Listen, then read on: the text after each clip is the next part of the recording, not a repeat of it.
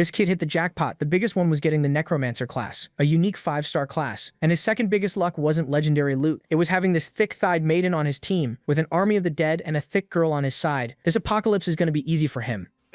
And unlike other Manhwa, he's not going to be a solo depressed necromancer farming aura. He's going to throw hands with students who think they're the protagonist. This kid is Seong-woo, a former Special Forces sergeant. Today is the day he returned to school. That day, his friend Han-ho was one of the only ones who saw the phenomenon in the sky, which nobody cared about at first. He was even called crazy by the psycho sergeant. However, during a boring class, that's when the system appeared. What is the best class to survive the apocalypse? At that moment, the lights went out and everything went dark. The only thing everyone could see was the system, and they only had 15 seconds to decide if they would be relevant or become background NPCs. Everyone had to choose a class. The classes were cards to pick from, and there were many of them. Suddenly, one of the cards started glowing, and a sword fell in the middle of the room. The warrior card that had just disappeared was behind it. With time running out, he could only think of one thing. The number of stars on the cards was different, so he chose the one with the most stars, and ended up getting the 5-star Necromancer class. Little did he know, he just downloaded a broken hack. Time ran out, and those who didn't choose lost their chance for now. No one understood anything, but one thing became clear. The guy who chose warrior got a sword, and Song-woo chose necromancer and got absolutely nothing. Suspicious, very suspicious. But before anyone could complain, the door exploded, and a student came in, being violently crushed by something that was a goblin. Small, ugly, and clearly had anger issues. Everyone ran. Total chaos. People tripping, screaming. Everyone except one person, the protagonist. Because protagonists don't run, they make questionable decisions. The goblin screamed, and everyone turned to the guy with the sword. Use the sword, man. But there's a small problem. He doesn't even know how to use the sword God gave him. Imagine one made of metal. Even Seong-woo looked and thought, maybe I can count on him. Spoiler, he couldn't. In the end, he was just another extra with starter loot. The goblin charged. Seong-woo even started running, but froze. Turn your back on a monster? Terrible idea. So he turned, and bam, a direct kick. The goblin went flying, because let's be honest, it's a monster, but weighing 33 pounds isn't scaring anyone. Without wasting time, he grabbed a chair and ran like a certified psychopath. The goblin didn't even have time to react. Crash, chair straight to the head, with intent, with force, with feeling. The result? The goblin went to sleep without being able to sleep. And in the middle of all that chaos, there was only one person who did something. Result? Plus 10 gold. Simple as that. You kill, you get paid. But no one was ready for that. The students were in shock. People crying. People rethinking every life decision. And then, the system appeared again. He could raise the dead. And he just got a level 1 goblin skeleton. And behind him something started glowing. The goblin's body rose. But now, it belonged to him. His first vassal. And at that moment, it became obvious. This class is completely broken. But of course, the system wasn't going to make it easy. More goblins rushed through the door. And the little skeleton, standing still, motionless, waiting for orders. Better discipline than half the class. Seong-woo gave the command, and the skeleton rushed in instantly. No fear, no pain, no plan, just violence. But there was a problem. It was 2 against 1. Result, he lost an arm. Poor little skeleton, just got summoned, and already on hard mode. Seong-woo tried to help, so he asked the fat guy for the sword. Mistake. Big mistake. The guy snapped, it's mine, of course, because he was clearly making great use of it so far. Seong-woo just said, then go kill them. But obviously, he won't. So plan B. Chair again. Seong-woo ran like a madman, and together with the one-armed skeleton, they finished the goblins. But when it was over, the skeleton came back, walking slowly, staring right at him. No expression, no blinking, just staring. And Seong-woo, uncomfortable, very uncomfortable. Stop looking at me like that. And the worst part, the skeleton obeyed and became sad. Congrats, you just made a depressed skeleton. But now, he could summon more. An entire army of 3 monsters, or almost that, because he quickly hit the limit. Meanwhile, the rest of the class was still in panic. The teacher tried to calm everyone down with 0 success, so Song-woo went to the window and looked outside. It wasn't just the school. The entire city was in chaos, maybe even the whole country. And that's when it became clear, this wasn't an incident, it was the beginning of the end.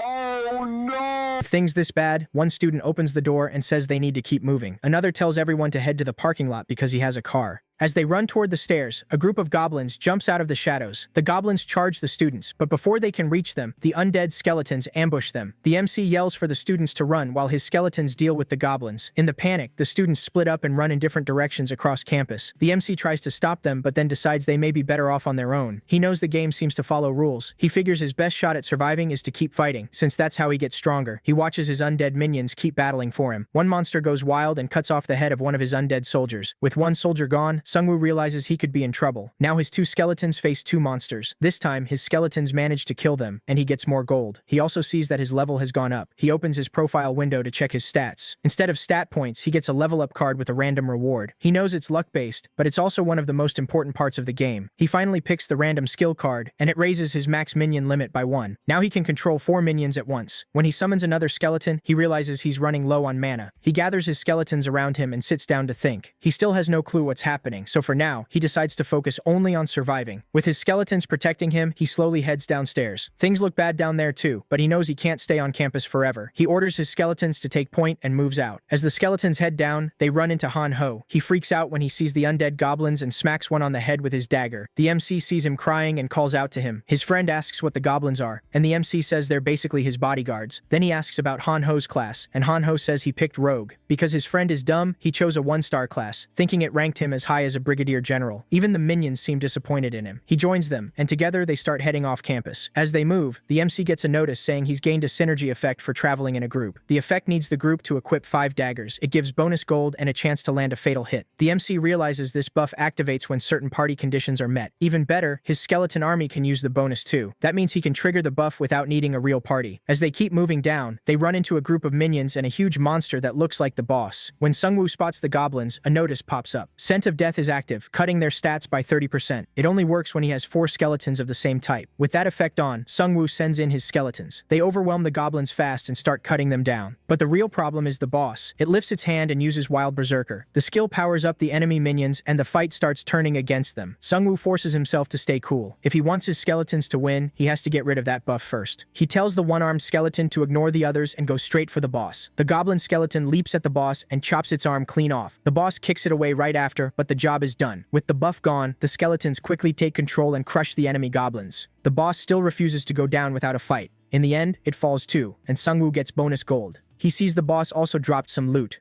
One item is a spear, and the other is a wristband that boosts nearby allies. After picking them up, he looks at the one-handed skeleton standing there, like it's waiting for praise. Sungwoo smiles and pats it on the head, which makes the skeleton perk up. Then he keeps moving with his friend. A little later, he hears people nearby. Sungwoo tells his skeletons to hide so they won't scare anyone. A crowd of students is gathered by the exit gate. One guy tries to calm them down, saying he already contacted the student council, but the college's main gate is locked, and no one can get out. Sungwoo knows the guy already, Jin Seok, a bully who also messes with women. Because he's on the student council, he acts like he's in charge. Sungwoo wonders if he's just showing off. He tells Sungwoo and Han Ho to help protect the other students since they have weapons. Then he asks Sungwoo's class and proudly says he killed 1 goblin. While Sungwoo is cringing at him, a nerdy guy with a sword runs over and says he hears goblins near the stairs. Jin Seok tells everyone to hide in the cafe while they guard the front. At the same time, Sungwoo calls Han Ho over and points to the message on the door. It says the door will stay shut until they beat the boss within a time limit, and if they fail, the boss gets stronger. Sungwoo realizes no one is coming to save them. If they want out, they have to kill the boss. Then Jin Seok comes back, introduces the nerdy guy, and tells Sungwoo to hold off the goblins. Sungwoo asks if he read the message on the door. The guy says he did, but he's waiting for rescue. He thinks the Korean army will show up and save them. Sungwoo knows waiting for help is a bad idea. As he heads back toward the stairs, he sees a pack of goblins rushing at him. The nerdy guy nearly has a heart attack when he sees them. Then the skeletons appear too, which makes him panic even more. Sungwoo signals the skeletons to stop and explains that they're under his control. He calls Jin Seok an idiot and sends the skeletons into battle. With the synergy buff and scent of death active, the goblins don't stand a chance. From the cafe windows, the students watch Sungwoo's skeleton army fight the monsters. Sungwoo joins in too, smashing goblins with his spear. Jin Seok stares in shock, even though he was ready to run the first chance he got. When the goblins try to flee, Sungwoo orders his skeletons to block the stairs. He knows he has to prove he controls these skeletons. If he wants help against the boss, the others need to trust him. His wristband triggers Wild Spirit, speeding up all his minions. These little goblins aren't a real threat now, but Sungwoo knows stronger enemies are coming. The students begin to realize Sungwoo is controlling the skeletons. As his army wipes out the remaining goblins, the crowd starts cheering. They're finally beginning to trust him. Sungwoo checks the dead monsters for loot, but only gets a message saying he earned a roulette ticket. He wonders how that's supposed to work when he doesn't even have an inventory. Then they all head back to the others. Sungwoo smirks at Jin Seok and asks if he was any help. For a moment, everyone just stands there, unsure what to do. Sungwoo tells them they still can't leave because the door won't break. He explains that they have to kill the boss first, and it's somewhere in the building. As soon as they hear that, everyone starts backing away. None of them wants to face the boss. Sungwoo warns them that failing will make things much worse, and they may end up facing even stronger monsters. Then one student raises a hand and says he saw the boss before. It seems to be on the roof. Knowing that's where he has to go, Sungwoo asks if anyone wants to come with him. Just like he expected, no one wants to go. Even Han Ho wants to stay behind, but Sungwoo makes him come since his class can boost the skeletons. While they're talking, a girl named Jisoo cuts in and says bringing more people might actually make things worse in a tight space. She points out that Sungwoo already has skeletons, so adding people weaker than them would be useless. Sungwoo thinks she's a little too quick to judge since they still don't know enough about the boss. He glances at Jin Seok, but Jin Seok starts shaking and says he has to stay behind to protect the students. Realizing no one else is coming, Sungwoo heads up with the team he has. As they climb, they run into another wave of goblins. The goblins trap them from both above and below on the stairs. Without hesitating, Jisoo charges straight at them and cuts them apart. She fights with a longsword, and it's obvious she knows what she's doing. Han-ho is blown away by her skill. Meanwhile, Sungwoo handles the enemies above. After the wave is cleared, they keep climbing. A few flights later, they find an injured professor. Sungwoo runs over and asks what happened. The professor says that when the monsters attacked, he led his students to the roof to keep them safe, but it was a terrible mistake. A horrifying monster up there killed them all. He grabs Sungwoo and begs him not to go, because he doesn't want him to die too. Sungwoo grips his spear and gets to his feet. A new quest appears: kill the boss and avenge the professor. It also says this choice will shape his destiny. Knowing this is a key moment, Sungwoo gathers his skeletons and heads up. As soon as they reach the roof, a message tells them they've entered the boss room. The roof is a slaughterhouse. None of the students there survived the boss. Only some minions are left. Seeing that, Jisoo gets furious and moves to rush the monsters, but Sungwoo stops her and tells her to wait. He knows they have to stay calm and think clearly if they want to survive. It doesn't take long for the goblins to spot them. The monsters draw their weapons and close in. Han-ho asks if they should run, but Sungwoo decides to stand and fight. He raises his hand and casts Berserker. Buffed up, his skeletons charge the smaller goblins and start cutting through them. Sungwoo tells the others to use the undead as shields. He stays behind one skeleton and attacks whenever he gets an opening.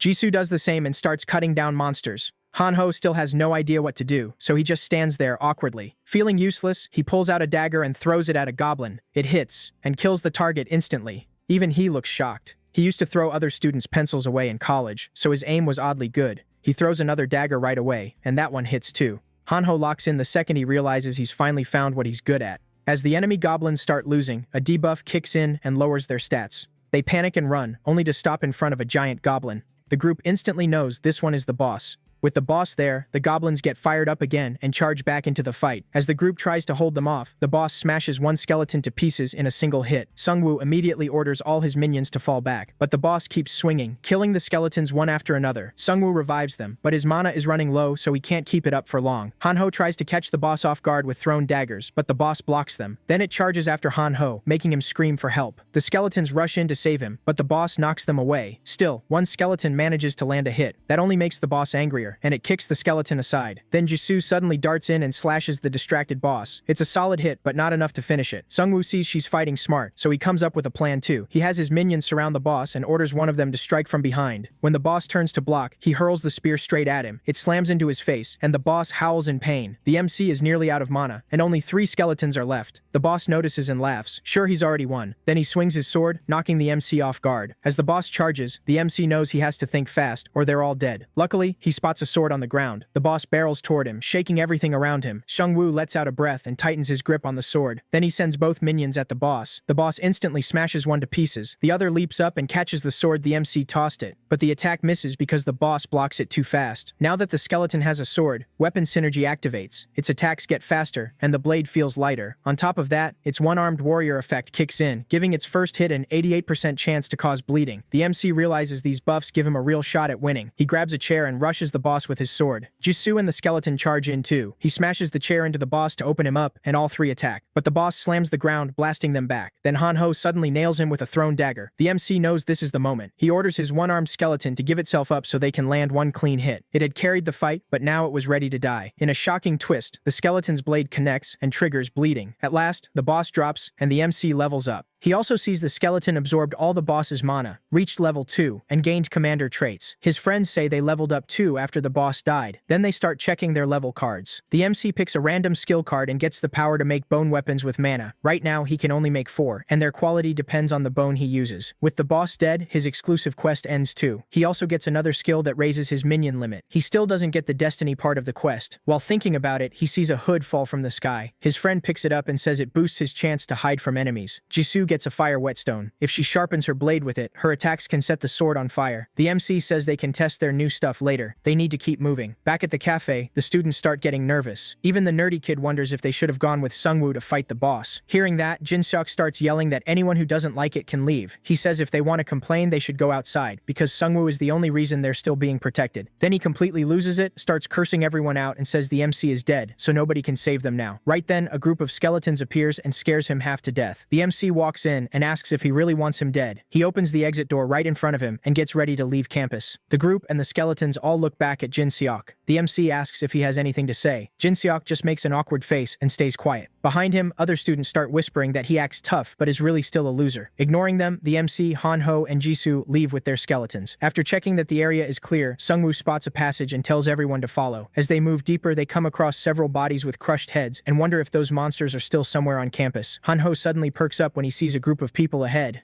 The MC and the others walk over. They're all armed, and it looks like they fought off monsters and made it. Jin Seok quickly pushes to the front, smiling as he greets a guy named Daesung. Daesung recognizes him too and seems surprised he survived. While they talk, Jisoo frowns. She already knows him. When Jin Seok leans in and whispers something, Jisoo and Hanho mutter that he's obviously talking about Sungwoo. The MC just stands there smiling. Daesung introduces himself as the student council president, says everyone has been through hell, and insists they need to unite to survive. Then he points at the skeletons and asks about them. The MC casually says they're part of his class card skill. With a trace of disdain, Daesung asks why he picked creatures that kill people. Sungwoo immediately sees what he's doing, trying to paint him as dangerous. Daesung says if he wants to join them, he'll have to get rid of every skeleton. Annoyed, the MC asks what happens if he says no. The student council president raises a hand and asks everyone if they really want those creepy skeletons in their group. Hanho gets mad at the word creepy, but after looking at the skeletons, he kind of agrees, though he still thinks they're cute. The MC says the skeletons are part of his class. If he destroys them, he loses his weapons, and in this world, survival depends on protection, and they provide it. Daesung smirks and says he doesn't need to worry because their group will protect him. Then he asks one last time if he wants to join them. That sets Jisoo off. She steps forward with her sword and says they don't want to join him anyway, and being student council means nothing now. Daesung looks at her and asks if she's from social and physical education. Smirking back, she says none of that matters anymore. The university is basically destroyed. He tells them to calm down and think over his offer again. That only makes her angrier. She brings up how he stole student fees by forging checks during a festival and reveals she was the one who reported him. As the group starts to leave, he yells that they'll regret giving up the synergy effect by not sticking together. After they get away from the student council group, the MC asks Jisoo if she has a personal issue with Daesung. She says he's just a bully who comes to campus to chase girls and harass women. Hanho grumbles when he hears the student council president is that kind of scumbag. Jisoo says they should focus on leaving campus first and avoid crowded places since monsters might target big groups. Sungwoo thinks for a moment and suggests the footpath by the hill since it leads to the main gate and avoids most people.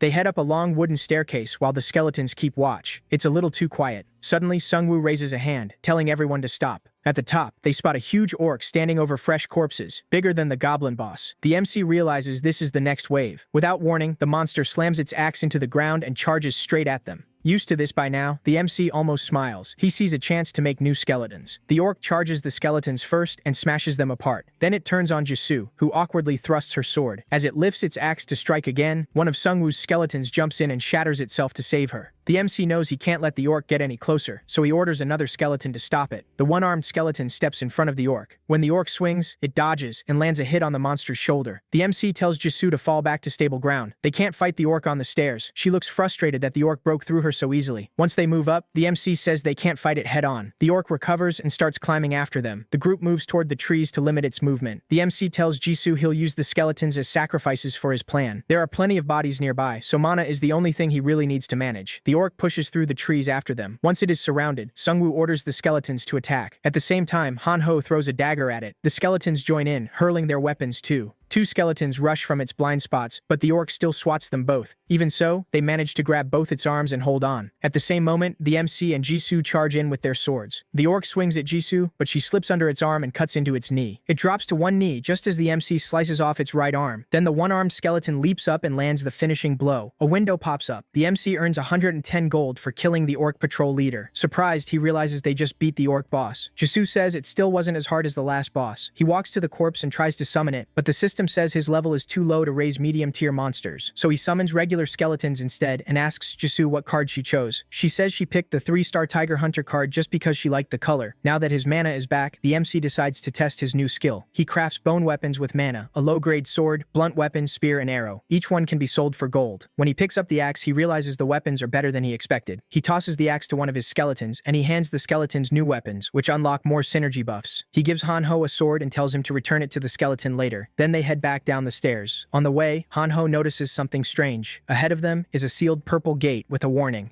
Beat the boss in 8 minutes, or every monster gets twice as strong. Shungwoo groans. This is the second time they've run into this. At the same time, another alert says orc squads have started hunting, drawn by the smell of hunters in big groups. Jisoo realizes bigger groups attract more enemies, so sticking together may be a bad move here. At the same time, an orc goes after the student council team. From outside the building, Jisoo and Han-ho hear their screams. Shungwoo feels relieved they didn't go with them. The three of them realize a large group isn't always safer. Another alert announces the first orc wave. 5 orcs are coming for them. Han-ho starts freaking out when he sees them coming and asks Sung-woo what the plan is. After a quick pause, Sung-woo smirks and says he's got an idea. He plans to build a trap with nearby cars and his skeletons. As the orcs come down the road, one spots Han-ho standing on a car, yelling and calling them pigs. Enraged, the orcs rush him. Right before they reach him, a car door swings open and knocks them off balance. That's when Sung-woo and Jisoo strike. She draws her sword, and his hidden skeletons swarm in. The skeletons hit from every side, giving the orcs no chance to react. Once the orcs are dead, a system message confirms the win. Sung-woo gets 100 gold from the first wave and reaches level 4. He finds out he can now control 7 minions, though his mana is still limited. Meanwhile, Han-ho gets excited about his new high-speed slash skill. The Sung-woo then asks Jisoo what she got. She says she chose strength, raising her power by 2 and giving her a warm, burning feeling. Seung-woo tells Han-ho to return the sword, then summons 2 more skeletons to prepare for what's next. He passes the sword to a skeleton holding out its hand. As they leave, they realize the whole city has fallen into chaos. While moving ahead, Seung-woo suddenly raises his fist, signaling everyone to stop. A group of orcs is attacking a bus, trying to kill the people inside. From cover, the 3 count 7 orcs. One man inside tries to stab them with a spear, but it barely helps. Seung-woo knows they'll all die if this keeps up. Watching 2 orcs lift their axes again, Jisoo says they should help. Her plan is to hit one side of the bus while the spear guy attacks from the other. But Seung-woo doubts that man has the nerve to fight back, and says trusting strangers is too risky. Then he points at a truck and says it's time to show the orcs the power of civilization. Inside the bus, a blonde guy with a sword and shield yells at the man with the spear for missing the orcs. Kyung-soo snaps back, telling him to fight them himself with that shield and sword. The passengers are shaking and crying, sure they're about to die. Then the orcs suddenly stop attacking the bus and turn toward a vehicle racing at them. It slams into them, launching 2 orcs into the air. The men inside the bus are stunned and can't make sense of what they're seeing. Then skeletons leap off the truck and attack the remaining orcs. One man in the bus is even more terrified of the skeletons than the orcs. After it all settles, the people inside wonder if the skeletons are gone. Then a skeleton suddenly appears at the window. The man drops his spear, falls over, and screams for it to go away. Han-ho knocks on the bus door and tells the scared man to open up.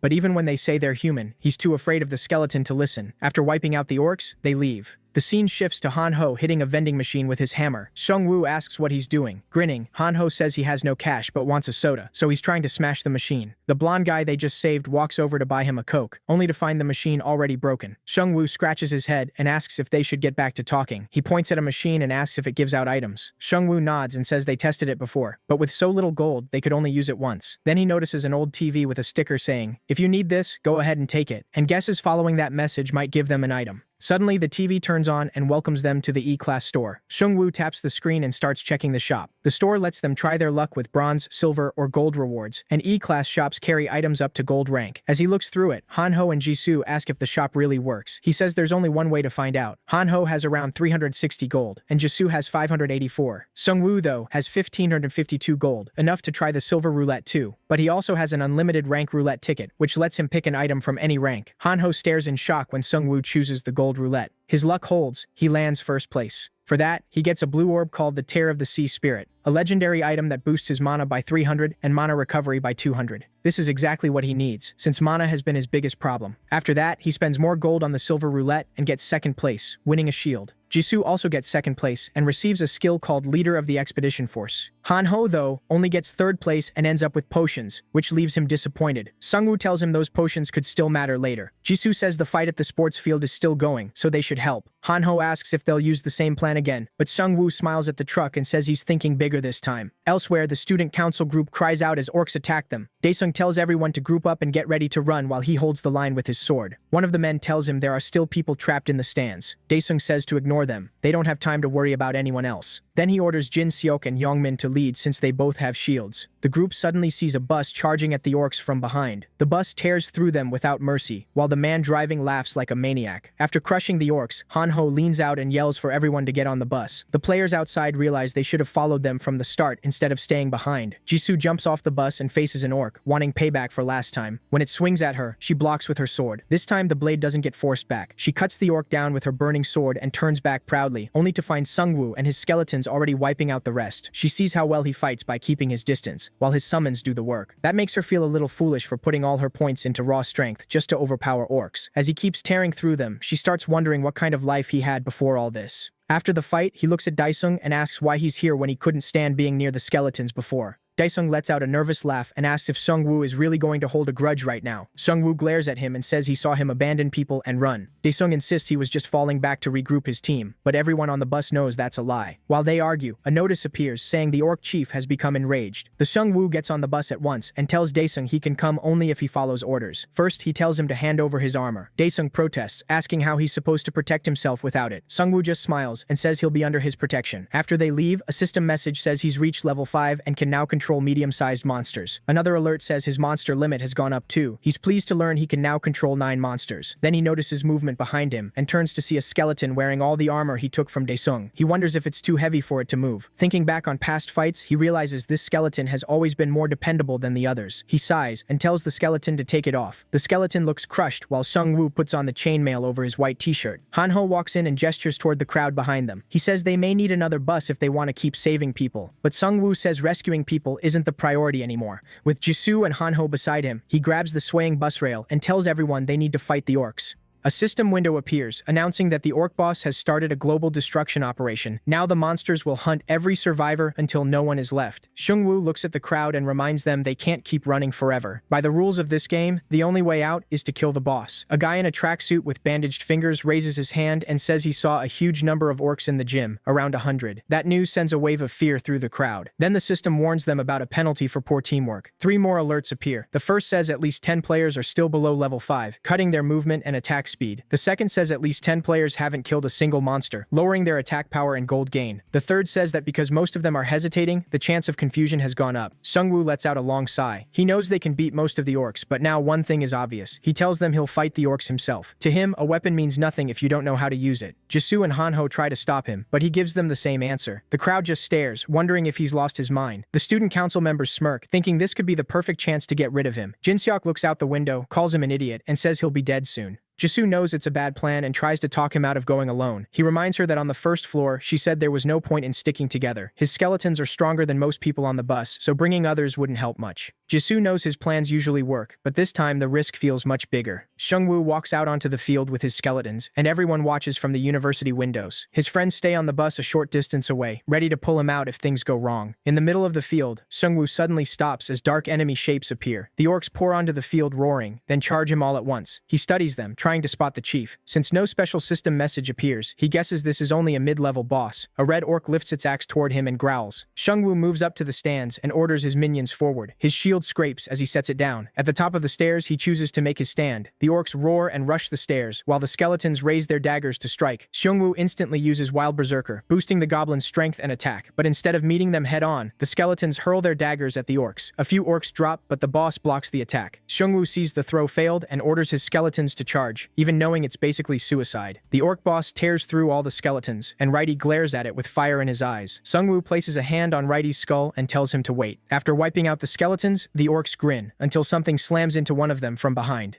An undead orc warrior stands there, now under Seungwoo's control. A notice says teamwork has triggered the first synergy stage. He unlocks weapon synergy, which needs at least 5 axes and boosts attack power and speed for the first 10 seconds. The orcs struggle against the undead, who don't bleed and never get tired. From the top of the stairs, Seungwoo and Righty watch the undead orcs crush the living ones below. Students at the windows can only stare as he wipes out the orcs by himself. Behind the shaken orcs, Jisoo, Hanho, and the bus driver watch the fight too. Jisoo's eyes widen as she remembers their last talk and realizes he had planned all of this. Seungwoo checks the system alert showing his mana and smiles when he sees it rising. He wonders if this is what a legendary item can do. Skulls drift over the battlefield as another alert says the orcs are weakened by the heavy scent of death, cutting their stats by 30. Terrified, they start to run, but their leader roars, boosting morale and cutting that debuff in half. With a shout, the orcs charge him again. On the other side, Seungwoo's undead army braces for them. Righty climbs onto the fence above Seungwoo and leaps in to support the undead. As he charges, he draws his sword and starts cutting down orcs. With the undead orcs beside him, the skeleton rushes the enemy on Seungwoo's command. After the last orc falls, Seungwoo sits on the steps and exhales. Then a notification says he earned a lottery ticket for defeating 100 monsters, ranking up to infinite status as the 21st player to do it. That means 20 players got the ticket before him. Then he hears a bus engine. Someone is trying to drive the bus away and escape, but they slam into the pink wall and can't get out. Annoyed, Sungwoo sees the student president's group getting swarmed by orcs. They were the ones who tried to flee in the bus. They scream for help as the orcs try to drag them away. Frustrated, he facepalms. They ignored his orders and made everything worse. As Sungwoo gets ready to save them, the other students are told to come with him. He'd rather fight alone, but he lets them join as long as they stay out of his skeleton's way. He heads into the building with 2 undead orcs.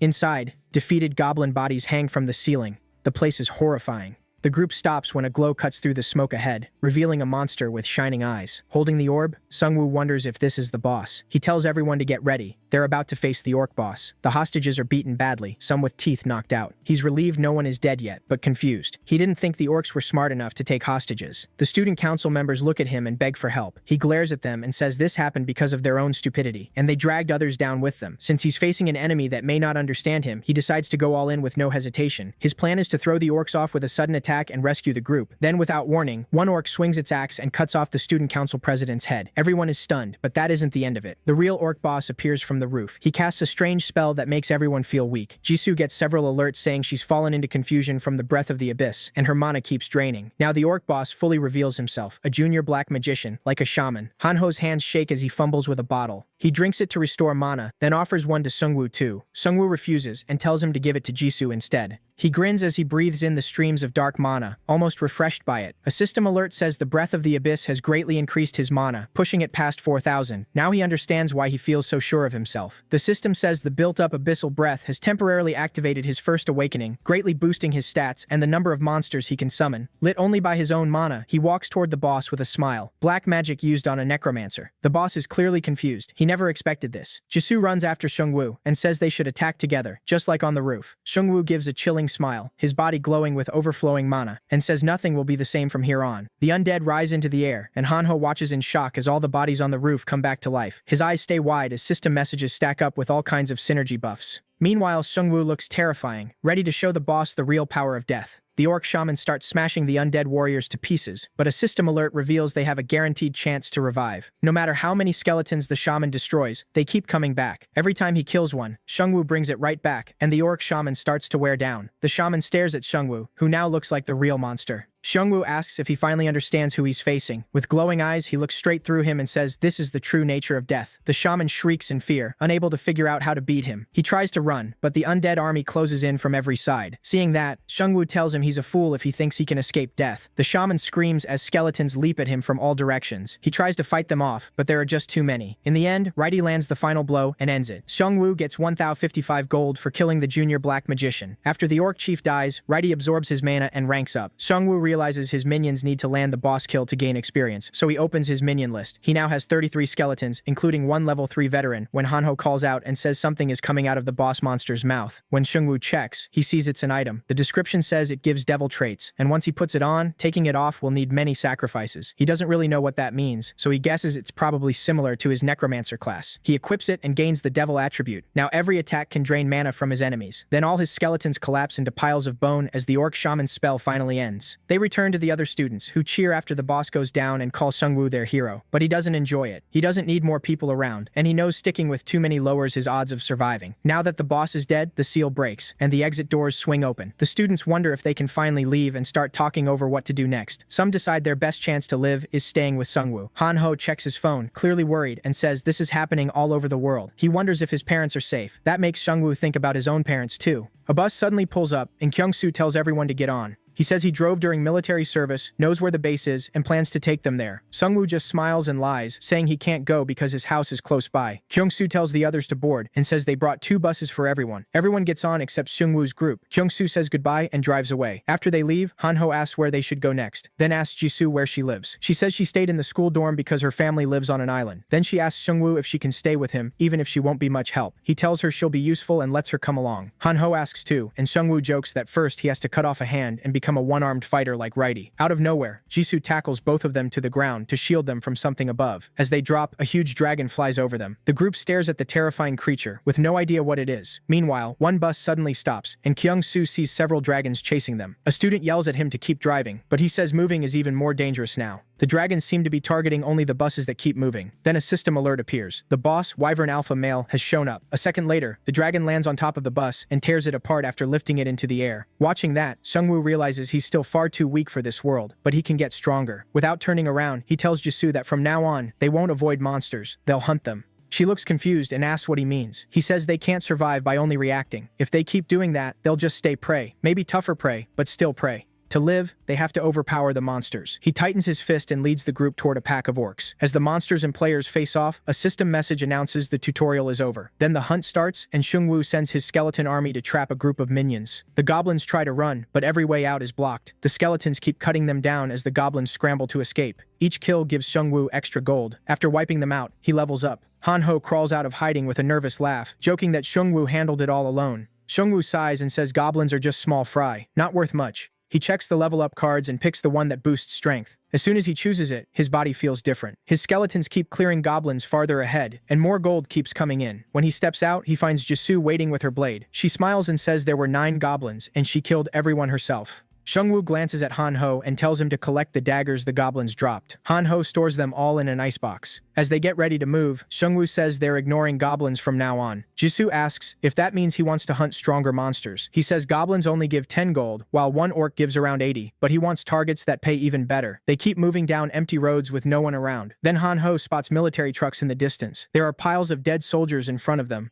When they get closer, they see the soldiers are holding shovels instead of guns. A soldier steps out of one truck with a shovel and asks if they're human. The skeletons behind them clearly scare him. Seungwoo waves with a smile and says yes, they're human, and they mean no harm. The soldier calls for his sergeant and says there are people outside. Seungwoo walks over to speak with the sergeant through the window. The sergeant apologizes for meeting him like this and says he can't come out because his leg is hurt. Seungwoo notices the injury is a goblin stab wound. Sergeant Kim bitterly admits he got stabbed by a monster no bigger than a child. Somehow, they still manage to beat the creature's back. Confused, Seungwoo asks why they aren't carrying guns. The sergeant says their firearms simply wouldn't fire. It wasn't a normal malfunction. Once the monsters appeared, every weapon stopped working, so they had to fight with shovels and swords. Seeing how bad Kim looks, Hanho quietly tells Seungwoo he has healing potions. Kim leans closer when he sees the bottle and asks if they can spare one. Seungwoo looks away and says they can't just give up supplies they might need to stay alive. At that, the sergeant leans out and says he can trade information. He offers to share everything he's seen and heard. Seungwoo says he'll listen first. Kim tells him giant wolves, as big as bulls, are roaming around, and his unit couldn't kill even one before getting overrun. He adds that there are also QR codes. He's found 2 so far. One is at the station, and the other is in the subway transfer center. The sergeant pulls out his phone and tells them to scan the codes, since they install an app. It's the only way survivors can contact each other now that everything else is down. Thinking about this survivor network, Seungwoo finally hands over the potion. Then the sergeant asks where they're headed, and says his group is going back to rejoin their unit. Seungwoo asks if he'll actually be safe with them. Kim says that at first their officers took their guns and made them fight monsters with shovels, but he hopes those officers have changed by now. Seungwoo says they're going somewhere else. Before Kim leaves, Seungwoo warns him about what's flying in the sky. Kim starts sweating when he hears there are giant dragons overhead. After they part, Seungwoo keeps moving with his companions and skeleton army. At the station, they find their first QR code. Before scanning it, Hanho nervously asks if it might put a virus on the phone. The app has a message board and a newsfeed where players can share information. The game's admin uses it for announcements too. Seungwoo reads one of the admin posts and wonders who's behind all this. He checks the message board too, but it's still empty. Jisoo tells him posting costs about 1,000 gold. Then a new post appears from player 4884. It says their group is building a safe zone at the H apartment complex in Hwasong City. Another player comments, asking how to contact them. When Hanho sees the address, he says it's near his home. Seungwoo asks if they should head there. He also wonders how that player could casually spend 1,000 gold. After all they'd been through, they were only level 6, while that group was already level 8. The more he looks at the post, the more something feels off. Even so, he wants to meet high-level survivors, so he keeps heading for the address.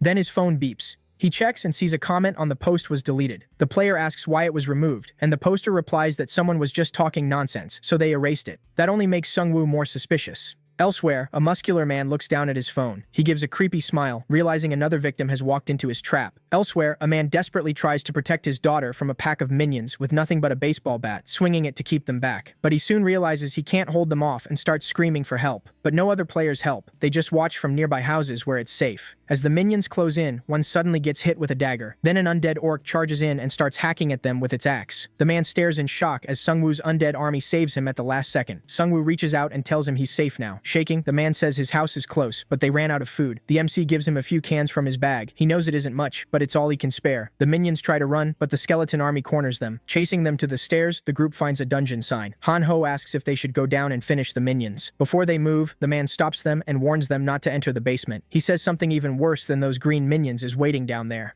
Sungwoo smiles and thanks him for the warning. Once they head downstairs, a message pops up. They've entered the Elder Slime's shrine. Deeper in the basement, they find a dead minion with slime wrapped around its head. An undead orc quickly smashes the slime with its axe. Each kill gives them 140 gold. Han-ho looks at his melting dagger and complains that the slime even eats metal. The MC points out it can't melt bones, which makes his skeletons the perfect counter. Then Han-ho hears something and turns to see a giant slime. It crushes one skeleton minion in a single hit. Sungwoo realizes that if the slime can't melt something, it can still crush and chew it. His skeleton's attacks also do nothing because the slime is too big and dense. He quickly comes up with a new plan and starts making bone weapons. Instead of summoning more skeletons, he turns bones into weapons and hurls them at the slime from a distance. Jisoo tosses a skeleton over, and he reshapes it into another weapon. While he's making weapons, the slime charges him from the front. The MC uses an orc warrior as a shield to block it. The slime swallows the minions and destroys them. Seeing that, the MC grins. The boss just messed up because one of the swallowed skeletons had a bag full of bones inside it. He uses his weapon skill on those bones, and blades burst out from inside the slime, ripping it apart. The skeletons rush in and smash the pieces so it can't heal. As usual, the one-armed skeleton lands the last hit, and they get 2255 gold for beating the slime boss. Sungwoo tells the skeletons to store the slime in an empty glass bottle. They may need the acid later. While gathering the goo, one skeleton finds the slime monster's core. It can dissolve things or fuse them together. The MC picks it up with a cloth and wonders if it's a crafting item. Han-ho calls out and tells him to check the comments on that post. The post is now full of deleted comments. Other players ask why, but the poster keeps telling them to ignore it. Someone asks if the first player who tried to contact them made it there, and player 4884 says no. They claim something must have happened on the way. Han-ho says deleting all those comments feels really suspicious. Sungwoo agrees. First they spent 1,000 gold on the post, and now they keep paying to comment too. Something is clearly off. Then we cut to an underground parking lot where a group of men is hanging around. One says hunting monsters is pointless when killing players pays better. A normal person is worth 500 gold, and a player can be worth over 1,000 depending on level. The other guy laughs and says players are easier to kill, and they enjoy it too. Nearby, two other men sit in a car. One asks about their boss, but the man beside him looks completely unstable. He clutches his head like it's splitting open and screams the name Professor Red. The other man nervously asks if he means the serial killer. The twitching man flashes back to when a monster attacked him. It was a vampire. Showing its fangs, it told him it had a use for people like him. At the same time, the MC draws his sword and asks Han-ho if he thinks he could ever kill another person. After the vampire bit him, that man became a low-rank vampire too. He can't believe it ended up like this. He and his gang had only gone to a convenience store to loot supplies. Then the monster bit him and turned him into a vampire. After that, he started killing his own gang members. The vampire watched with a smile as he slaughtered them one by one. Their boss kept drinking blood from the bodies on the floor. He didn't feel human anymore. The vampire told him to keep feeding and growing until they met again. He snaps out of the memory when the man next to him shouts at him. Another guy walks up to the car and asks if everything's okay. He says it's fine, then asks what the guy wanted. The man shows him his phone and says their prey just arrived. Their post got another comment. Player 157 says he's with two others and they want to meet at the park. Hearing that, the boss immediately orders them to drive to the park. With a cruel smile, he thinks how easy it is to lure fools into the open space around the apartments. The residents stay quiet because they're terrified. And once the prey runs out, the boss plans to kill them too. The driver suddenly brakes when he sees a group standing in the road. They have hoods on and their backs turned, so neither man can see their faces. The boss loses it and yells at him to run them over. The driver obeys and floors it, but when they hit them, only bones fly everywhere. The hooded figures were skeletons, not people. Sungwoo uses those bones to make spikes and slam them into the car. The driver loses control, and the car crashes. The boss has no idea what just happened. Then someone smashes the window and drags him out. After slamming him onto the ground, the MC grabs his phone and asks if he's the one who made the post. With a sword at his head, the boss freezes. The MC had gotten suspicious when he saw the deleted comments. After thinking it over, he realized these guys had to be profiting from it. So they set a trap. But he didn't expect them to try running people down with a car. The boss glares at Sungwoo and demands to know if he has any idea who they are. Sungwoo answers with a hard kick to the face while one of the thugs watches. Coldly, he asks how many men are upstairs and warns he'll rip his head off if he lies. The man just starts laughing. Then he lunges and asks if the MC has ever killed anyone before. Out of nowhere, Righty appears and slices his arm open. The man screams as blood pours out. Sungwoo looks at him in disgust and says that even now he still isn't cold enough to kill someone without hesitation. But his skeletons aren't like that. As an orc skeleton lifts its axe to finish him, the man starts laughing again. The MC wonders if the pain has driven him insane. He turns to the other thug and asks if they should start with his legs or his arms. That guy breaks right away and blurts out that there are 8 people upstairs. Before he can say more, the boss kills him with his claws.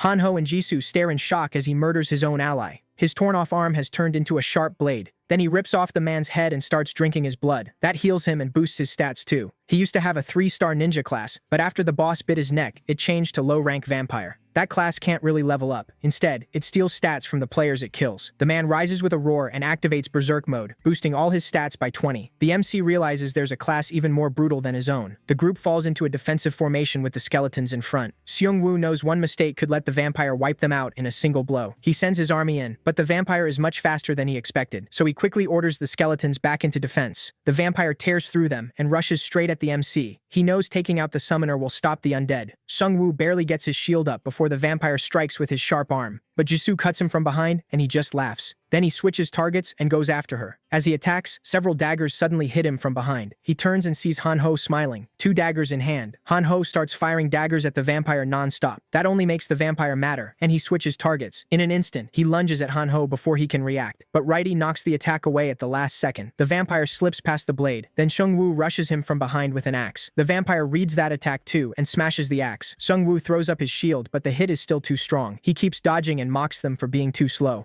While he's focused on Seung-woo, Jisoo comes in from behind with a flaming sword strike. He spots it and dodges aside. Laughing, he tells her he saw that attack coming from far away. Right after that, Righty leaps onto him with his sword. The blade cuts clean through his left arm, and the vampire screams as it falls off. Seeing an opening, Seung-woo orders all the skeletons to swarm him. At the same time, the vampire's goons rush in. He grins and says they showed up at the perfect moment, but his own men freeze when they see what he's become. While he's distracted, Jisoo slashes him again. Righty and the other skeletons pile on at the same time. He tries to strike back, but Seung-woo drives his sword into the vampire's neck. Then he coldly asks if he can regrow his head too, and tears it off. The kill gives him 1,000 gold because the vampire still counts as a level 1 player. Seung-woo is shaken to learn players can earn gold by killing other players. He turns to the remaining goons and asks if that's why they were hunting people. The gang trembles as skeletons close in around them. Seung-woo steps up and tells them to drop their weapons. They surrender at once and throw everything down. When he questions them, one admits there's a bigger boss. They don't know who it is. They only followed orders and had no idea their leader could turn into a monster. Seung-woo wonders if that hidden boss made the monsters, and if so, what class he has. It also makes him wonder if some classes go beyond 5 stars. Then he asks how many people they've killed. When he hears the number is over 21, he signals the skeletons to kill them. They beg for mercy, saying they only followed orders. Seung-woo doesn't spare them. He knows that if they let them live now, they'll just murder more people later. Jisoo is shaken by it, but she agrees with his choice. A new post appears, warning Seung-woo's group not to meet another team because they're killers. Sergeant Kang reads it and gets furious, realizing people are now hunting each other on top of the monsters.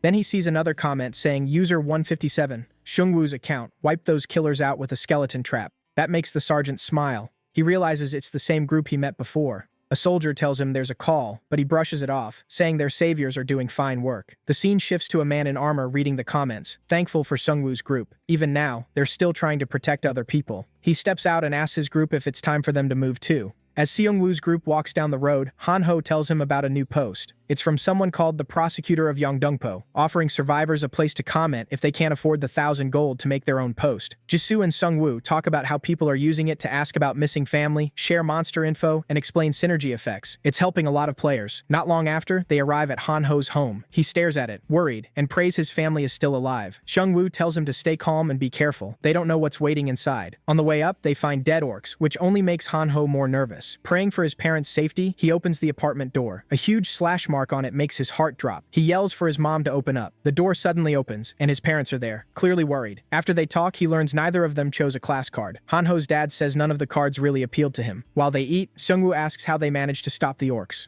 Every other apartment got smashed open, but theirs was the only one that held. His dad says he kept the orcs away with pesticide, stunning everyone. His mom proudly adds that the orcs ran as soon as her husband sprayed them. Han-ho nearly spits out his drink hearing that. After dinner, his mother thanks Seung-woo and Jisoo for bringing her son home safely. Then she offers them green tea, since that's all they have. Han-ho points out that he helped too with his daggers, but his mom ignores him. As everyone rests inside, some kids on bikes notice the lights and smirk. Jisoo is the first to come out after showering. Han-ho's mom feels bad for her, thinking she looks weak. Han-ho knows she's way stronger than him. Seung-woo finally gets to shower and feels relieved that Han-ho's parents are safe. His dad used the orcs' strong sense of smell against them. Otherwise, they'd have ended up like everyone else. Even in this ruined world, that was at least one good thing. Afterward, they clean their weapons, and Han-ho asks what the plan is since they can't stay here forever. Seung-woo says they need to decide where to go first, then move. He thinks the first orcs were probably scouts. If a larger group is nearby, this could turn into a full battle. The problem is, they still don't have a real destination. While he's thinking, Han-ho suddenly shoves his phone at him and tells him to look. The guy who opened that comment post has made another one. In it, he claims they've built a safe zone at Yongdong Post Station with help from a 3-star class user, but they need gold or food to keep it running. Jisoo asks if they can trust him. Han-ho thinks the guy really wants to help people. Sungwoo isn't so sure. He says he finally understands why that first post was made. The safe zone might be real, but they still paid 1,000 gold to open a board for survivors. That makes it hard to believe they're doing this out of pure kindness. He tells them to check the comments, which are full of praise. Sungwoo thinks that was the point, to build trust. Soon they may have a huge group, and then people will bring them all the supplies they need. Han-ho can't believe someone would do all that just for themselves. Seong-woo says he could be wrong, but the station is too far away for them to check. Then Han-ho finds a comment from Chief Gu, saying he has another safe zone at Hwasong Fortress, but people have to pay rent. Seong-woo doesn't like that part, but the safe zone interests him. He asks how far it is, and Han-ho says about 20 minutes by bus. Since it's close enough, Seong-woo decides that's where they'll go next. As they get ready to leave, Seong-woo apologizes to Han-ho's parents for asking them to come so suddenly. His dad just smiles and says it's fine. After bringing his son back alive, Seong-woo has his trust. Han-ho's mom warns him that it isn't just monsters anymore. Bandits are roaming the area too. Confused, Seong-woo asks what she means. Her husband explains they're just high school kids riding motorcycles and stealing from people. Seong-woo sighs, realizing he now has to deal with petty thugs too. Then they hear a bike coming closer. When they turn, they find a group of teens trying hard to look dangerous. They stop in front of them and demand all their supplies. The kids back up the threat with baseball bats and their numbers. Seong-woo smiles and asks if they really think they outnumber him. Behind him, several glowing eyes appear. The teens instantly turn and run before he can finish. The group is left confused, unsure what scared them off. Seong-woo looks back, worried, and sees a pack of giant wolves staring straight at them. Since the wolves don't attack right away, he tells everyone to back up slowly. He doesn't want to fight 4-legged monsters up close. Their claws and fangs are bad enough, but their balance makes them even more dangerous. If anyone gets knocked down, they're dead. The group slowly retreats into the apartment building, and Han-ho asks if they'll be safe inside. But with the wolves still watching, Seong-woo knows they could break in and drag them right back out. As he tries to think of a plan, one wolf suddenly charges and slams into the front wall. Seong-woo suddenly hurls an acid bottle at the wolf, burning it badly. While it writhes in pain, the MC tells his skeletons to throw their spears. Their one edge over the wolves is simple. They can attack from a distance. When another wolf tries to break in, the MC sends an orc skeleton straight at it. The wolf easily crushes the skeleton by biting off its head, but then green acid starts spilling from its mouth. The MC grins and reveals the skeleton was carrying slime mucus. To finish it off, Righty leaps down from the first floor and drives a blade into the wolf's head. The MC earns 240 gold for the kill. The last wolf panics when it sees the skeletons closing in with spears. The rest of the wolves die soon after, and Sungwoo levels up to 7. Jisoo lowers her head and says they just keep becoming dead weight. The MC tells her that's not true. The situation was just bad for them. Looking at her, he thinks that even though her class is Tiger Hunter, it's really more of a special class built around pure physical strength. Han-ho, on the other hand, doesn't seem to be getting any stronger. He tries to control one of the wolves, but his level is still too low, so he says they should keep moving in case more monsters are nearby. Elsewhere, a military helicopter is being chased by flying dragons. The captain yells for more speed, but the pilot says they're already at max. He curses Sergeant Kim for not giving a better report on the dragons, and the pilot reminds him he ignored those reports because they came from a sergeant. Then a system alert appears. The field boss, Wyvern, has spawned. The dragon grabs the helicopter in its claws and tears it apart with ease. After that, it lands on top of a huge building and lets out a massive roar. Sungwoo and the others see it happen, and they're horrified. Han-ho had hoped the military helicopter could fight the monsters, but he was wrong. His dad notices the dragons are settling down to sleep on the building. That puts them dangerously close to the safe zone, but they can't move with that thing still there. Sungwoo says the dragons will leave eventually and tells everyone to rest for now. By night, the dragons are asleep on the buildings, while the group rests below. Then the MC notices a flash, followed by a system notice, like the one from the start of the apocalypse. The second card selection phase has begun. Han-ho shouts at his parents not to repeat his mistake and pick a low-star card. His dad calmly says he won't. He's been playing cards for 20 years. As Sungwoo scans the cards, he sees only 15 seconds left. Since he already has a class, this new card will become his secondary class. One card suddenly vanishes right in front of him. That's when he realizes other people are choosing cards too. Han-ho studies the options carefully, trying to grab the card with the most stars. But the MC knows stars alone aren't enough. His second class has to work with the one he already has. Then he finds the perfect card and picks it right away. He chooses a 3-star link card for the Dark Mage class, and the system says it will merge with his current class to give him new skills. He checks his skills and feels satisfied. They match his Necromancer class perfectly. Meanwhile, Han-ho starts crying because he accidentally picked a 1-star priest card. Its new skill gives him a 10-second shield after he kills an enemy. While he's still upset, his dad asks if he picked the right card. He looks up and sees his dad's 3-star Pioneer class card, which lets him create safe zones. Sungwoo gets excited. Now they don't need to go to the fortress anymore. While Hanho's dad keeps showing off, he asks his wife what class she chose. She says she picked the 1-star chef class. He says she should have picked something useful in a fight. While that goes on, Sungwoo turns to Jisoo and asks about her card. She says she got the 3-star Hitman card. It gives her a sharp danger sense that boosts her awareness when she's threatened. She realizes the MC has become really strong. He fights smart and stays calm even under pressure. Jisoo knows she can never be just like him, no matter how hard she tries. But she still needs to grow stronger, so she'll find her own path, strengthening both her body and her mind. The MC asks Hanho's dad to explain his skill more clearly. The Pioneer class can make a Pioneer's camp. It costs 10 mana every 10 minutes and protects players from monster attacks. The area is limited. Strong attacks can break it, and if his mana runs out, it starts costing 100 gold every 10 minutes. Sungwoo realizes keeping a safe zone here would be hard, and gathering a big crowd around it sounds even worse. He says they should save that skill for emergencies and find a better place to use it.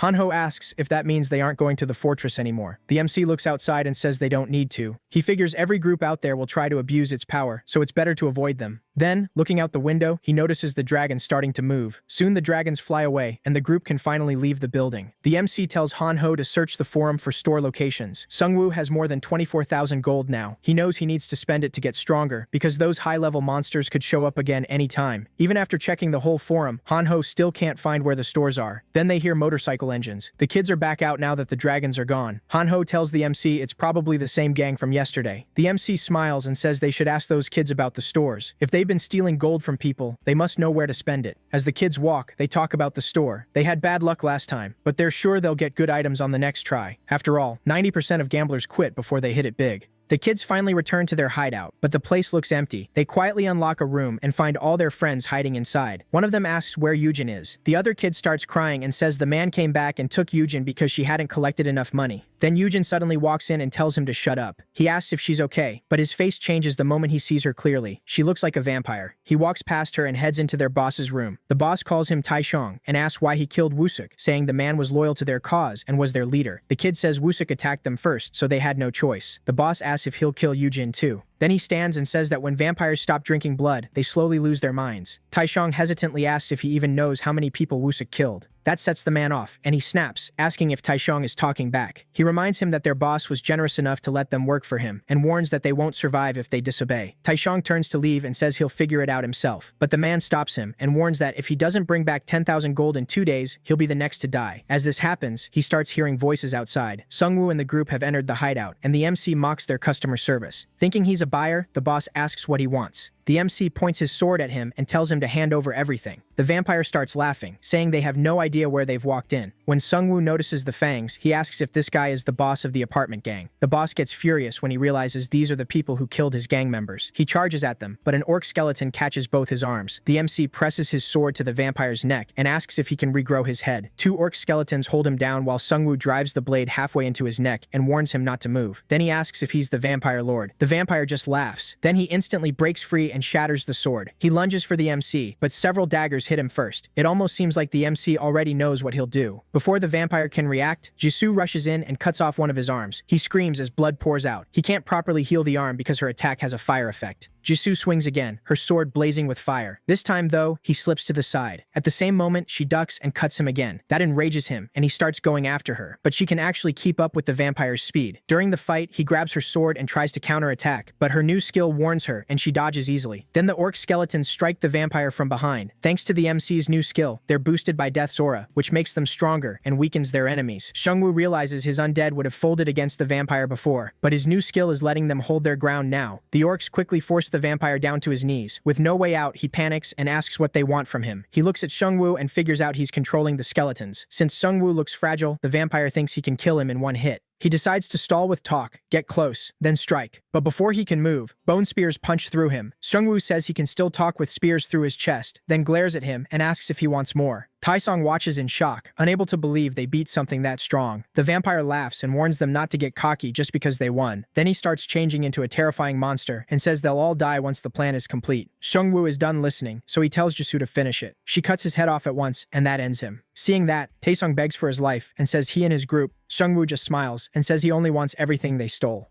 The thieves hand over all their gold, but it isn't much. Jisoo looks at the vampire's corpse and asks if this boss is the same one the other vampire mentioned. Seungwoo says whoever this is, he's getting stronger. He even has people collecting money, so he's clearly planning things out. Jisoo can't believe someone adapted to this new world even faster than Seungwoo. Those guys seemed way better built for this world than the old one. Seungwoo knows more vampires will appear soon, since the boss and his men can turn players into vampires. He wonders if he can ignore them, but he can't. Right now, it takes his whole team just to bring down one. If they attack in a group, his side won't stand a chance. After today, he knows they'll face the vampires again. Then Seungwoo turns to the teenagers and asks about the store. Taesung quickly offers to guide them there. Then everyone freezes when a red system message appears. It says some players still haven't chosen a card, even after getting a second chance. Seungwoo can tell something bad is coming. One of the teens starts screaming. He still hasn't picked a card. He says the whole thing felt suspicious, so he didn't trust the system. Then he points at another guy and says he didn't choose one either. Another red message appears. Anyone who still hasn't picked a card will now turn into a monster. Both players scream as the change starts. The moment Seungwoo sees it, he knows they can't win if the transformation finishes. He orders everyone to attack before it completes. Outside, Hanho's parents wait nervously. His mom wonders if it's really okay to hurt all these thieves. Hanho's dad snaps back that those teens made people suffer and even killed some of them, so they deserve this. Inside, the orc skeletons do everything they can to kill the monsters before they fully change. Seungwoo knows that's their only chance. Suddenly, one wolf monster attacks and snaps a skeleton in half. Seungwoo is stunned by its raw strength. Righty and the orcs keep pounding the werewolves until they finally bring them down. Each kill gives him 3,000 gold, and he levels up to 8. He stares at the bodies in horror, wondering what kind of monsters they were to give that much gold. He picks a random stat card and gets +3 speed. He's pleased with that, and Jisoo says he needs better stats since enemies will target him once they realize he controls the skeletons. Meanwhile, Hanho is still freaking out, wondering if this is the kind of monster they'll keep facing.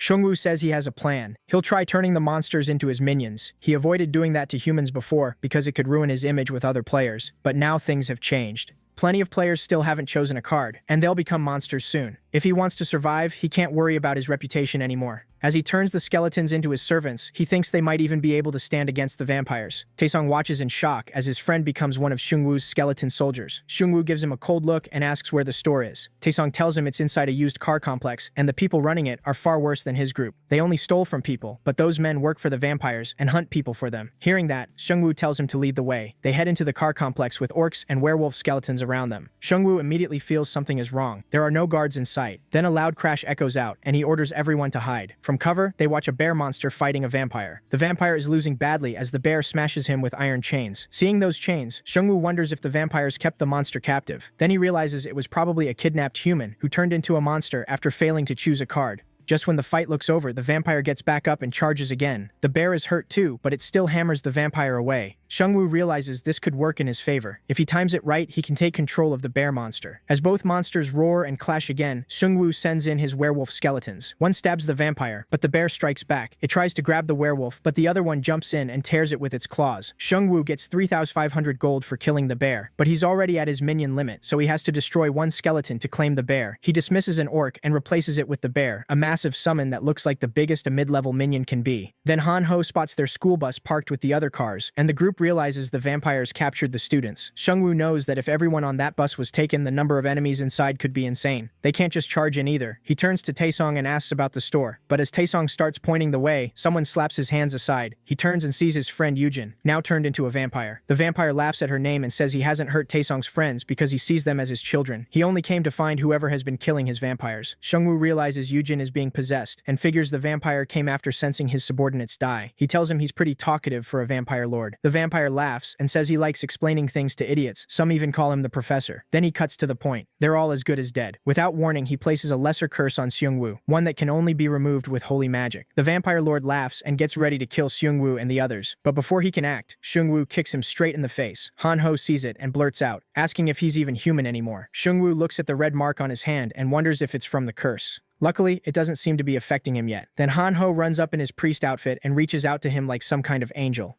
Seungwoo thinks it's sad this is what passes for a priest now. Hanho grabs his hand and tries to lift the curse, but his holy magic is too weak. The curse lets the vampire lord track Seungwoo every 12 hours. A new alert appears, a special quest. To clear it, he has to kill the vampire lord. The reward is 30,000 gold and a C-rank item ticket. That actually makes things easier for Seungwoo. Now he'll kill the vampire lord before the vampire lord kills him. Then he goes to Taishang and asks where the vampire's lair is. The group enters the D-rank item store. This time, they have 4 ball choices, from bronze to platinum. The top one costs 100,000 gold. Seungwoo steps up first. He has an unlimited rank ticket that would let him use the platinum ball, but he saves it for later, thinking it'll matter more then. He can still survive without a top item right now, so he picks the gold option. A new screen opens with more choices. Remembering last time, he decides the first place ball is worth taking no matter the price, since it gives the best shot at the top item. He grins and puts everything on the line. This time, luck is with him. He gets the first place prize. His reward is a coupon for a master rank class skill. It costs no mana and creates a safe space where his minions can rest until he calls them back. But summoning several at once triggers Curse of Death, and it gets stronger with more minions. Jisoo and Han-ho glare at him for taking all the best rewards. She shoves him aside and goes to try her own luck. Meanwhile, Seungwoo tests the new skill and sends his minions into the safe space. It works like a huge inventory. He can store his minions there and call them back whenever he wants. Excited, he turns to ask his friends what they got, but both of them look miserable.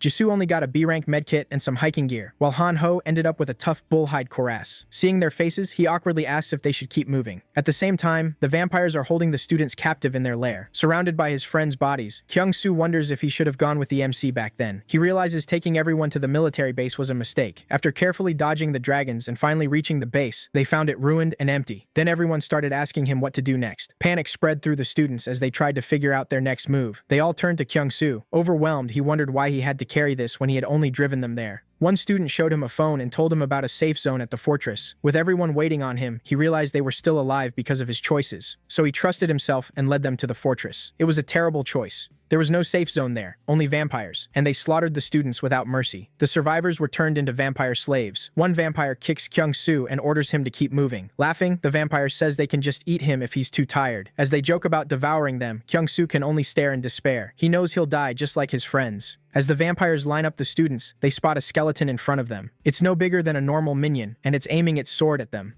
The vampires laugh, thinking it's just another monster. One of them jumps in to rip it apart, but multiple spears pierce him instead. Then Seungwoo's whole army arrives. Kyung-soo lights up when he realizes the MC came to save them. When Seungwoo steps in front of him, Kyung-soo sees how much stronger he looks now. They're both college students, yet the gap between them feels huge. The vampires scramble back up and get ready to attack again, but one is instantly torn apart by the skeleton bear. Standing calmly in the middle of his army, the MC orders them to kill every vampire but one. He wants answers first. Kyung-soo watches in shock as he realizes this group is far stronger than he thought. And it wasn't just the MC. Even Jisoo looked much stronger now. The last vampire begs for mercy, while the orc skeletons pin him down. Seungwoo asks how many players and vampires are inside the building, and what levels they are. The vampire says there's only the area manager, who's level 5. There are 12 players total, and the highest among them is level 4. The MC thanks him for being honest, but he never planned to spare him. The vampire desperately adds that he knows the building's security and everything happening inside, but Kyung-soo stabs him before he can finish. Looking up, Kyung-soo says he already knows what's going on inside the factory. He breaks down, saying they can't let a single vampire live. His friends may have been cowards, but they didn't deserve to die like that. Seungwoo pats his shoulder and tells him he did well to survive this long. He says vampires don't become killers overnight. They hide among normal people and only need a chance to come out. The old world may be gone, but they still can't let monsters like that walk free. While they sort out the kidnapped players, one man asks the area manager how long he plans to keep this up.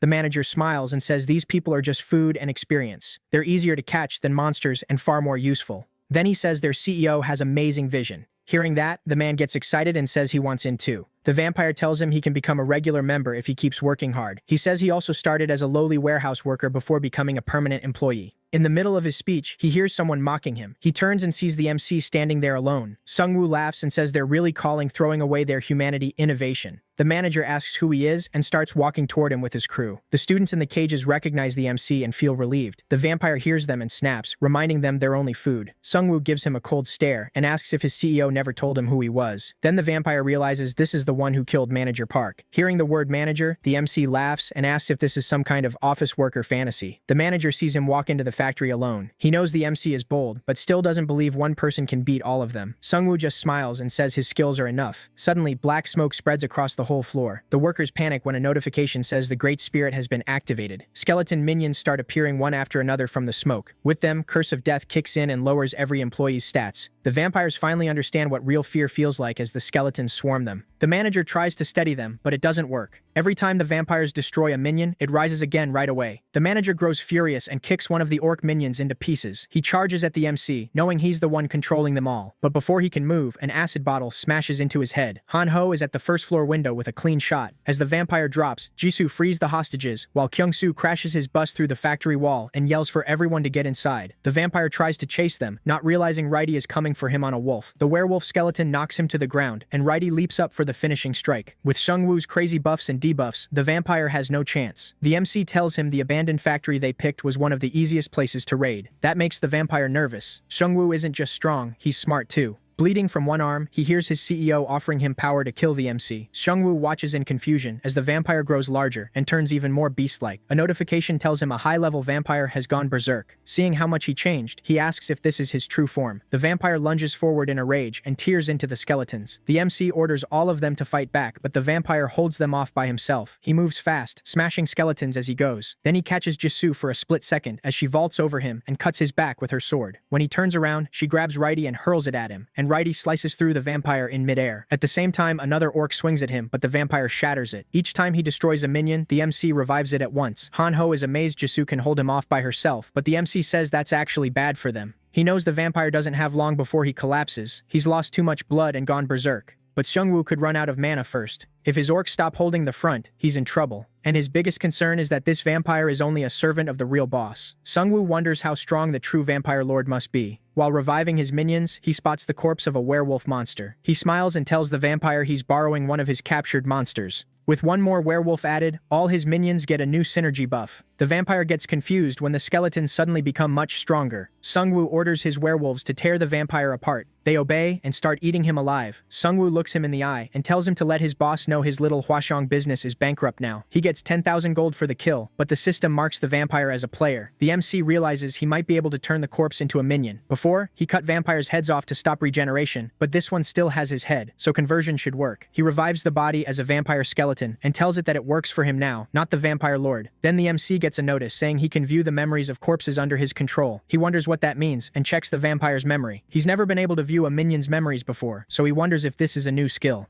He sees the vampires in a meeting with the vampire lord, who is drinking a huge glass of blood. The vampire lord asks them what the game is for. When no one answers, he says their true goal is evolution. He says it doesn't matter whether the game came from a god or aliens. What matters is the chance to shed their weak bodies, create a new species, and build a new world order. Seungwoo glares at him, realizing this is the vampire lord. The vampire lord says he's been given a new quest, and everyone there must help him with it. They all agree right away. Seungwoo wonders if being bitten brainwashed them, because their loyalty to the vampire lord feels automatic. Then the vampire lord announces a party in Hwaseong and tells them to bring in as many people as possible and enjoy themselves. He tells manager Kim to handle the food and farming supplies. Seungwoo realizes they're building human farms and planning slaughter parties. Their plan is to bait people in with fake safety zones and false hope. A moment later, Seungwoo gets an exclusive quest. He remembers getting a similar one when he saw his professor die. This quest is tied to the vampire lord's massacre party. Seungwoo can stop it or use the bodies for himself, and that choice will shape his future. Han-ho tries to wake him, but Seungwoo is still trapped in the vampire's memory. Han-ho starts crying, thinking something went wrong when Seungwoo took over the vampire. When Seungwoo finally wakes up, he puts a hand on Han-ho's head and asks who dared say he messed up. Han-ho flinches. Seungwoo lets go and reminds him that he promised to do whatever he asked. Then he smiles and says he wants Han-ho to do a quest with him. At the same time, the vampire lord is furious that Seungwoo killed his manager even after receiving some of his power. Madame Yang nervously asks if Seungwoo could ruin the plan. The vampire lord brushes it off, saying those weak skeletons are no threat. After the great feast, he plans to hunt Seungwoo down and kill him with a curse. Outside the factory, everyone is gathering daggers and other weapons from the vampires. Han-ho asks if they should really be doing this, and Seungwoo asks what he means. Jisoo reminds him what he said earlier, that a huge massacre is about to happen in Hwaseong Fortress. She asks if they should hurry and stop the vampires first. At the same time, Han-ho urgently says something big is happening online. The vampires are posting promises of safety and free entry to lure players to their camp. A man named Manager Gu is trying to draw in survivors. Han-ho wants to post a warning, but Seungwoo stops him. He says a warning may not matter to people desperate enough to grab even the smallest hope. If the vampires change plans, Seungwoo loses the edge of knowing what they'll do. Since they can't stop them yet, he says they should use the time to prepare instead. Then he asks Jisoo if she found anything useful. She says she found some valuable potions in vampire manager Kim's warehouse.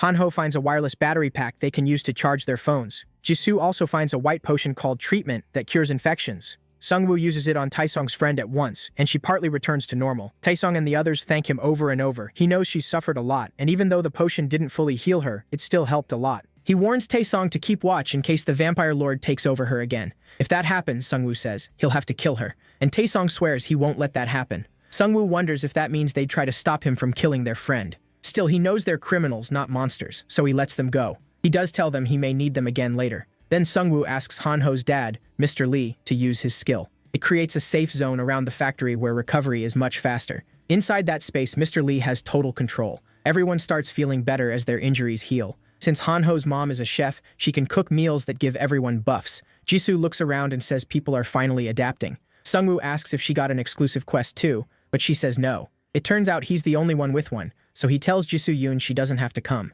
She says she wants to go. He asks if it's because she feels a sense of justice, but she says no. She says she can't keep running from monsters forever. If she does, she'll die sooner or later, so she wants to fight to survive. While they talk, a new notification appears. It announces that all survivors have entered Chapter 1. The admin congratulates those still alive, says many died, and explains that those who failed to adapt became werbeasts. From here on, survivors will face both monsters and humans. The notice gives 4 warnings. The event lasts 7 days. No one can leave Suwon or Hwasong Fortress. Players earn double gold. Second-round players can get random combo cards from werbeasts, and each region will spawn a boss with special items not sold in shops. Sungwoo sees the message and realizes they can't move to another region anymore. Jisoo firmly tells him they have to stay and fight instead of running. Hanho is upset that Sungwoo is dragging him into such a dangerous quest. Sungwoo tells him Jisoo has been with them from the beginning, even though she could survive fine on her own. Hanho, on the other hand, is too weak to last even a day alone.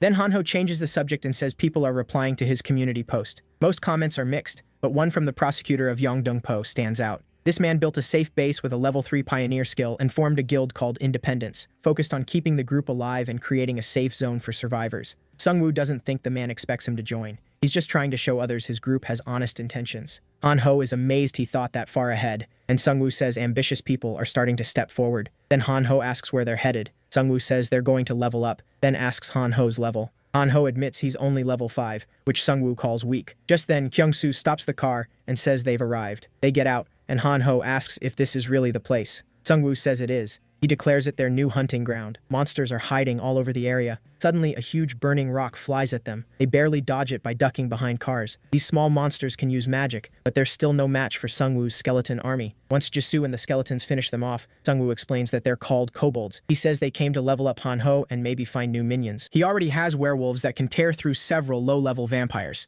Jisoo calls Sungwoo over and tells him to look at the grocery store. The parking lot is covered in bodies, reminding her of their old campus. Sungwoo realizes this was probably one of the tutorial sites. She asks if there could still be survivors inside. Sungwoo says crowded places draw monsters, so the odds are low. Hearing that, Kyungsoo guesses rural areas or small places like Jeju Island might be safer because fewer people live there. That gives Jisoo some relief, since her family lives there. She notices Sungwoo looking at her and says he doesn't need to worry. She never expected to see them anyway. She adds that they're probably fine since they're all important people. Sungwoo can tell her family situation is complicated, so he doesn't press her. As they enter the mart, the entrance seals shut with magic, turning the place into a dungeon called the Sorcerer's Fortress. The only way out is to beat the boss. A huge magic circle suddenly appears under them and teleports everyone to different places. Hanho drops from the ceiling into a group of kobolds, who mock the weak human they just caught alone. At first he thinks he can take them, but once he realizes he's by himself, he panics. His life expectancy drops from half a day to 30 seconds. The kobolds leap at him,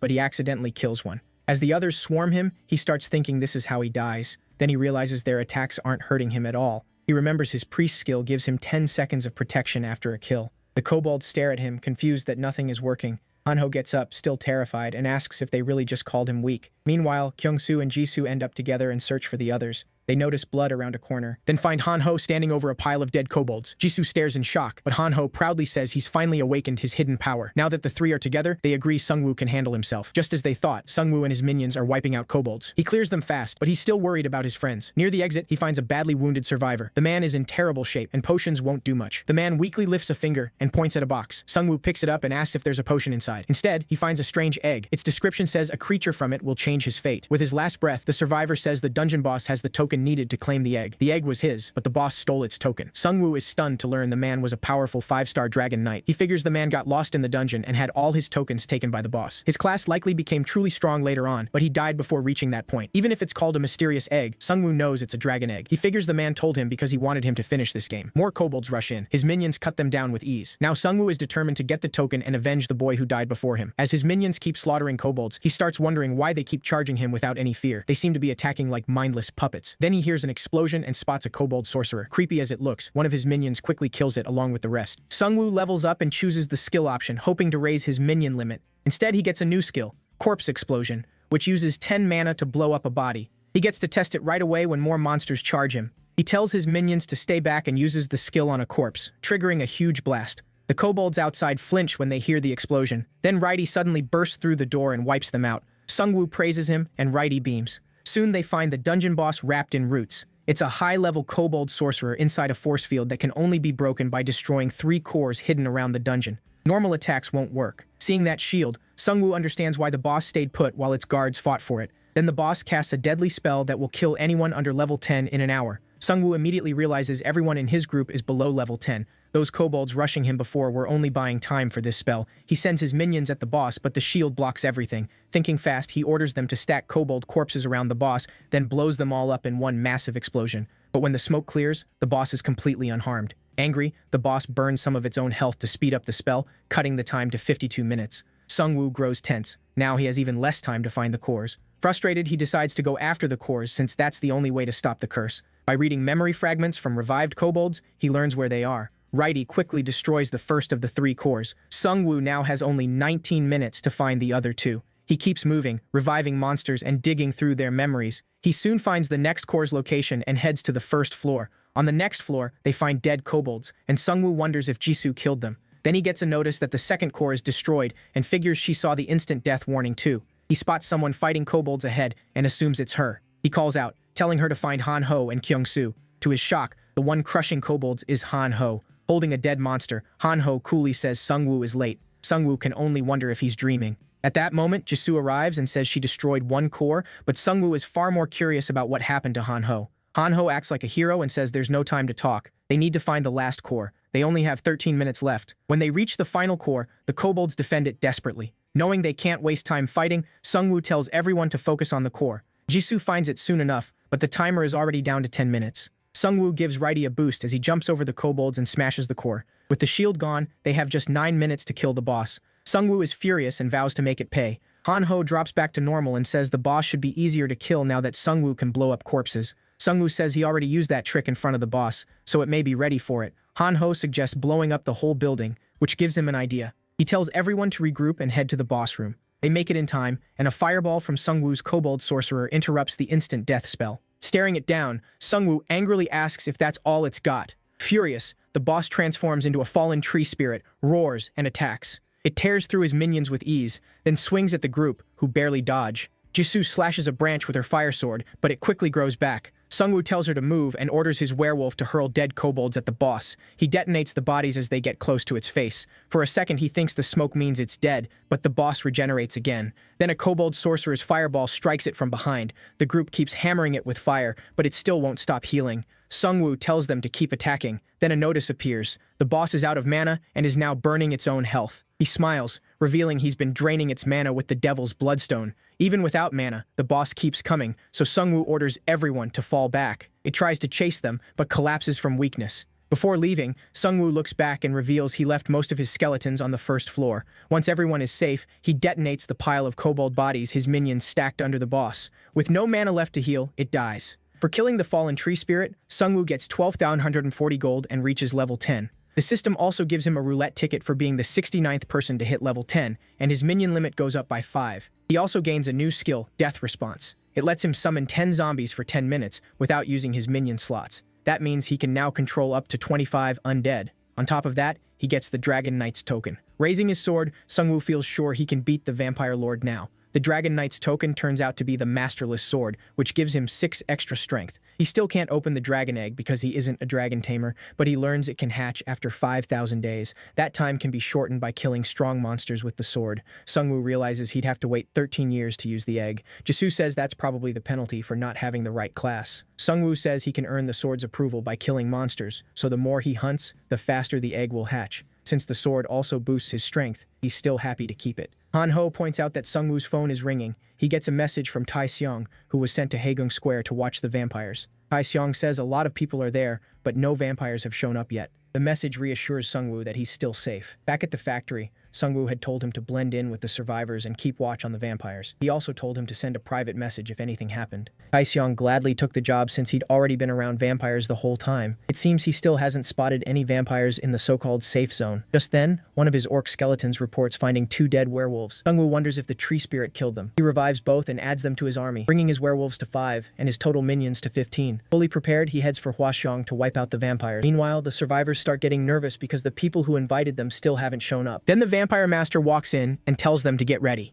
When one asks if it's time to feast, he just smirks and says they're going to kill the people who attacked the factory. The other vampires are confused. They thought the party came first. The vampire master says the plan changed because that guy is nearby. He wants him dead before he can ruin their plans, and since the order came straight from the vampire lord, no one should hold back. Tae-seong sees the vampires move out and quickly texts the MC. The vampires reach the elementary school while searching for the MC. He's still marked by the vampire curse, so they can track him. They mock him for being careless. A little farther in, they find a dead dire wolf. From the claw marks, they guess one of his werewolf minions killed it. Then they spot a trail of blood and follow it. The vampire master can't believe their area manager lost to a loser like this. They call the MC an idiot for not knowing blood draws monsters. One vampire notices the blood trail leads to the auditorium. Once they find him, the vampire lord orders everyone to kill the MC at once. They know he controls minions, but one vampire still thinks he can win. He's expecting 5 werewolf skeletons at most. As the vampire master serving right under the vampire lord, he thinks he can handle 2 himself. With their numbers, he likes their chances.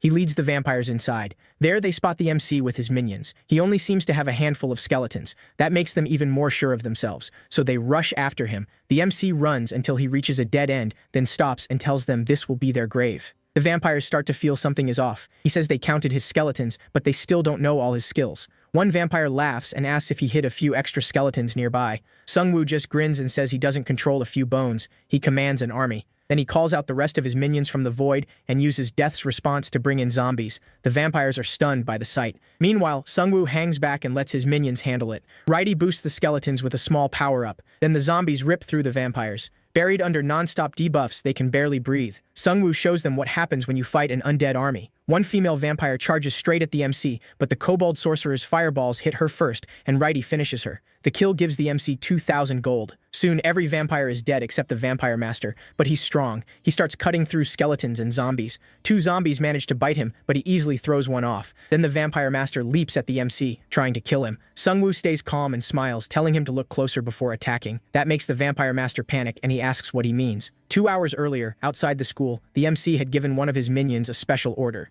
He first tried blowing up an orc skeleton, but it failed. Then he realized why. The orc was a skeleton, not a corpse, so the skill couldn't work on it. Next, he used Death's response to summon zombies and wondered if they could explode since they were made from corpses. He learned that moving zombies count as summoned minions, but once they stop, they're just corpses again. So he detonates the zombie left behind, blasting the vampire master with massive damage. As the vampire master drops in agony, Sungwoo mocks him. A werewolf tears off his leg, and the vampire master asks if Sungwoo really thinks he can beat their boss. The MC answers by killing him with the nameless sword and earns 20,000 gold. That also cuts the egg's hatch time down to 4,149 days. Then he revives the vampire corpses. Since he now controls over 5 vampire skeletons, he gets a synergy bonus. All their attacks cause 5% bleed, and before death, they enter berserk mode for a 10% stat boost. With his stronger army, the MC feels ready for what's next. Then Jisoo messages him. The vampires are moving, and the guards are acting shady by taking everyone's weapons before entry. The MC figures the vampire lord sensed his royal guards dying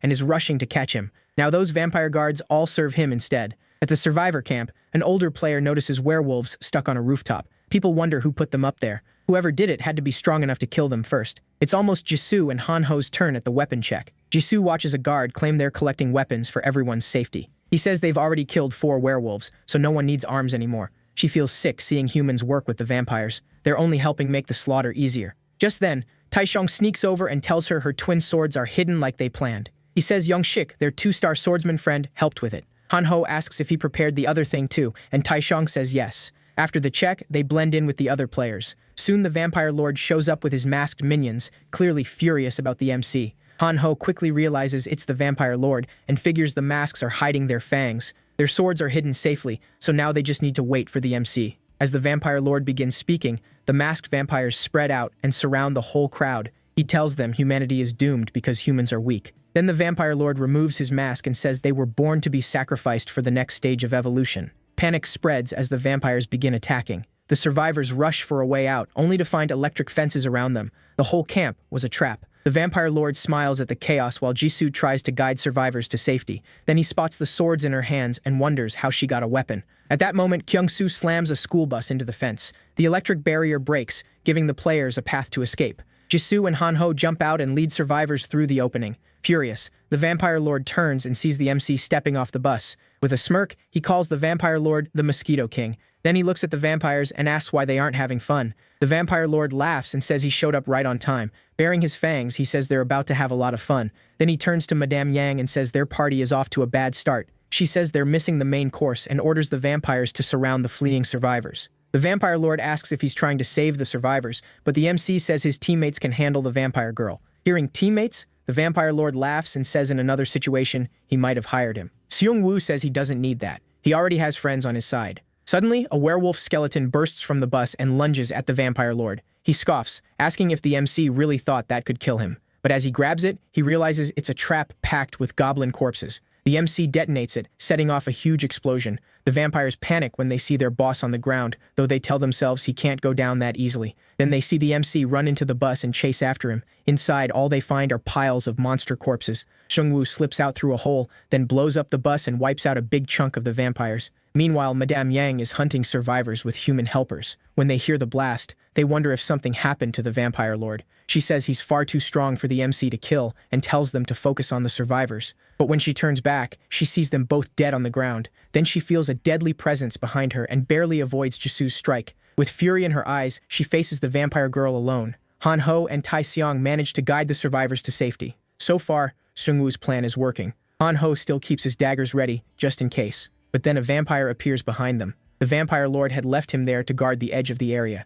He mocks them for getting caught and asks if they'll help him level up. Thinking this one looks weaker, Taishong charges first. Han-ho tries to stop him, but he can't. The vampire dodges Taishong's attacks and nearly bites his neck, but Han-ho cuts in just in time, throwing his daggers. The vampire jumps up to dodge Taishong's punch, but Han-ho throws more daggers and hits him in the face, knocking him down. Han-ho can't believe he just dropped a vampire. Then he notices he got no gold, which means the fight isn't over yet. Still alive and furious, the vampire gets back up and screams at them for ruining his beautiful face. Meanwhile, the MC's explosion wipes out the weaker vampires below, but he knows the real threat is still coming. Then the Vampire Lord lands on the bus, this time with wings. Bro really bought the premium skin. The MC knows this won't be easy. As the Vampire Lord charges, he summons his undead from the void. When the Vampire Lord crashes into the middle of the orc skeletons, he tears through them with no trouble. Seeing they won't hold him long, Seung-woo raises zombies from the ground. The Vampire Lord is a little surprised, but he doesn't care. He knows they can't really hurt him. As the Vampire Lord kills one of them, the MC quickly tries to blow up the corpse. This time, the vampire is ready. He uses Blood Fly to fire a high-pressure blood mist. It is not that strong, but it is enough to stop him from blowing up the corpses. Changing plans, Seung-woo sends in the werewolves and activates Cerberus Synergy to boost them against one target. But the Vampire Lord cuts down 3 werewolves with a single swing. Seung-woo knows he cannot win up close, so he orders his troops to attack with spears. As he dodges them with ease, the Vampire Lord says, "This is boring." He calls it the limit of humans who never evolved. Seung-woo asks if monsters like him are what he means by evolved. The Vampire Lord proudly says they are far better than humans. He says the strong are meant to rule the weak. That has always been human history. Society treated him like trash for being a serial killer, but the apocalypse gave him his chance. Now he thinks he is one of the chosen, picked to lead the world into its next evolution. Seung-woo grabs his head, realizing the vampire's grand plan is complete nonsense. He asks if he still believes that garbage. Nobody has taken ideas like that seriously in 100 years. The Vampire Lord keeps rambling until Madame Yang calls for help. She cannot believe she is losing to a human she thought was beneath her. The whole time she has not landed a single blow on Jisoo. She tells her that she never trained at all. She is strong, but every attack is the same and badly coordinated. She got like this by staying near the Vampire Lord and taking easy experience. Jisoo answers with a heavy double slash, bringing Madame Yang down for good. She thanks her for giving her confidence back. Meanwhile, Han-ho and Taesung are still in trouble. The vampire offers to let them join him. In a world this unfair, he says, they would survive better under vampires than under the vampire lord's rule. He says they used to be normal students too. With monsters everywhere, they chose to cling to someone strong to stay alive. He asks again if they want in. Han-ho says he has a point, and Taesung thinks he is about to switch sides. But Han-ho says the side he picked is much stronger than theirs. Then a motorbike rider appears behind the vampire, pulling his eyes away for a split second. Han-ho instantly throws a dagger. The vampire dodges, and the blade hits the rider in the chest. He is fine because a minion is sitting in front of him. That was Han-ho's plan. The real target was the goblin. Han-ho shifts into his Gigachad form and stands right in front of the vampire. The sight makes the vampire shake. He swings with everything he has, but Han-ho does not budge. It feels like punching solid metal. Han-ho looms over him and drives in rapid stabs with high-speed slash. Taesung and Kyung-soo jump in too, and the three attack together. The vampire tries to hit Taesung, but Han-ho takes the blow with his own body. He says he has been building agility this whole time, so the vampire has no chance of escaping. He keeps tanking hits while the other two try to finish the job. The vampire realizes their solo attacks are weak, but together they can knock him out. On top of that, they have a fast-moving tank protecting them. As Han-ho keeps stabbing, he notices his power fading. The vampire realizes the skill must have a time limit. Right then, a goblin is thrown at Han-ho. He kills it with his knife and refreshes his skill. One of the others has been assigned to toss goblins to him from a safe distance. Han-ho taunts the vampire, saying he can power up as many times as he wants. They have plenty of goblins ready. He reminds him of what he said about surviving by staying with the strongest. He says he was dead wrong. Real survival comes from friends you can trust. Han-ho is really about to beat a vampire with friendship power. Then he strikes a goofy pose and says they survive with love and peace. The vampire starts shaking and says he is only losing because they are jumping him. To be fair, he is not wrong. Meanwhile, the vampire lord watches his elite vampires die one by one and grows furious. Sungwoo tells him he is next, and he already knows all his weaknesses. First, the vampire lord cannot use weapons. At first, Sungwoo thought vampires just did not need them because of their claws, but after controlling some as minions, he learned their class actually forbids it. That is a huge weakness. Second, he has low defense and high healing, and his movements are wide and wasteful. Third, he has no mana, so all his skills depend on blood. The MC reveals he has been using Devil's Bloodstone to drain the Vampire Lord's health, and the last weakness is his big mouth. Sungwoo says if he were him, he would stop talking and kill the Necromancer first. Furious, the Vampire Lord activates a blood field and charges at him, but Righty steps in and parries the attack. Then Righty throws a bottle of slime liquid into the Vampire Lord's face. The acid melts his skin and clouds his vision. With little blood left and no strength to heal, he is finally exposed. Sungwoo orders his minions to finish him. The Vampire Lord is still dangerous, but he is clearly weakening. Drawn by blood, he rushes toward werewolves hanging from a nearby building as trophies. He reaches the roof, only for a werewolf minion to ambush him from above and stab him. Sungwoo mocks him and reveals he had been getting his werewolf minions from that building all along.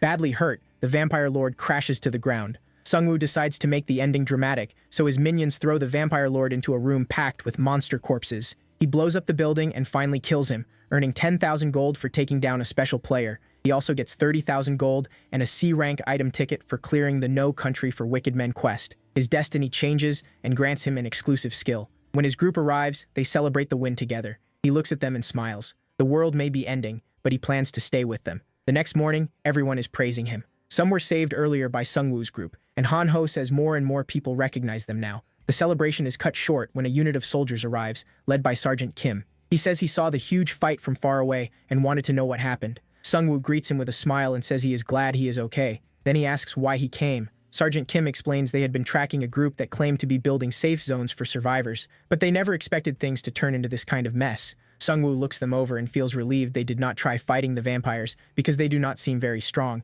Kim then tells him someone wants to meet him. Sungwoo looks confused and asks who. Kim smiles and says the Korean army is still standing. Elsewhere, an army officer looks out the window, 4 stars on his hat. That night, Sungwoo stands in an office and checks his profile. He is now level 10 with around 300,000 gold, and about half came from that last battle. He realizes hunting monsters cannot match the rewards from quests. His skill has upgraded too. Now he can make bone armor as well as bone weapons, and when he forms it, the armor wraps around his body at once. It fits perfectly, leaves few openings, and still lets him move well. He decides to equip all his minions with it to make them tougher. The quest also gave him an item, a heroic rank crossbow that can fire without reloading. It is perfect for him since he fights from the back. With all these upgrades, he feels much stronger and thinks he can beat anyone. He suddenly feels a burning heat behind him. He turns and sees his old home on fire, with his parents calling for help. They beg him to save them now that he is strong. Shungwoo tries to summon a minion, but realizes he is just a kid again. He can only watch his parents burn. Terrified, he runs away. It is all a memory from his past. He tells himself he is still that same weak child.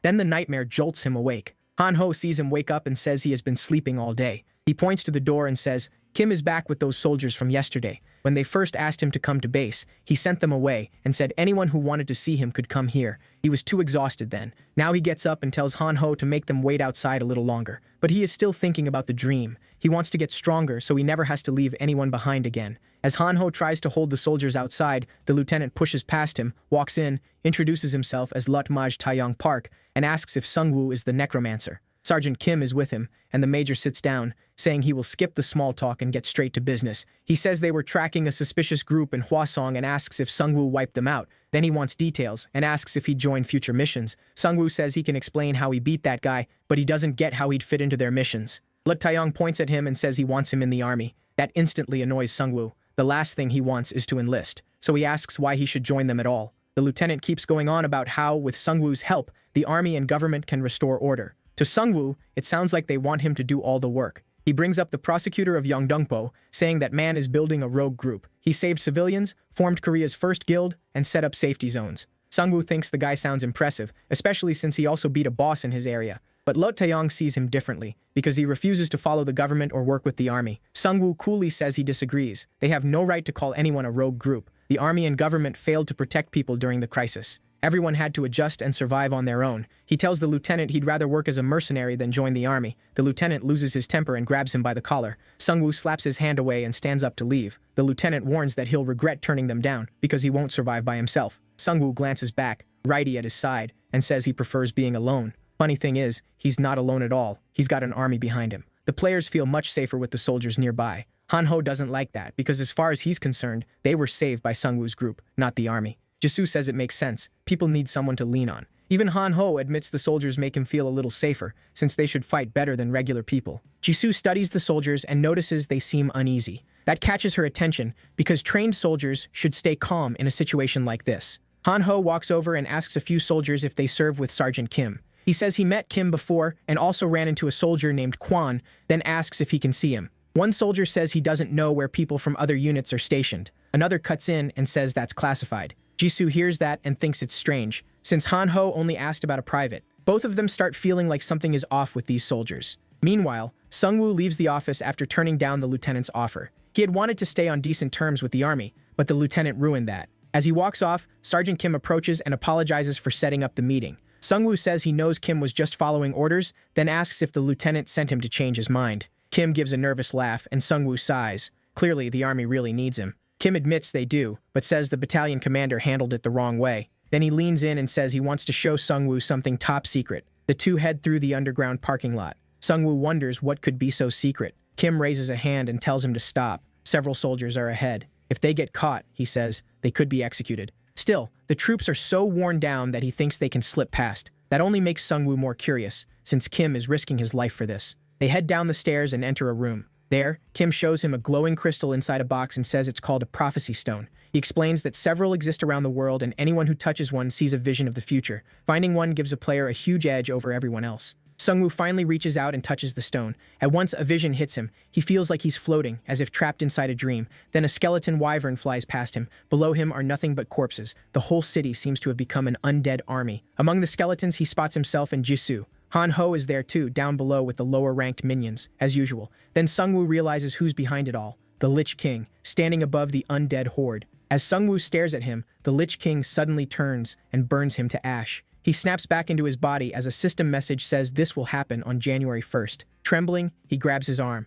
Kim says the skeleton army in the vision made him think of Sungwoo. Sungwoo then gets an exclusive quest to claim the Grim Reaper's scythe. He must reach level 15 to learn where it is, and if he fails before January, the Lich King will overpower him and make that vision real. He facepalms, realizing Kim just dropped another quest on him. Now he has only 2 months to hit level 15 and find the scythe. He looked powerful in that vision, sure, but he wants no part of that future. So he asks Kim about the area's boss monster. He'd avoided bosses because hunting them was risky, but now he can't afford to wait. Besides, they're the fastest way to level up. Sergeant Kim says he does know one, and it's the lieutenant's biggest headache. The commander's main goal has been to clear the area and restore order, but that's impossible without players like Sungwoo. Hearing that, Sungwoo agrees to help kill the boss, but he makes one thing clear. He's not doing it for free. The soldiers report back that Sungwoo wants over 100,000 gold to work with them. The commander is furious and demands to know how Sungwoo dared ask for that much. One soldier says they simply don't have anyone that strong. He saw Sungwoo fight vampires alone, and it was unbelievable.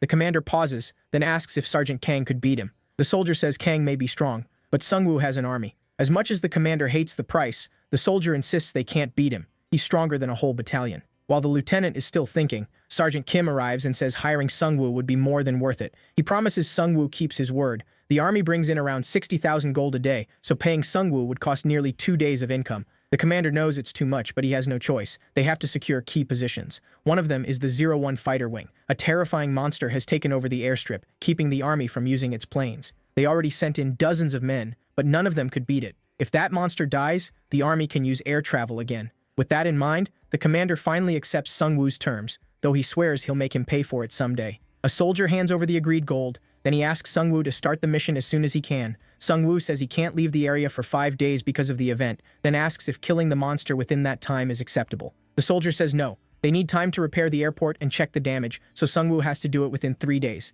He also introduces Sergeant First Class Kang, the only survivor from the team sent after the monster. Kang looks at Sungwoo and says he'll be his assistant, even though his rank is higher. Then he asks Sungwoo's level, clearly expecting it to be lower than his own. But Sungwoo calmly says he's level 10. Kang is stunned and asks if he's using some kind of cheat. He says he's been hunting orcs non-stop, and even then his level isn't that high. Sungwoo coldly replies that he just needs to hunt stronger monsters. That clearly gets under Kang's skin. He warns that the boss in the airport is on a whole different level. Sungwoo thanks him for the warning and tells him to spend the next 3 days leveling up. Meanwhile, the survivors are looking for him, because they trust Sungwoo to protect them. Kyung-soo looks over the crowd and realizes there are even more people to protect now. He wonders how they'll handle them all. He already told Hanho's dad to use the safe zone only in emergencies, since it costs gold to keep active. A mother asks what they should do now. Kyung-soo says they'll build their own town with the survivors left. Everyone who made it this far should have some skill they can use. Those better at daily work can build, and those good at fighting can become hunters. Their goal is simple: grow their gold and strengthen their fighting force. When Hanho's parents hear the plan, they start clapping. Kyung-soo says it wasn't his idea. Sungwoo told him what to do. He doesn't feel worthy of praise after failing the people who trusted him. Seeing that, Hanho's dad tells him he did his best, and leading people at all takes real courage. Meanwhile, Sungwoo and his group stand among flames and the bodies of dead monsters. Hanho looks around and says it feels like a massacre. Sungwoo says he's right. They've gotten really strong. Any monster that charges them dies right away. The ones that try to call for help get swarmed by his minions, and when they rush in as a group, his explosions blast them apart. If any are still standing after that, he picks them off with his crossbow. The group heads deeper into the building. There, they find a marker with a hammer symbol. Sungwoo wonders what it means and steps into the room. Inside, he finds crafting tools, and the system tells him he can fuse 3 items for 100,000 gold. He's stunned when he realizes he can combine his legendary gear and starts wondering how strong the new item could be. He has the Tear of the Sea Spirit from the shop, the Devil's Bloodstone from the Orc Chief, and the Slime Core from the Slime Boss. He thinks he should start collecting items made for fusion. Hanho reminds him the result is random. Still, he hopes it becomes something he can actually use. Sungwoo tells him his luck is good, so that probably won't be a problem. The system warns him again. The fusion costs 100,000 gold, and there's a 2% chance the items will be lost. Even so, he goes through with it. When the fusion ends, Sungwoo gets a new item. It's called the Chaos Crystal. It gives him the Chaos attribute, boosting mana and mana recovery, while letting his attacks steal both health and mana. Sungwoo wonders how Chaos differs from the Devil's attribute he had before. He hoped for something above legendary, but this is still an upgrade. Before, he had to drain an enemy's mana first to absorb health. Now he can take both at once. His 2 friends congratulate him, and then Jisoo steps up to the crafting machine. She gets a notice saying she can combine 2 of her items for 15,000 gold. After the fusion, she gets a blade with an ignition switch, and every hit can burn the enemy. She looks happy with the result. Hanho glares at them, slaps the crafting table, and demands to know where his fusion item is, but no notification appears for him. Feeling bad, Sungwoo says he'll buy Hanho something from the shop instead. When they arrive at the old car complex, they see the shop has been completely destroyed. Hanho starts crying and asks who did this. Sungwoo studies the shattered screen and says, "A monster didn't do it." There is writing carved into the wall, warning that a new species will replace them. The marks look like claws, but they're too neat to be from a monster. Sungwoo figures someone smart did this, something that understands human language. The group decides to head back. As they step outside, they run into Sergeant Kim again. They ask why he's here, and he says he and the other soldiers got a ground quest, so they've been out hunting. He explains it's basically a daily mission. They have to kill a set number of monsters by day's end, and if they succeed, the commander gets the reward. Jung-woo asks if the soldiers get anything at all. Sergeant Kim says they gain 10% attack power and strength if they clear it. But no matter how many goblins they kill, more keep showing up, almost like they're respawning. He hopes that's not true, because then all their deaths would mean nothing. Jisoo asks if any soldiers tried to run, since they must want to see their families. He says many did at first, but that stopped once they realized they couldn't survive alone, and the army never treated desertion kindly. Now they're just being sent on these quests every day with no real plan. It feels like the army is only trying to stall. They even take all the soldiers' gold, so they can't use the online forum. Seung-woo sees the army still hasn't adapted. That's why groups like the Yongdongpo Prosecutors Guild had a better shot at growing. He moves on, but offers to treat any injured soldiers in their town. Back in town, the players are suddenly attacked by huge bear monsters. The defense team tries to hold them back, but they're outmatched. The beasts tear through the defense line with ease. The players abandon their posts and run for their lives. Kyung-soo shouts for them to come back, but nobody listens. Then one of the bears looms right over him. He can't help wondering why this had to happen while Seung-woo was gone. He forces himself up and charges the bear with his spear. He strikes one in the eye and blinds it. That gives him a burst of confidence, and he thinks he might be able to hold them off a little longer. But another bear sneaks up and claws him almost at once. As it's about to kill him, he cries out for Seung-woo. Out of nowhere, Righty leaps in and cuts off both of the bear's arms. While it screams, Jisoo drives her flaming sword into its face. Han-ho jumps in too and kills the last bear. Then Seung-woo arrives with his minions. He's pleased strong monsters showed up. He wanted new minions anyway. The soldiers can only stare as they finally see his power for themselves. He gains a synergy bonus called Wild Tyrant for having more than 4 bears on his team. It drops enemy defense by 10% and raises ally defense by 10%. Sergeant Kim realizes it isn't just Seung-woo, the whole group is strong, and each of them uses their powers well. He tightens his grip on his axe and thinks how unfair it is. His soldiers, and the men who replaced the dead, could have fought like this too, if they hadn't been thrown into battle with no plan. He knows they didn't deserve to die, and starts wondering if following orders was really the right choice. Seung-woo tells Sergeant Kim to inform the commander he's ready to kill the boss and take back the airstrip. The next morning, the survivors from the bear attack are healed. Han-ho and Jisoo praise Kyung-soo for holding off the werebears by himself. Seung-woo tells him he did well too. Anyone would have struggled alone against monsters like that. Sergeant Kang arrives and mocks the state of the town. Seung-woo hates that this is his reaction after so many people died. They explain the town was attacked by werebears the night before. Kang smugly says he knows how tough werebears are. He killed one himself. Sergeant Kim had already told Seung-woo that Kang had a high-rank class, a 3-star striker who uses martial arts instead of weapons, but he still didn't know what combo card Kang picked in the second phase. Kim asks Kang if he's ready for the boss fight, since Seung-woo is done preparing. Kang gets irritated, thinking Kim is acting like Seung-woo's messenger. He kicks at Kim's foot and says Seung-woo can speak for himself. Then he asks whether Kim has been killing monsters like he was told. When Kim says yes, Kang asks why he's whining about comrades dying on the job every day. As he walks off, he complains Kim isn't bringing in as much gold as before, and adds that the commander is tracking them in real time. Hearing that, Seung-woo realizes the army is squeezing gold from its soldiers like slaves. Sergeant Kim finally snaps. He accuses Kang of getting many of their comrades killed just to level up. Kang grabs him by the throat and demands respect, saying the privates should shut up and keep earning gold because he's the one fighting the hard monsters. He says the others died because Kim was too incompetent. Kang mocks Kim for choosing the blacksmith class and says he just wants to hide behind others. In truth, Kim became a battlesmith to do whatever he could to keep his troops alive. Seung-woo has had enough. He grabs Kang's arm and tells him there's no time for this. Kang shakes him off and says he'd love to teach Kim a lesson, but they need to move. He even apologizes to Seung-woo for having to watch it. Kim says Kang feels threatened by Seung-woo, so he took it out on him instead. Then Sergeant Kim leaves with his team to get ready for the boss fight. Seung-woo feels sorry for him, but there's not much he can do. Seung-woo and the soldiers arrive at the badly damaged airstrip. Kang says he tested the boss yesterday and it was strong. Seung-woo is annoyed since Kang still hasn't shared anything useful. He knows Kang doesn't want the raid to fail, but he's too jealous to say everything. Still, Sergeant Kim already told him enough about the boss, so he isn't concerned. At last, the boss appears, a giant troll even bigger than the aircraft. Seung-woo is shocked by its size. It's much larger than he expected. He quickly realizes his plan to overpower it with the werebears won't work. The troll spots them and starts marching their way. Kang sneers that it's not too late to hand over the 100,000 gold and run.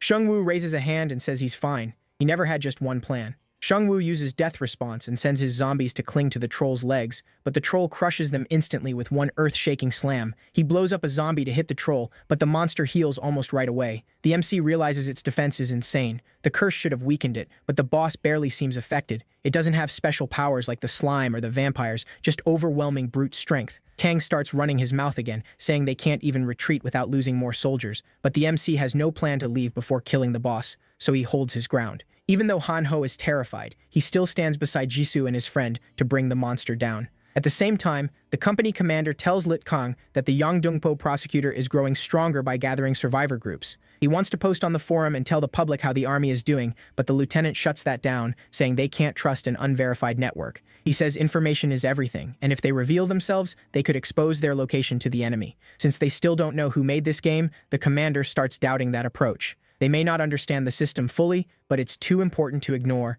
It's the only way they can contact their troops. The lieutenant asks if all the soldiers have been told the plan. Once the troll is dead, he plans to kill Sungwoo so no uncooperative threat is left alive. He already sent Sergeant Kang to handle it and take all of Sungwoo's valuables. The lieutenant is still worried about the MC's friends, especially Jisoo, and asks if they could be a problem. The commander brushes it off, saying she's just a girl, and the other friend is basically useless. Calling him useless after last chapter is wild. The lieutenant tells him to head to the airstrip and make sure everything goes smoothly. He wants them drained of gold before they're killed. The commander realizes this feels less like a mission and more like straight-up robbery. Back at the fight, Hanho tanks the troll's attacks with his invincibility skill, barely feeling them. As the troll slows down, Jisoo stabs it from behind and leaves her sword lodged in, with an invincible rope attached. Hanho then runs around the troll with the rope, shocking Kang, who thought the MC's friends were just dead weight. Watching them fight, he starts wondering if Sungwoo got famous by stealing credit for their work. Hanho's invincibility is almost out, but Sergeant Kim has fresh goblins ready to recharge it.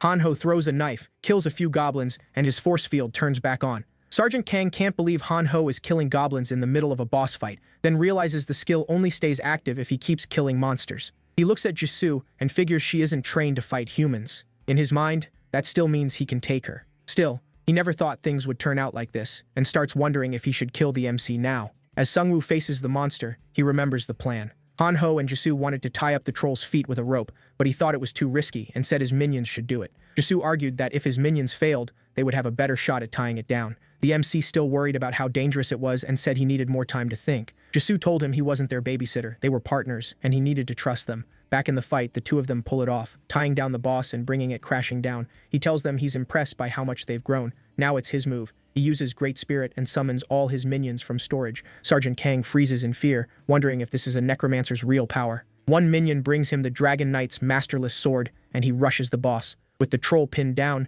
everyone attacks without stopping. The boss manages to swallow one of the orc skeletons as it tries to strike, but the MC instantly detonates the skeleton's bag of corpses, blowing up the inside of its mouth. Then he steps in and brings the masterless sword down on its head, killing it. For killing the boss, he gets 220,000 gold, reaches level 11, gains 2 points to every stat, and earns a special item chest. Because he used the masterless sword, the egg's hatch time drops by 98 days, leaving 4,150. For his level up skill, he picks the Great Bone Weapons card, which lets him make more kinds of weapons. Sergeant Kang can't believe the boss is actually dead. The MC tells him the contract is complete. He'll be keeping the boss corpse, since his job was only to kill it. Kang wonders if he kill him right. 20 soldiers behind him. He feels his plan is simple. Get close and snap his neck in one move. Sungwoo just smiles, already knowing exactly what the sergeant is thinking. He tells him he's already too late. Once he realizes he's been read, Kang attacks head-on. The blow triggers a huge explosion, but the MC blocks it with his shield. Kang can't believe the ambush failed. He orders the soldiers to handle the minions while he takes on the MC, sure he'll be helpless without his skeletons.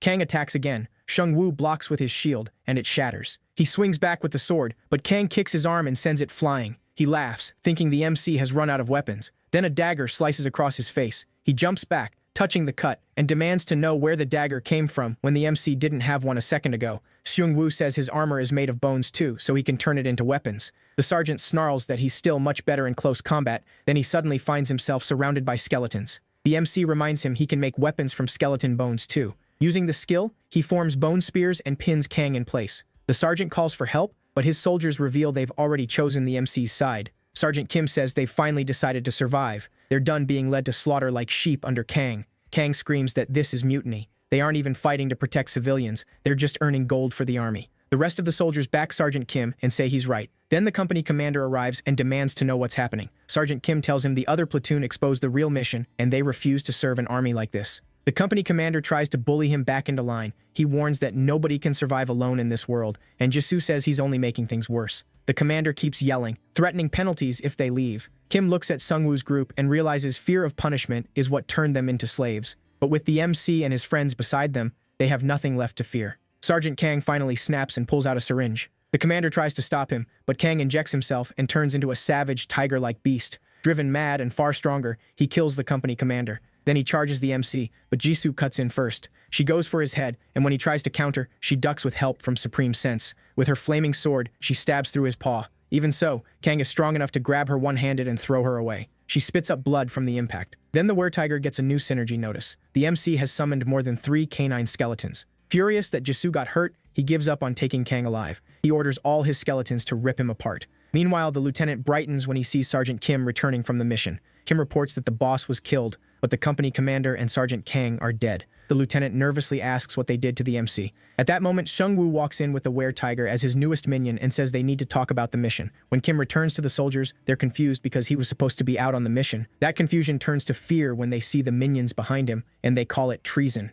Kim just smiles and tells them they're free now. Meanwhile, the MC throws the lieutenant down in front of the commander. The commander says he's disappointed. The MC understands why the soldiers obey him. He sends them to die, and if they resist, he calls it treason. The commander insists it was a real mission. He says they survived only because they acted fast and found a new way to lift morale. The MC asks if he means the game's synergy effect, the same thing he once called an enemy. He makes his troops fight for him and punishes them if they refuse. The commander slams his cup down and argues that it helped the soldiers stay alive. He admits that when the apocalypse began, they sacrificed many of their own men to push the monsters back. Because of that, they got a special synergy. The commander says it forces soldiers to obey him. Every day they must clear a group quest for a small buff, and anyone who resists or tries to leave gets marked for nearby monsters. Every other unit nearby was destroyed, but his survived by constantly throwing soldiers into battle. The MC tells him he's only fighting mindless, disorganized monsters. He says this world is like a survival game, with humans used like pieces by some higher power.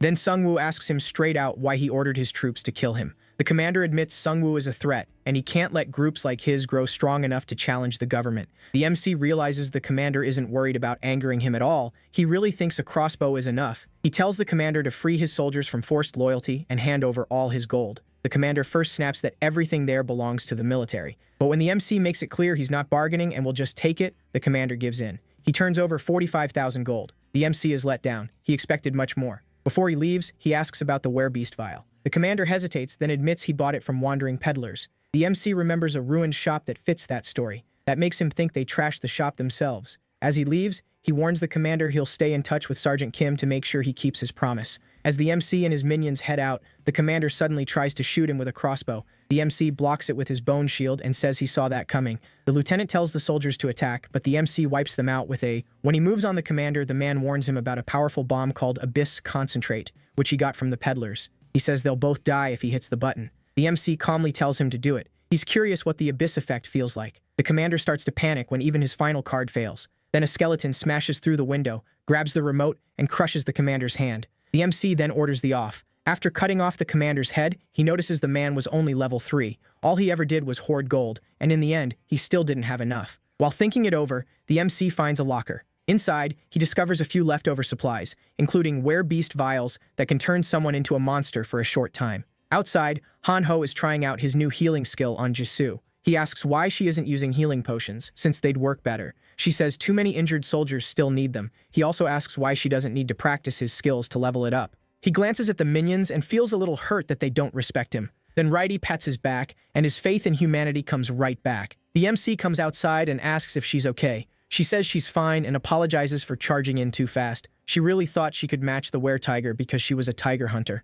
Seungwoo says she lost because she never picked a class skill. Still, that's good in a way. She isn't stuck fighting just one kind of beast. He's also happy Han-ho's priest class is growing, since it'll matter a lot against the coming Lich King and his undead army. Han-ho can heal, use his force field in close fights, and throw daggers when he needs range. That makes Seungwoo think Han-ho might even surpass him one day if he keeps getting stronger. Han-ho stares at the robe with a perfectly innocent face and says it looks way cooler than his. Seungwoo explains he got it from a chest after beating the troll boss. It's the Shadow King's robe, a legendary item that cuts damage and lets the wearer hide in shadows until they attack or get detected. Han-ho feels left out since he's never gotten a legendary item. Then Sergeant Kim arrives and tells the MC some soldiers want to leave to search for their families, but they've chosen to travel with them. Most of his reliable, brave soldiers died early in the fighting, and he doesn't expect much from the ones left. The MC tells everyone to go back and keep preparing. With only 3 days left in Season 1, he knows he still has to keep hunting. The town is starting to look much more organized, with players assigned to specific jobs. The MC keeps leveling, but too slowly.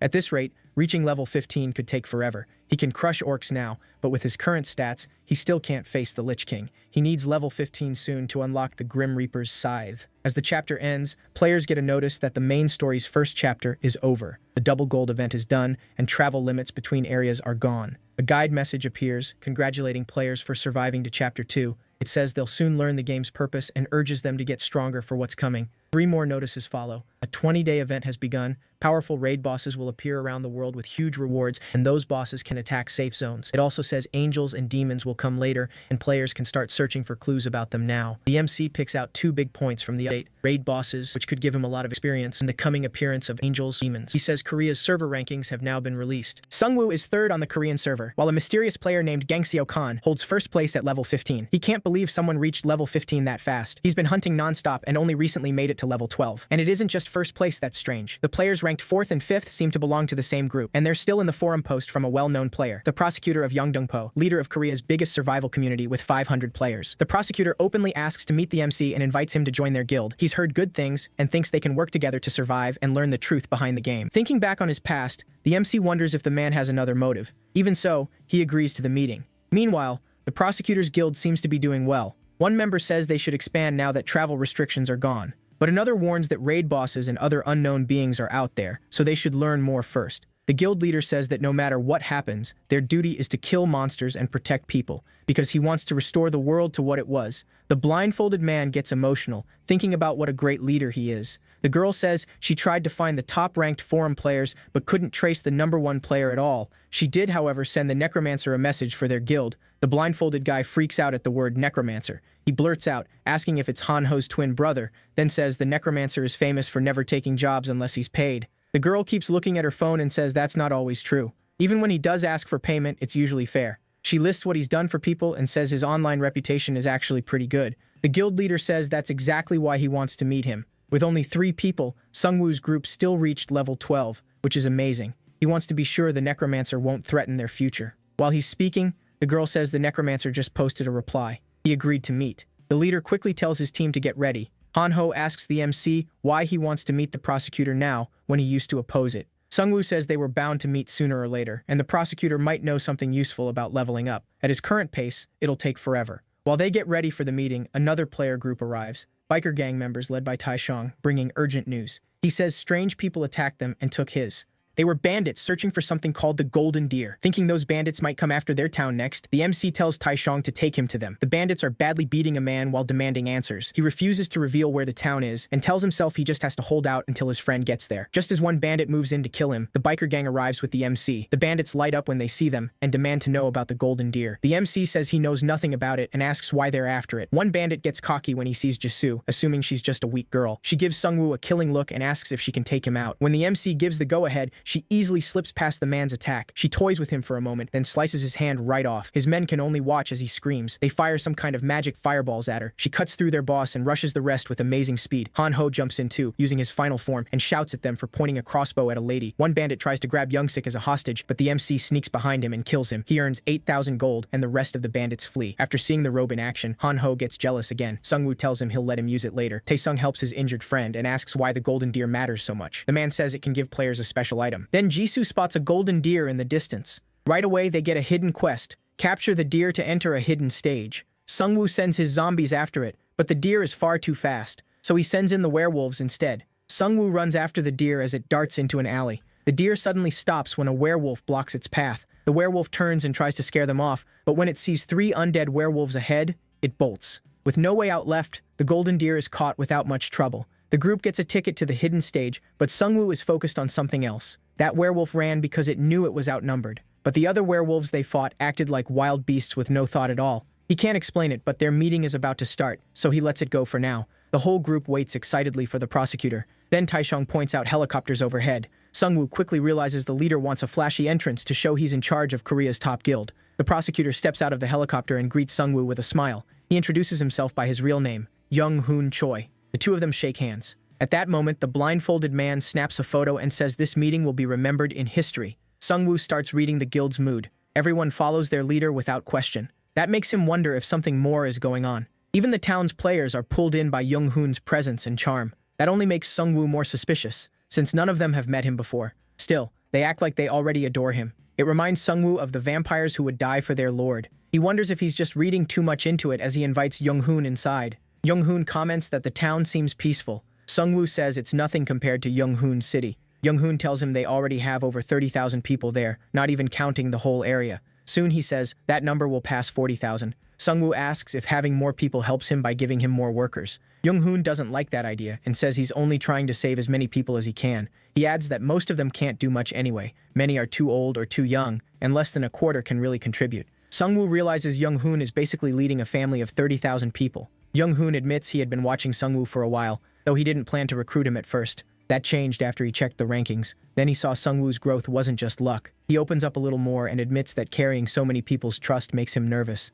Sung-woo points out that this doesn't sound like something you'd tell a stranger. Young-hoon explains that he lost his parents when the apocalypse began. He survived by getting stronger, but he never stopped resenting the game. One day, he says, he plans to strike back at it, and for that, he needs people like Sung-woo. Sung-woo asks if he's trying to recruit him into the guild, but Young-hoon pulls out a box and says he wants something more. Inside is a prophecy stone. When Sung-woo touches it, he sees a vision of the world tree on Yui Island. It's destroying everything around it. Its roots spread across the island, killing everyone they reach. When the vision ends, Sung-woo reads that this future will happen if he fails to stop the fallen ones. Young-hoon says the world tree will destroy their whole world, and the two of them have to work together to stop it. He says it has already taken root on Yui Island, where a raid boss is waiting. Sung-woo realizes Young-hoon is building a raid party, and that's why he came for him. With the fate of the world on the line, Sung-woo knows he can't really refuse. He thinks about telling Young-hoon about the Lich King's future, but keeps it to himself, figuring it may never happen if he gets the Reaper's scythe. He agrees to help, but makes it clear he won't join the guild.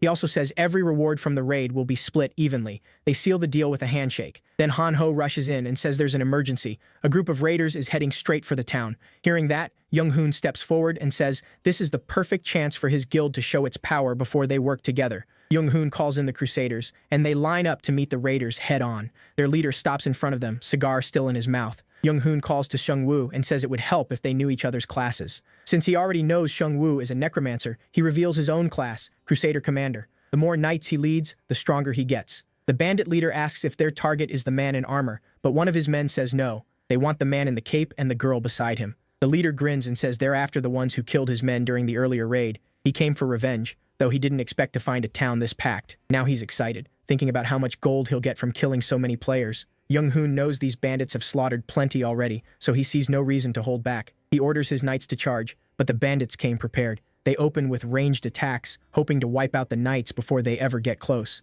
As the arrows and spells pour in, Young-hoon lifts his sword and gives them a force field buff that blocks every attack. The bandit leader is irritated but keeps fighting. His men rush in on bikes, but their weapons can't get through the knights' heavy armor. The knights cut through them with ease until a truck suddenly charges in. The driver yells for the bandits to get out of the way. Young-hoon steps up to protect his men and charges a special attack with his sword. The blindfolded man screams for the others to fall back, knowing how destructive that skill is. Then Young-hoon unleashes Cross Spear, a massive burst of energy shaped like a cross. Everything in its path is wiped out. The trucks are blown apart by that single strike. Now the bandits start to panic. None of their tricks are working. In the middle of the chaos, one knight is suddenly struck by 2 axes and killed on the spot. It was the bandit leader. He calls the axes back and says they're vortex blades. Armor means nothing against them. Watching this, Sung-woo grows cautious. Those weapons are clearly no ordinary axes. As the knights begin to falter, Young-hoon steps forward with a smile and calls the bandit leader out himself. The leader feels mocked and boasts that his vortex axes are legendary grade items. But instead of dodging, Young-hoon plants himself and takes the hit head-on. The impact causes a huge explosion. When the smoke clears, the blades are shattered on the ground. Young-hoon mocks him, asking if that is what he calls a legendary item. Then he brings his sword down and crushes the broken axes completely, leaving the bandit leader shaken. His class gives him defense based on how many knights are in his order, putting his durability among the best in the world. Sung-woo realizes Young-hoon is basically a walking fortress. Young-hoon raises his sword again and casts a healing buff over all the knights. Yellow light covers them, and their strength starts coming back. He can heal allies by the amount of damage he blocked. As long as he's standing, his knights are nearly untouchable. With the knights restored, he orders another charge. Meanwhile, Kyung-soo and the other survivors stay hidden inside a building. Han-ho's dad gets curious and suggests they peek outside. Kyung-soo hesitates, but finally agrees, and the two step out to watch the fight. By then, thick smoke covers the battlefield. The knights are down, and the battle seems to have turned. Knowing he couldn't beat the knights fairly, the bandit leader used a poison cloud he bought from the wandering salesman. It was called Abyss Concentrate. Young Hoon holds his breath in the poison, but his shield can't stop it. He wanted to impress Sung Woo, yet now he knows he'll have to go all out. Then he hears Sung Woo walking up behind him and turns to see him smiling. Sung Woo takes a deep breath of the poison and says he's actually a perfect match for these bandits. Seeing him move through the clouds so easily, the bandit leader gets annoyed and throws another bottle at him. But that only helps. Sung Woo seems to enjoy the poison. The bandit forgot he was up against a necromancer, and Sung Woo enters his awakened form, saying they're a great match. Sung Woo laughs and breathes in the Abyss Concentrate. It's not as strong as the Orc Chief's poison, but it's still enough to wake something up in him. Now he decides to show the Liberation Guild what he can really do. The bandits stare in shock, wondering how he's still standing in the poison. One thinks the gas is faulty and pulls off his mask. It kills him instantly. Sung Woo, meanwhile, only gets stronger with every breath. He triggers Death Response and summons a swarm of zombies. The bandits finally realize they're fighting a necromancer. Wanting to show his full strength, he calls out all his skeletons too. The bandits panic and run when they see the werebeasts revived as skeletons. But Sung Woo doesn't let them escape that easily. He blows them up with corpse explosions. Watching from afar, Kyung-soo is stunned by Sung Woo's talent. Han-ho's mom comes outside too and asks what they're doing. Hearing them, the bandit leader orders his men to grab them as hostages, his only way out. Kyung-soo steps in to protect them. Then Jisoo appears, standing in front of them like a shield. Seeing only a girl, the bandits rush her, thinking she'll be easy prey. They couldn't be more wrong. Jisoo cuts them down with her flaming blade, and the bandit leader realizes she's a monster too. Panic hits him. Then he feels a blade slide into his stomach. Sung Woo stabs him and claims the second ticket to the hidden stage. Now that he has both tickets, he can open the stage. The prosecutor asks what it is, but before he can learn more, Sung Woo is pulled into the hidden stage. The prosecutor tries to enter the portal, but a message says he can't.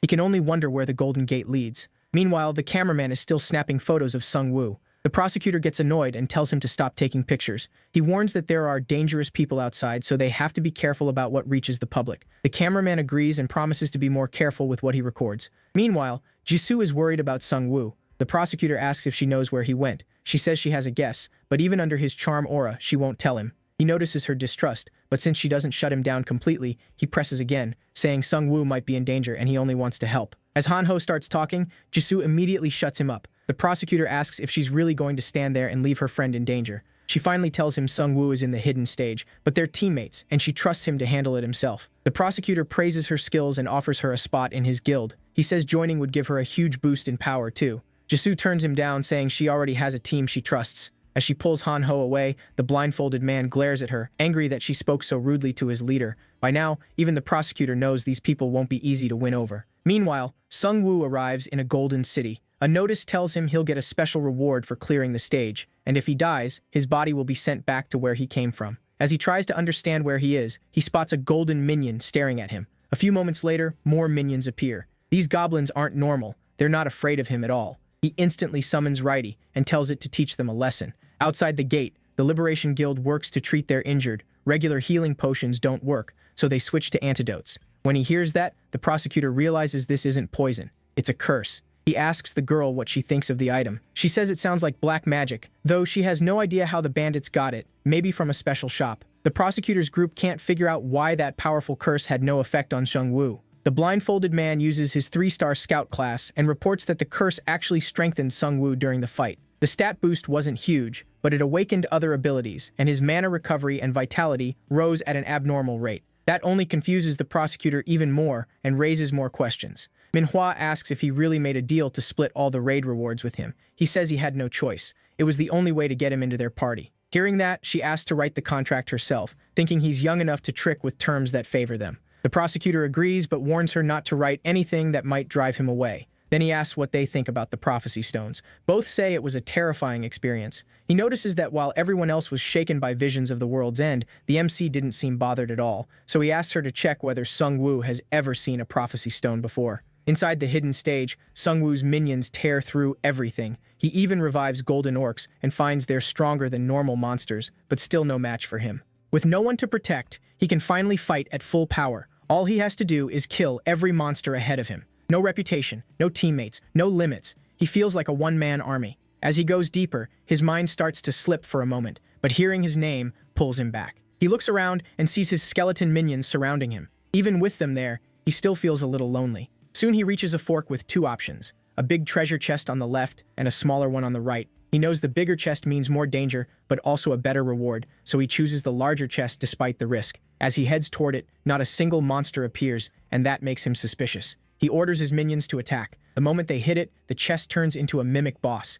Its bite is brutal, and its teeth are strong enough to shred targets. Sung Woo assumes it must be slow since it has no limbs. Because of that weakness, he thinks beating it will be easy. But the boss lunges suddenly and knocks his minions away with ease. Sung Woo gets caught in the blow and starts coughing up blood. The mimic turns even more savage and chases him while Righty struggles to hold it back. As he runs, Sung Woo realizes his mistake. He assumed a limbless boss couldn't move well. He can't believe he got that careless and wonders if the awakening messed with his judgment. Then it hits him how arrogant he'd become. He thought he didn't need teammates, but around them, he's always more careful. Just as the mimic is about to bite down on him, his minions manage to hold it back. He quickly casts Death Response inside its mouth, sending zombies in to attack from the inside. He jumps back while his minions force the mimic's jaws shut. Looking at Righty, he apologizes for failing it in battle, then uses Corpse Explosion to blow the boss apart. The blast throws everyone back. When the smoke clears, the boss is gone. He gets 1,434 points for the kill and for clearing an A-rank mission. He realizes the mimic's hard shell blocked outside attack, which meant the only way to kill it was from within. That's also why he couldn't recover health while Righty attacked it. Sung Woo takes the lesson to heart and vows not to repeat it. The world may feel like a game now, but he can still die. After healing, he moves on to the next room and finds a reward room filled with lockers he can open with his points. The loot inside is rare and can raise a player's stats and experience. None of it can be bought in regular stores. After thinking it over, he picks an oath parchment, which lets him make a pact with another player. If either side breaks the pact's terms, they die. He also takes 3 C-rank items, an upgrade stone, a strength vial, and an experience card. Once he's done, he leaves through the same golden portal. He reunites with the prosecutor, who says he was shocked to see him vanish out of nowhere. The MC apologizes for taking up his time, but the prosecutor says it was worth it and gives him a crate of potions. He also suggests posting a photo and their alliance contract online to give people hope, saying heroes like Sung Woo inspire others. Sung Woo agrees. He knows it could make him a target, but he also needs to keep a good public image. Han Ho stares at the pile of potions and can't help being impressed. He thinks the prosecutor seems like a good guy, but the MC still isn't sure. Jisoo says they should start training and get stronger now that they've joined the raiding party. The next morning, they lure in goblins and orcs with foul-smelling bait called rancid wolf meat, a failed dish from Han-Ho's mom. As the monsters rush them, the MC detonates the ones that fall, setting off a huge blast. That lets them hunt much faster than before. At the same time, Han-Ho's dad uses his new skill to set up a watch post, making the town much safer from monster attacks. While they talk, Tae-sung shows up with his biker gang and says he has urgent news for the boss. Sung Woo is caught off guard by that title. Tae-sung then says they found a store in Hyeongnam, but someone had already wrecked it. Sung Woo realizes this is turning serious. Someone is clearly hunting down the stores on purpose. Those stores matter a lot now because people can't really make supplies themselves. Without a steady supply line, they have to survive by hunting and gathering every day, since farming still doesn't seem possible. Sung Woo tells him to report any new stores to Kyungsoo right away. Every store they find needs guards, or everyone could be in danger. Then he notices some of the women in his group keeping their distance. Tae-sung says it's because he kicked Yu-jin when the vampire lord possessed her, so now they see him as a guy who hits women. Han-ho leans in and jokes that online he may be famous, but in real life, his image is awful. For once, Sung Woo is happy the forum exists. Tae-sung heads out with his gang, and Sung Woo gets ready to farm more levels. Out of nowhere, Jisoo senses danger and warns everyone to get ready. A pair of werewolves suddenly leap out from the nearby buildings. His minions move in to stop them, and just as Sung Woo is about to fire at one, another werewolf yells for him not to shoot. He's stunned. He's never heard a werewolf speak before. As the fight keeps going, one of the werewolves snatches Han-ho's bag and starts stuffing itself with the rancid wolf meat inside. While they are busy eating, Sung Woo's minions close in and surround them. He raises his crossbow and tells them to give him one good reason not to fire. 2 werewolves glance at their leader and ask what to do. The leader tells them to stay calm. They still have a chance. Sung Woo has no idea what he means. They're surrounded and have no clear way out. Then the leader lunges at the weakest orcs nearby, opening a path for the other 2 to run. The MC stops the arrows, but the other 2 still escape. Seeing him risk himself for the others, Sung Woo is impressed by his loyalty. His minions pin the leader down, and Sung Woo asks why they attacked. The leader says they lost control when they smelled the meat in Han-ho's bag. Then the MC asks how they managed to regain their senses. The leader says they were stuck on a quest that forced them to hunt and eat humans. After they finished that quest, their minds came back. The MC never knew a quest could force wolves to attack people. He thought monsters just acted on instinct. He asks if there are more like him nearby. The leader stays quiet, but Sung Woo already gets it. He asks if they were the ones destroying the stores. The werewolf says no, they aren't behind that. If they can, they avoid humans. He says another group is attacking people and wrecking stores to weaken the players. That group is led by humans called the Mad Scientists, who make dangerous items to hurt others. The MC realizes those must be the wandering merchants he heard about. He asks if the werewolf is telling him all this just to buy time for his teammates to return and rescue him. But the leader says he already told them to run and never come back if this happened. When Sung Woo finally puts his sword to the monster's neck, he expects begging, but gets the opposite. The werewolf says he's been waiting for this for a long time. He explains that during the class election event, he didn't trust the system and refused to pick a class for himself or his family. But his son loved games, chose a class card, and became the first human the werewolf ate. He says once he came back to his senses, he wanted to die. Sung Woo knows he still can't let him live, no matter how sorry he feels. With his last words, the werewolf says the game is unfair. He only made those choices to survive, and somehow they all still became the wrong ones. Sung Woo ends his pain. Han Ho feels sorry for him, knowing they are all thinking beings just trying to protect their own. The MC tells him not to get careless. Even the looters they killed before probably had families too. He tells Han Ho to get ready. They're going after the two werewolves who escaped. Jisoo asks what they'll do if they catch them, since they seem like kids. He says he doesn't plan to hurt them. He just wants to learn more about the werebeast's territory, even if none of this feels fair. By giving the werebeasts human minds, the system is creating conflict. Players want them gone, but knowing they were human makes sympathy harder to avoid. Still, he knows he can't risk mercy on creatures that can kill him and might lose control at any moment. The system built these beasts to hunt people, and their quests prove it. Sung Woo's group travels a long distance while searching for the werewolves. Then they hear voices nearby and quickly hide. They spot the two werewolves, now captured by a pack of kobolds. One kobold jokes about turning them into sausages, but the leader stops him. They're meant as gifts for the queen. The kobolds jab the werewolves with spears and drag them back to their nest. The group is confused. Kobolds are weak, yet they caught two mid-level werewolves. Sung Woo guesses their spears use some kind of paralysis poison, but he still doesn't get how they bound them so easily. They also notice a store inside the dungeon, which means no one has cleared it yet. Sung Woo tells the team they need to secure that store if they want their community to survive. Right then, a notice pops up. This dungeon is called the Venomous Spider Queen's Chambers. It's a deadly zone where 124 players have already died, and clearing it gives a 50% bonus reward. Han Ho gets nervous since they didn't bring any goblins, and this dungeon clearly favors monsters. As they move deeper in, they find people trapped in spider webs, crying out for help. Jisoo cuts the webs apart with her flaming blade and frees them. One of the survivors thanks them, but several spiders suddenly crawl out of his mouth and kill him. Sung Woo orders everyone back and blows up the bodies. He warns them to stay sharp and watch the ceiling. The spiders are coming from everywhere. The blast draws in more spiders and kobolds, and they start swarming the group. Then Han Ho suddenly throws his knife and drops one of them. That triggers his Super Saiyan form. All fired up, he enters berserk mode and starts smashing spiders and kobolds with a huge grin. The monsters panic, thinking he's the real demon, and start running. Han Ho gets drunk on the power and starts repeating Sung Woo's whole speech in his head. He even starts thinking he doesn't need the team anymore, that he can handle everything alone. Now he's basically a priest bandit. The kobolds switch tactics and order the spiders to web Han Ho from every direction. Sung Woo realizes this is how they captured the werewolves. They manage to bind Han Ho for a moment, but he tears free with a roar. The kobolds tell the spiders to keep firing webs at him, and this time they fully pin him down. Once he realizes he can't break out, Han Ho snaps back to normal and calls the MC for help. Sung Woo blows up the nearby bodies again, catching the monsters in the blast.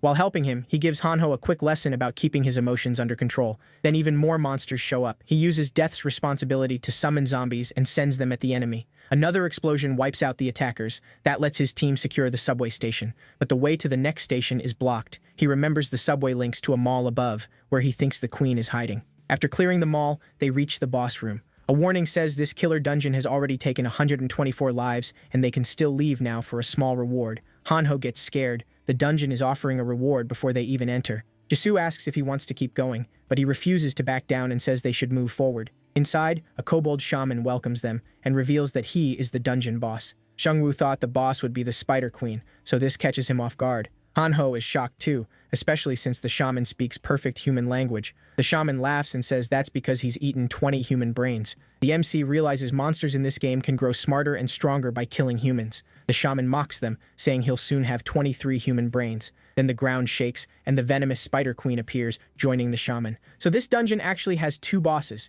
Then the two combine, the shaman becomes the brain, and the Spider Queen becomes the body. Sung Woo instantly uses Death's response and unleashes all his zombies. He plans to blow them up first, then finish the fight with his skeletons. But the Spider Queen catches his zombies in steel-like webs. Instead of killing them, she throws them away. The shaman laughs and says he already knew Sung Woo planned to blow them up. That worries the MC. This kobold seems to have gained the intelligence of the humans he ate. He watches the Spider Queen block Han Ho's thrown dagger. The kobold boasts that he is the brain and the queen is the body, and she'll protect him no matter what. When the Spider Queen fires webs, Jisoo burns through them with her flaming sword. She grins and says the queen burns just like the other spiders. The kobold shaman counters with water magic, putting out the flames and keeping Jisoo back. At the same time, the MC orders his minions to make a barrier and tells Hanho to stay with Jisoo. He says he already has a plan. As the Spider Queen smashes through his minions, he uses his necromancer skill to raise every corpse hanging above them. As the bodies rain down, he says this nest was basically built for him. Filling your home with corpses is a terrible idea when you're up against a necromancer. The revived minions rush the boss, but the Spider Queen cuts them apart with her legs. Still, one minion lands a hit on her leg. That makes her furious enough to spit poison, but poison does nothing to the undead. They're only bones. The shaman catches on fast and tells her to stop, but she's already slipping out of his control and won't listen. Shungwoo expected the shaman to figure that out. The queen wipes out the first wave of skeletons, so the MC raises even more from the bodies around them. He knows he can't drag this out much longer. His mana is running low. Most monsters fight until they burn out,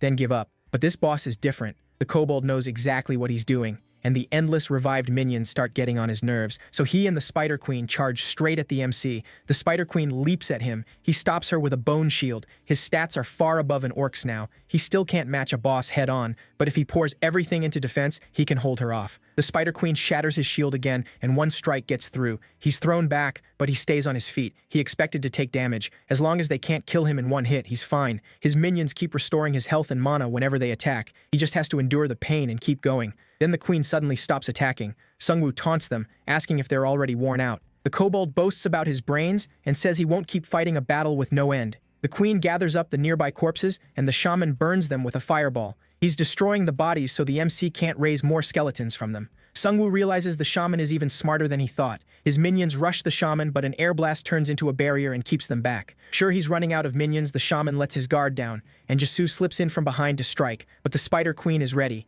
She blocks with her legs and shields the shaman, who mocks Jisoo for trying to catch him off guard. He scans the group in front of him and notices someone is missing. Then Hanho appears with the zombies and says he and Jisoo made a secret weapon just for him. The shaman calls Hanho an idiot and laughs that the zombies can't even reach them. But when he orders the queen to attack, he realizes she's no longer in control of herself. Hanho pulls out the rotten meat and reveals he smeared it on the zombies. The smell is too tempting for both the Spider Queen and the kobold shaman. Since the kobold is a monster too, he can't resist the smell either. Sungwoo knows that no matter how smart the kobold is, he still can't beat his monster instincts. The shaman tries to stop the queen, but he's too late. The MC says his goodbyes and blows up the zombies in a huge blast. At the same time, the prosecutor is fighting another boss. He cuts it in half with one sword swing, killing the man-eating bat. His troops cheer the win, and he gains experience through his crusaders. He's strong enough to hunt whatever monster he wants, and he can level through his party members too. He knows he's not in first place, but he still believes he's the stronger one. Even so, he's bothered by how fast Gangseok leveled up.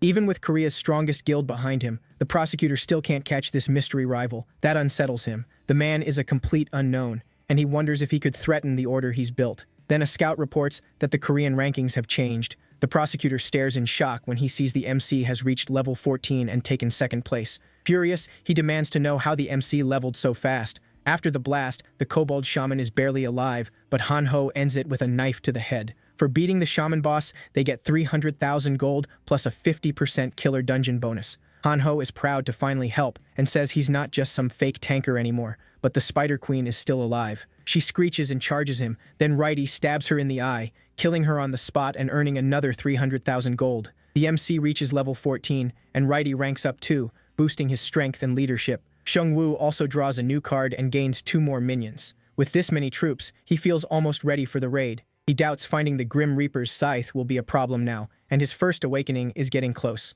which worries him a little. Jisoo says now that the dungeon is clear, they should go find the store. Later, they find a C-rank store inside the dungeon. It works like a slot machine with gold, platinum, and diamond options. Sungwoo notices the platinum option costs less in this store. Once they read the rules, they realize it's basically gambling. Hanho says he wants to meet the store manager. Meanwhile, Sungwoo starts figuring out their odds. The system gives out tokens, and the more tokens you have, the better your chance of pulling a good item. Hanho raises his hand and insists on going first, thinking it'll boost his luck. Sungwoo points out there are 3 machines so they can all play at once. After a bunch of failed spins, a message says 5 losses in a row will at least give them a low-rank item, which only annoys Hanho more. Jisoo and Sungwoo keep spinning like addicts. The system clearly raises your odds the more you play. That's how gambling hooks you. They go all in, and Hanho finally hits the jackpot. He wins a legendary magic scroll that grants 1 random skill, though it has a 50% chance to fail. Jisoo eventually stops after running out of money, but our boy isn't quitting that easily. He also hits the jackpot and gets a top-tier item, the Shadow King's ring. It gives him 3 agility, 2 health, and a shadow clone that deals 50% damage. It also unlocks a quest to collect all the Shadow King's relics for the Shadow King's crown. Since the quest is just about collecting the full set, he isn't very interested. Because Jisoo got nothing, Sungwoo gives her the Wind Spirit's bracelet. He also doesn't mind smashing the store machines. Then they head back to town to tell the others about the stores, since someone needs to guard them. Over the next few days, Sungwoo and his party work on making the town more self-sufficient. When they're ready for the next raid, Hanho tells him the app has a new feature, a live broadcast. He opens a stream that's already on, and Jisoo guesses it's just a test since all they see is an office. The MC wonders whether this came from the system or the Liberation Guild. He doesn't want to call it bad right away, but he can already see how it could shape public opinion. He realizes the prosecutor could use it to build support for his guild. He doesn't think the prosecutor is evil, but ambition can push people into bad choices. Sungwoo's jump to level 14 has clearly messed up the prosecutor's plans, making him watch Sungwoo even more closely. He knows the prosecutor will try to keep most of the raid rewards for himself, but the special oath parchment from a hidden stage might be useful soon. Then a helicopter arrives. The blindfolded man steps out and introduces himself as Minhyom Seong, lieutenant of the Crusader team. He says he's here to pick up the player in second place. While they fly, the MC asks how safe air travel is with wyverns around. The blindfolded man assures him their guild tracks every wyvern in real time. The pilots admit it's not completely safe, but they can't ignore how useful air travel is. The MC sees the advantage of a large guild with good coordination. A small survivor group like his can't do things like this. He starts wondering if there's another way to travel besides flying. Then a new raid quest appears. It'll be a competition. To get the special reward, they have to beat the raid boss solo. The boss has the Gladiator's Blessing, cutting damage from strong attacks by 90%, but that buff turns off in one-on-one combat. Whoever kills it alone also gets a special title. The blindfolded man is surprised because this wasn't part of the plan, but he trusts his sister or the prosecutor to deal with it. Watching him panic makes Hanho think they're kind of alike. The MC is shocked too, since raid bosses are usually fought by groups because they're too tough to take down alone. He gets the feeling someone is watching them. After all their prep, this sudden change feels way too deliberate. Now he has no choice but to compete with the prosecutor and the other guild members in the raid. The player guidebook shows a message from the prosecutor. 12 groups and 1,000 players will join the Yui Island boss raid, and it will be broadcast live. After that, the Liberation Guild plans to hunt monsters across Korea, then eventually the whole world. Most players are excited, but some say the MC should lead instead since he's ranked higher than the prosecutor. When Sungwoo and his team arrive, the other players are excited to see him. As they land, the prosecutor comes out to greet them himself. The MC tells him he's impressed by how organized everything is. Then he spots a camera and starts to suspect the prosecutor is using the raid for publicity. He spots a huge crowd of players and wonders if this is meant to show how outnumbered they are.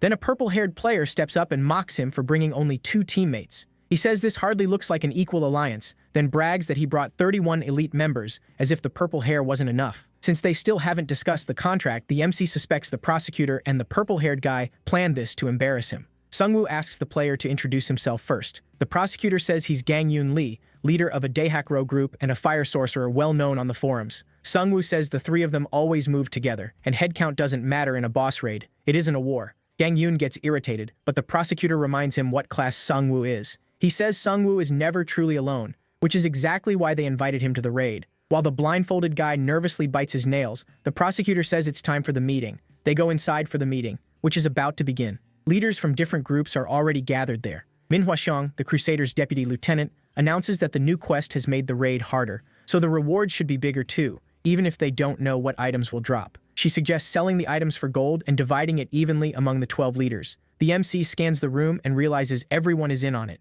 Equal splits aren't always fair, but none of the leaders object. He sees the trap now. They were with the prosecutor from the start, all tied to the Liberation Guild. Even split 12 ways, most of it still goes to them, leaving him with scraps. When Minhwa asks if anyone objects, Sungwoo raises his hand and asks why they'd split rewards evenly when the quest says someone must fight the boss alone. Whoever risks their life should get all of it. Minhwa reminds him that he was the one who first suggested sharing rewards equally. Sungwoo quickly says he asked for fairness, not equality. The other leaders reject that idea, saying everyone has different strengths. They ask if he just wants someone else to kill the boss for him. Then one leader, Anseok-gu, stands up and challenges him to a duel. He's ranked 11th and known as Iron Fist. Anseok is famous for fighting monsters with his bare hands. Sungwoo brushes him off, saying he's only mad because he knows Sungwoo is right. That only makes Anseok angrier. But the prosecutor slams the desk and says it's a great idea. Hiding his irritation, he adds that this will make the raid even more interesting. That night, Anseok vents his anger on a pack of lizard monsters.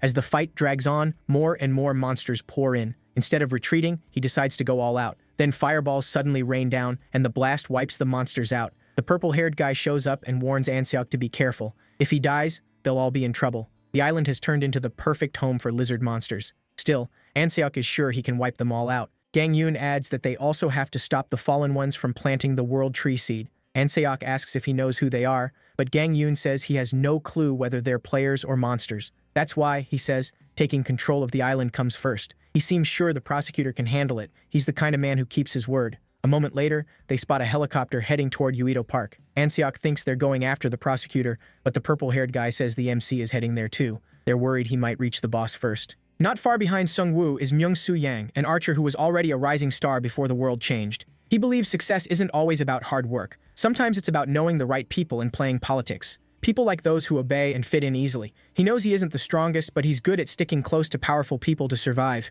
Manhwa gave him 2 weapons and told him to trip the MC during the boss fight, but things aren't going the way he expected. Watching the MC's team fight, he realizes his plan is falling apart. Jisoo's flaming sword and Han-ho's unbreakable defense barely seem real. He stares at them, wondering if they tamed some kind of new monster. On top of that, the MC is marching around with an army of armored zombies. The boost he gets from them feels a lot like the Crusaders' synergy. While he's thinking, Sung-woo glances back and asks his group if they want armor too. They say no, they're archers and wear light gear, but he puts armor on them anyway. To their surprise, they feel both lighter and safer. That pushes the MC's synergy even higher with more than 40 units. Myung-soo feels like he's helping the very man he's meant to beat and hopes it won't hurt his review. Myung-soo slips back into flattery and points ahead. Uedo Station is there, and beyond it is the park with the boss room. As they get closer, the MC grows uneasy because the water level is rising. The archer warns that lizard men are hiding in the water, waiting to ambush them, so teaming up would be smarter. He secretly thinks even the necromancer might struggle here, but Seung-woo ignores him and tells Han-ho and Jisoo to fall back. His werebear minions start hurling lizard men into the water,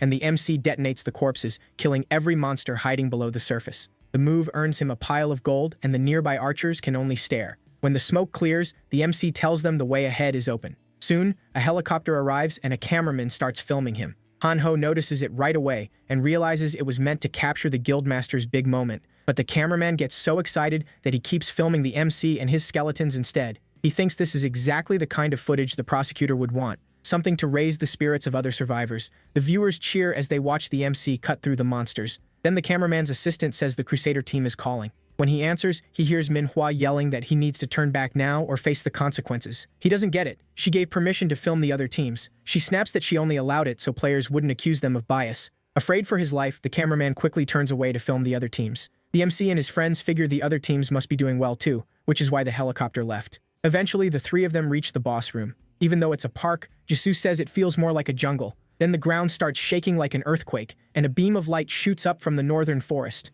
A notice appears. The raid boss, Lizardman Warlord, has spawned. It cuts concentrated attack damage by 90% and is seeking a worthy one-on-one challenger. They notice helicopters racing toward the boss. The MC realizes the prosecutor was waiting for someone else to find the boss first so he could rush in and claim the rewards.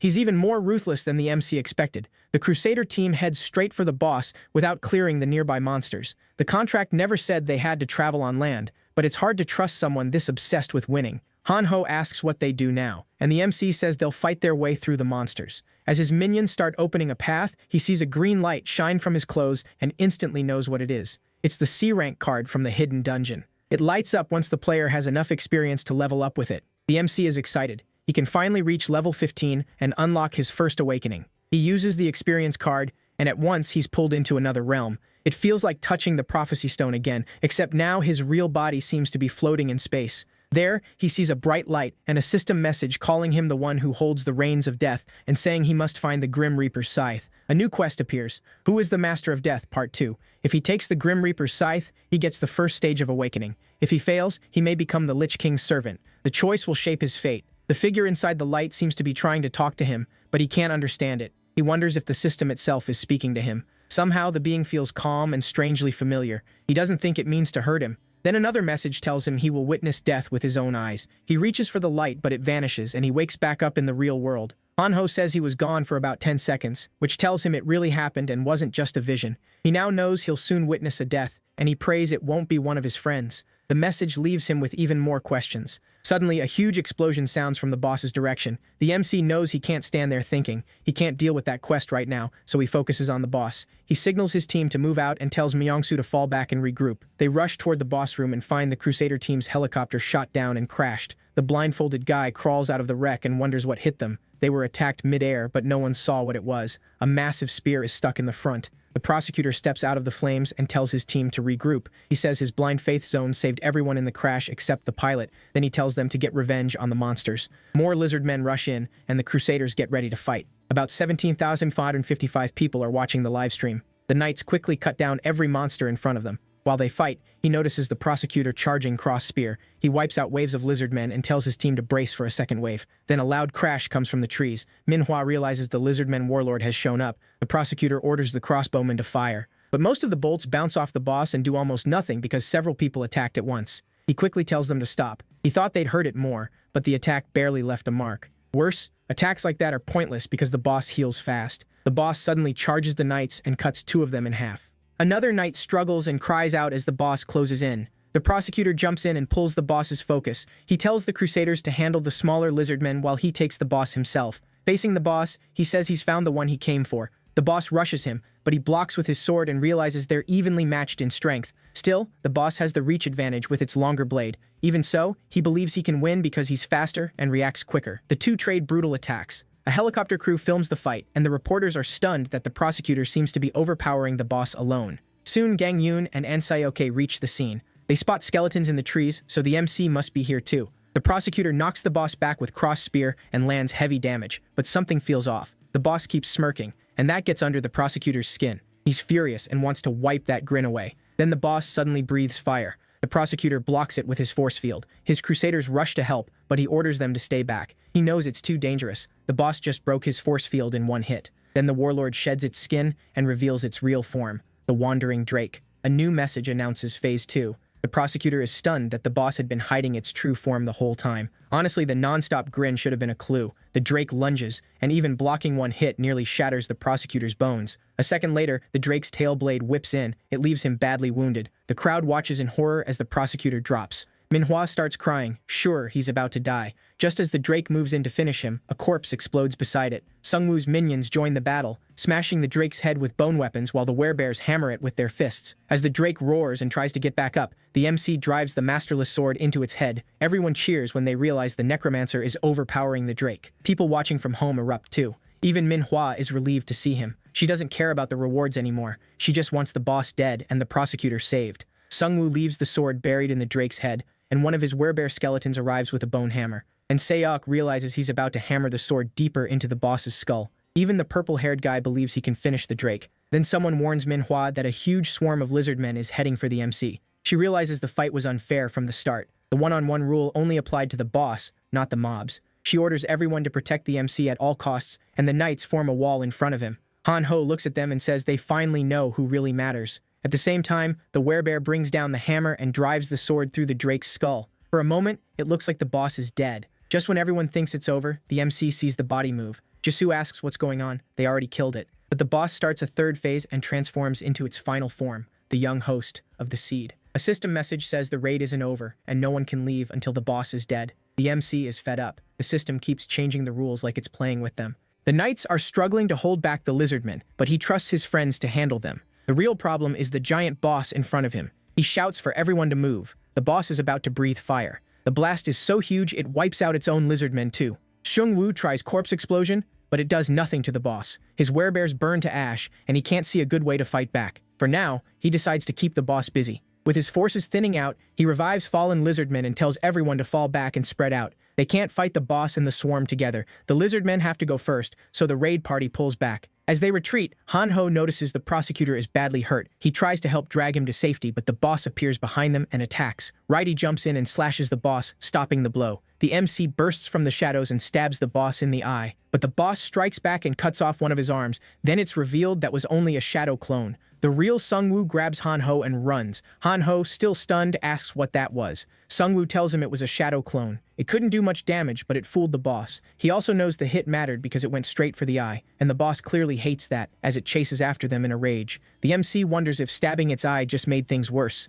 Then Jisoo lands a surprise attack on the boss, buying the others more time to retreat. Sungwoo looks at her and reminds her he told her to run. Jisoo just smiles and says the three of them always fight together. Hearing that, Sungwoo and Hanho turn back to face the boss with her. Sungwoo activates death response, and zombies rise from the ground. The boss tears through them with ease, so he blows the corpses up. He said they'd beat the boss, but he knows it won't be easy. The blast doesn't even scratch its outside, and he can't attack from within because it won't eat his minions. He keeps reviving lizardmen for Hanho and Jisoo, but the boss wipes them out right away. Then the boss prepares another fire breath. This time, Hanho and Jisoo are right behind the MC. Instead of dodging, he tries to block it with a bone shield. He barely survives, but most of his minions are gone. The boss charges again, and he's too worn out to run. As the tail swings in, Hanho jumps in front of him. The hit instantly shatters Hanho's holy force field. The boss attacks again, and Righty tries to stop it, but his sword snaps. Even so, he grabs the boss's blade and cuts off its tail. When the boss attacks once more, Righty shoves Hanho out of the way. He says his final goodbye and is crushed by the boss. Hanho snaps and charges straight at it. A weretiger grabs both Hanho and Jisoo and carries them to safety. Meanwhile, the MC faces the boss alone. Righty's sacrifice bought him enough time to recover a little. He knows the boss won't let anyone escape, so he stays behind to buy his friends as much time as he can. He summons a bone shield and sword, then takes the boss's attack head on. Now it's just him against the boss. Manhwa and the others watch in fear, realizing even he isn't strong enough for this monster. The boss smashes the MC's legs with its tail, then it gets ready to breathe fire again. Broken and exhausted, he looks up and realizes he's failed. It feels like he'll die just like his parents did. In those last moments, he thinks of the friends he made and sees that his life wasn't all bad. He finds peace knowing he at least saved them. Then the fire breath hits him directly. Hanho and Jisoo are devastated as a skeleton carries them away. After dying, the MC wakes up in that strange space again. He thinks it's a miracle he lasted this long. So much of it came down to luck, good item draws, and the friends he made. Even now, he worries about them and wonders if they survived without his skeletons. Then he hears someone call out to him. He looks up and sees the Grim Reaper. That's when he realizes he had to truly die to meet him. He asks if he's here to send him to heaven or hell. He's tired and ready for it to end. The Grim Reaper mocks him for being worn out so young. The MC is startled, then wonders if the Reaper is actually teasing him. But his surprise turns into total shock when he sees the Grim Reaper is actually his own dad. Sungwoo asks if this is real or just another trick from the system. His father says it doesn't matter. Sungwoo agrees. Dead is dead, and this feels like a fitting end. He asks if his father hated him for running from the fire. Sungwoo admits he was scared to die, so he just watched. After that, he studied and pushed himself hard to become stronger, always trying not to take on too much. But even after all that, he still feels like he failed. His father laughs and asks if that's what has been eating at him this whole time. Then he teases him again, saying he thought he'd grown up by now. He asks how a little kid could have saved them in a situation like that. And he says Sungwoo didn't run because he was scared. He ran because he followed his instructions. The fire broke out all of a sudden while they were asleep. Sungwoo and his dad got downstairs, but his mom was still trapped in her room. His dad told him to go outside and wait, and made it clear he was not to come back in. Sungwoo didn't want to leave him, but his father promised he'd save his mom. So Sungwoo had it wrong all this time. His father never abandoned them. He was trying to keep his son safe. His dad tells him again it was never his fault. As head of the family, saving them was his job. Hearing that, Sungwoo says he still couldn't save his own people, so he failed too. But his father says he didn't fail. He saved him. That makes Sungwoo realize he didn't fail either, because he saved his friends. His dad asks if he's ready to fight his way back to the real world. Sungwoo smiles and says he can't just go quietly with him. His father points to a bright light and says that's the path back. Before leaving, Sungwoo looks at his dad one more time. He's happy they got to meet again after so many years. Then his father stops him and hands him a scythe. The moment he takes it, he gets his first awakening and a new skill. Back in the real world, the boss keeps tearing everything apart. Jisoo and Hanho still can't accept that Sungwoo is dead. The prosecutor wakes up, crushed by guilt over his reckless choices. He sees the bitter looks from Sungwoo's friends. Deep down, he knows he deserves them. He remembers Hanho saving him when he couldn't move. Maybe Hanho's passive skill played a part, but he was still the only one who came for him. He pushed away his strongest ally and made plans without him. Now he knows he has to fix this, or the world is done. The blindfolded man runs over the moment he sees him awake. The prosecutor realizes Hanho saved him earlier, which means Manhwa left him behind. They begin pulling back from the battlefield. As they retreat, the prosecutor apologizes to Sungwoo and vows to protect his friends as best he can. Then the sky suddenly goes dark. A warning message appears. The Great Spirit has been activated in their area. Manhwa spots a green light in the black fog and wonders if Sungwoo caused it. Then our guy appears, looking like a Lich King. Manhwa and her crew panic, thinking he turned into a lich after dying. Sungwoo can barely feel anything. his senses are dulled, and he isn't even sure he's alive. Then a notice says he's been revived by a special necromancer feature, now on a 31-day cooldown. His first awakening lets him summon the Grim Reaper Scythe and raise large monsters for his army. He also gets a secret store coupon for being the 9th player to reach first awakening. He can summon the Grim Reaper Scythe once a day for 1 hour and transform into a lich. The skill adds 50 minions, boosts all stats by 10, and lets him revive and heal undead without limit. Now he's ready to fight the Drake boss again. He calls out to the Drake and says it's time for Phase 2. Han-Ho and Jisoo rush toward the boss when they see Sung-Woo use his Great Spirit skill. The prosecutor stares, wondering how Sung-Woo survived a hit like that. As his friends run toward him in excitement, they realize the Sung-Woo in front of them looks completely different, almost like a monster. Jisoo spots the scythe in his hand and figures this must be what happened after he cleared his quest. The Drake attacks his minions, wiping out most of them in one blow, but his new skill brings them right back. Manhwa and her crew cheer when the minions rise again. Then the Drake unleashes a huge blast of fire, and Sung-Woo blocks it with a giant shield. Just before the flames hit the prosecutor and the others, Righty spins and blows the fire away. Han-Ho is so happy he runs up and hugs Righty. Sung-Woo, though, is on a whole different level. He asks the Drake why it stopped attacking. The monster is nearly out of health, while he's still fresh thanks to endless mana. He revives more minions, and they swarm the Drake until sheer numbers overwhelm it. Then he uses weapon creation to make bone chains and lock the Drake down.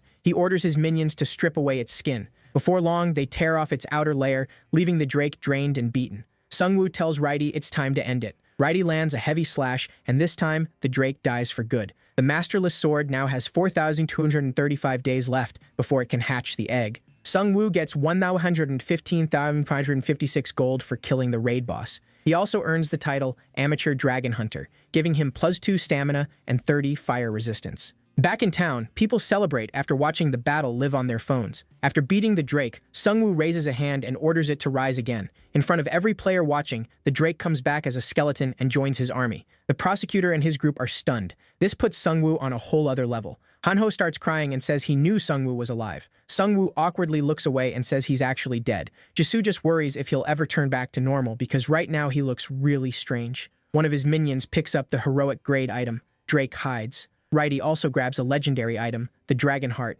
and hands it to Sung-Woo. It's a crafting material used to make other items. Sung-Woo also gets the Seed of the World Tree, a godly item with unknown effects tied to the prophecy they saw earlier. He realizes the mysterious fallen ones may come after it. Then the photographer walks up and asks for a few words after that insane battle. Sung-Woo warns him not to trust any group that promises safety. Every group taking in survivors so far has failed. The system keeps testing groups, and a lot of those trials aren't fair to lone players. So he says, everyone needs to grow stronger on their own if they want to live. Suddenly, the ground starts shaking, and a huge blast erupts near Yeongdeungpo Station. Manhwa tells the prosecutor their base is under attack. He immediately orders everyone back to the station. Sung-Woo sees the black smoke from the blast and realizes it's the breath of the abyss. He wonders if the group making deadly bombs is behind it. As the helicopters lift off toward town, the prosecutor drops to his knees and begs Sung-Woo to help. He says the station is full of non-combatants, and in his current shape, he can't protect them. Sung-Woo knows he can't ignore whoever attacked the town. He tells the prosecutor they still need a long talk, but for now, he'll help. The helicopters have to land outside since they can't fly through the smoke.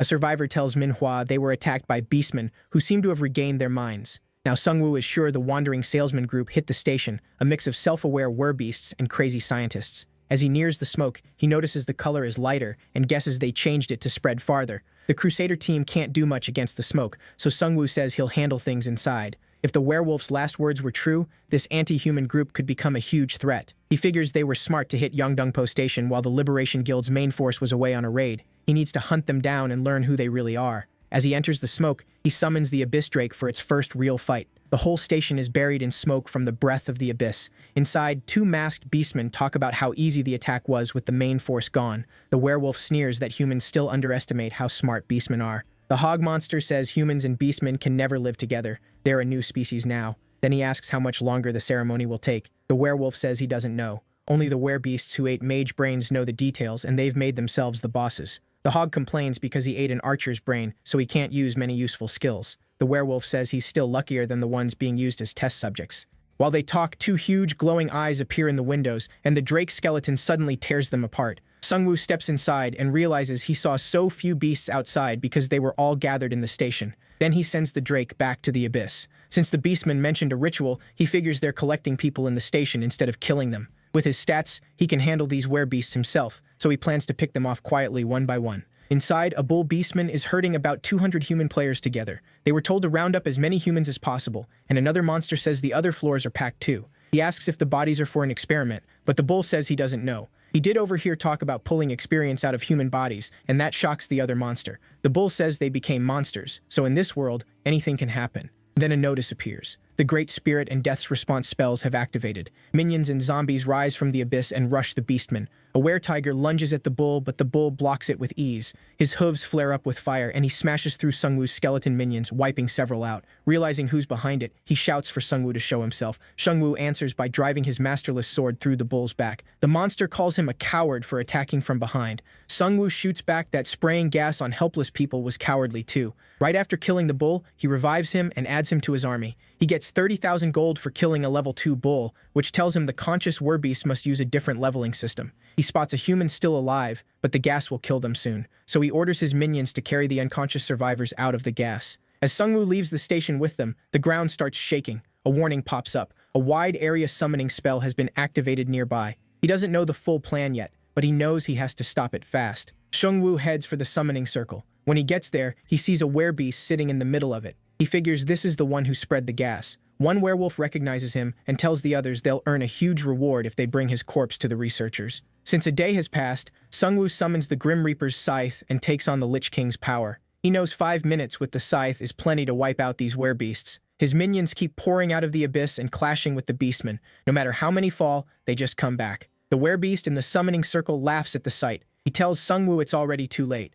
Then another notice appears. The summoning spell has finished activating. The werebeast rises and mocks them for streaming the raid online. Thanks to that, they learned exactly how many resources were spent to beat the boss. While he's bragging, one of Sungwoo's minions bites the werewolf mage and hurls him off the roof. Sungwoo steps in front of him and demands to know what he summoned. The werewolf just laughs and says they're all doomed. Yeondongpo Station starts breaking apart, and a notice warns that a raid boss is about to appear. At the same time, the prosecutor is still trying to recover with healing potions. He's angry at himself for being so overconfident. Han-ho and Jisoo see Sungwoo's minions bringing back the rescued survivors, and everyone cheers. The prosecutor realizes he was doing it all wrong. Building a huge group wasn't the answer. It wasn't that he couldn't survive alone. He just believed everyone else couldn't survive without him. As the breath of the abyss starts to clear, another warning appears. A wide area summoning spell has been activated. Jisoo and the others race toward the station. When they arrive, the building is collapsing, and a giant ogre gladiator drops down, the raid boss. The werewolf laughs, saying Sungwoo can't beat this boss after the fight he just had.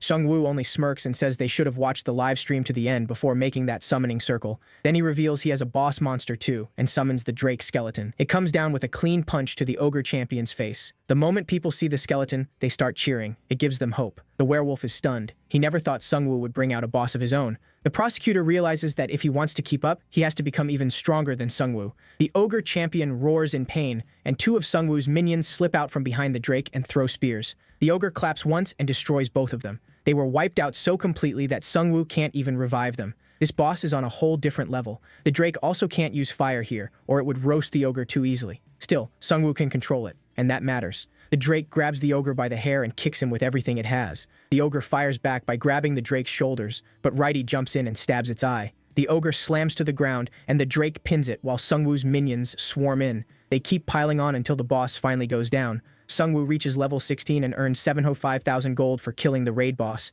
He upgrades Death's Response. Now it summons 15 masterless zombies for 100 mana, lasts 20 minutes, and has a 30-minute cooldown. He's happy about the level and gold, but the real prize is the ogre itself. Now he can use it as a minion. The ogre already has a heroic rank bracelet, Protection of the Thunder God. It burns all mana for a huge attack boost, but after one use, the wearer loses mana for 24 hours. Since the ogre has no mana anyway, Sungwoo lets it keep the bracelet. Now both of his boss-class minions fight on the same side. The werewolf stares in total disbelief. Sungwoo tells him he's really good at making monsters join him. Then he drives the scythe into him and says the joking is over. Before Sungwoo can question him, the werewolf dies. Jisoo suggests their leaders planted something in them so they couldn't spill any information. The prosecutor is frustrated. It could have told them a lot about the group. Then Sungwoo remembers the memory fragments. He revives the werewolf and looks through his memories. Sungwoo thinks the system is clearly pushing them somewhere. First vampires, now werbeasts. In the memory, he sees the werewolf and other beastmen heading to Yeondongpo Station. The werewolf is watching the boss raid livestream, but another monster tells him to turn it off because they're almost there. Now Sungwoo understands why the werewolf never watched the ending. One of them mentions a rumor that their mission isn't only to attack the Liberation Guild. The other monster brushes it off and says he doesn't know what he's talking about. The werewolf asks what the higher-ups are really planning, but the other beast says their only job is hitting the Liberation Guild while they have the chance. Then the werewolf brings up Yui Island, where the mad scientists were trying to build a lab. That shocks Sungwoo, because it's where the second bad ending happened. The werewolf keeps talking about their plan, and just as he's about to reveal something important about the scientists, the other beast cuts him off. When Sungwoo comes out of the memory, the others ask what he learned. He says the beastmen attacked Yeondongpo Station to take control of Yui Island. He also found traces leading to Cinderim. Now he needs to learn what the group wants there. Cinderim Station is the main transfer point between Seoul subway lines 1 and 2. A lot of people used it every day, which means it's packed with humans, and perfect test subjects for the scientists. One mad scientist laughs, praising the monsters for setting up a lab near Yeondongpo Station. To him, it means endless test subjects, basically a dream. His assistant says they need more freezers and complains about the awful stink of rotting corpses. The scientist shrugs it off and tells him to get used to the spell. The mouse monster says that's easy for him to say. His sense of smell is much stronger. Annoyed, the scientist asks if he knows how bad he smells, then asks if he wants to become human again. The rat monster quickly says yes. He never chose to become a werebeast. Without even turning around, the scientist says he should volunteer as a test subject for the head researcher. The mouse starts shaking and nervously asks if he's serious. The scientist laughs and says he's only joking. Still, he says the rat should think about it, since were-rats are treated like the lowest class among werebeasts. Then a dog werebeast rushes in, saying a dragon is outside tearing buildings apart. The scientist looks annoyed and asks if the dog has been taking drugs, but the dog frantically shakes his head. Realizing it's real, the scientist orders the dog to take him to the dragon. As the scientist and the werebeasts rush out with buffs on them, one says their Yeondongpo raid failed. When they finally face the drake, they realize just how huge it is. The scientist nearly faints. He never expected to see something like a real dinosaur. Sungwoo's party charges in with the drake, and the scientist recognizes them from the Yui Island raid. Knowing he can't fight that thing, he turns to run and orders the dog to stall them while the others pack up. As they hurry down the stairs, the were-rat suddenly stops. The scientist yells, and the rat says he smells something familiar. The scientist snaps at him to move. They still have a lot to pack. Once they start moving again, the rat suddenly senses danger. He jumps in just in time, saving the scientist from flying boxes. Then Sungwoo appears right behind them. He says the delivery was wrong, so he's here for a refund. The scientist tries to play dumb, so Sungwoo calls in the giant orc and reminds the scientist he sent that monster after him. He scans the lab and spots both human and monster bodies. He guessed part of it from the werewolf's memory fragments, but now he sees they're even worse than he thought. He asks the scientist if he's ashamed that his sick hobby got exposed. The scientist snaps, insisting they're trying to improve the human race. He rants about making a superior humanity, so Sungwoo shuts him up with a shot to the leg. The rat tries to help him up, but the scientist jams him with an experimental serum to turn him into a stronger beast. The rat's body swells with power. Sungwoo quickly uses the Shadow King ring to summon a clone. Both of them fire crossbows at it. The rat tears through the clone, and Sungwoo realizes its attack power jumped a lot. But then the orc boss minion crushes it underfoot, killing it on the spot. Sungwoo gets 13,000 gold for killing a mutant were-rat. The scientist, still on the floor, tries to inject himself. Before he can, Sungwoo slices off one of his arms. He warns that if he tries anything else, he'll start cutting lower. Foaming at the mouth, the scientist admits he sent the rat to stall for time so he could inject himself. As he dies, he says his colleagues will turn Sungwoo into a fine test subject. Sungwoo just smiles and says he doesn't need torture to get answers. He'll revive him as a minion and read his memories. But when he tries to resurrect him, a message says, living beings can't be revived. The scientist was faking his death. Mad, Sungwoo hits him right where it hurts. The scientist screams and finally breaks, offering all his inventions if Sungwoo lets him live. Sungwoo is done listening and stabs him. Then he revives the scientist and checks his memory fragments. In the memory, the scientist is sitting there when a man tells him it's time to earn his doctorate and become head of the whole division. Sungwoo realizes this is the man behind the wandering merchants. The man orders the scientist to make large amounts of gas and asks if he can handle it alone. The scientist eagerly says yes, he invented the poison gas, and asks if he should make enough to release across all of Yeongdongpo. The man says they likely won't need that much. They only need to wipe out the small fry, while the werebeast sorcerers teleport in the 3 captured raid bosses. Sungwoo is stunned to hear they captured 3 raid bosses. The scientist questions whether the werebeast they caught can really be trusted with something this important. The mysterious man tells him to watch his mouth. The plan can't work without them. He also mentions 4 beasts even stronger than the top-ranked players, saying they'll be needed later. Sungwoo can't understand how beasts could be stronger than top players. They never drew cards and lost so much time, so that shouldn't be possible. Then it hits him. The werebeasts aren't human. They may level up in their own way, different from players. On top of that, the beasts and the scientist got special quests too. Sungwoo knows those quests can make someone much stronger, much faster. Hearing how strong they are, the scientist says he wants to dissect them. The man reminds him their goal isn't to wipe out all players, just kill some of the ants. The scientist jumps up, thrilled, and says humans can evolve into a whole new species. Sungwoo figures this must connect to the scientist's exclusive quest. A white werewolf walks in and sees them talking. Sungwoo recognizes him from an earlier memory. The scientist says the werewolf is one of the 4 beasts and a grand sorcerer, but the werewolf says he isn't a mage. He walks over while the scientist hides behind the boss, saying people only think that because he carries a staff. The scientist is shocked that the werewolf knows his name. Then the werewolf hits him with a flash of light, sending him into panic. He tells the scientist not to worry. Since they're traveling together, they'll be alerted if either one is in danger. But he actually touched him to use psychometry, letting him see Sungwoo. Sungwoo is shocked the werewolf noticed him at all. The werewolf already knows about him and wonders how he found the Cinderum branch so fast. Sungwoo realizes it must be one of the werewolf's spells. The werewolf looks straight at him and asks if he can really read the memories of the dead. Sungwoo says the Cinderum branch was empty and asks if the real base is somewhere else. The werewolf tells him to leave Yongdongpo before this fight goes any further. They'll win in the end. Sungwoo is shaken, but he still wants to learn as much as he can from this beast. He asks who they are, and the werewolf gives him one name, Evolutionary Society. Then the werewolf uses a skill on him and says that name will soon bring humanity to ruin. Sungwoo comes out of the memory and realizes the enemy can use psychometry too. He recalls the boss mentioning 3 raid bosses in a row. They may change plans after the first one failed, but he still can't relax. Righty hands him a map he found with 3 marked spots, A, B, and C. The first is Yui Island, the second is Sosa in Buchin, and the third is Byomji Station in Anyang. All the arrows point to Yui Island, so Sungwoo thinks that's where the raid bosses were being gathered. He already stopped Drake before they could capture him, and also took out the Ogre Champion, so only one boss is left, and there's still another Evolutionary Society branch. Back at Yongdongpo Station, everyone is rebuilding. When Manhwa comes to ask about the mission, Sungwoo tells her to gather info on raid bosses in Buchin and Anyang. He plans to discuss the rest with the prosecutor and finds him buried in work. The prosecutor looks up and asks if he learned anything.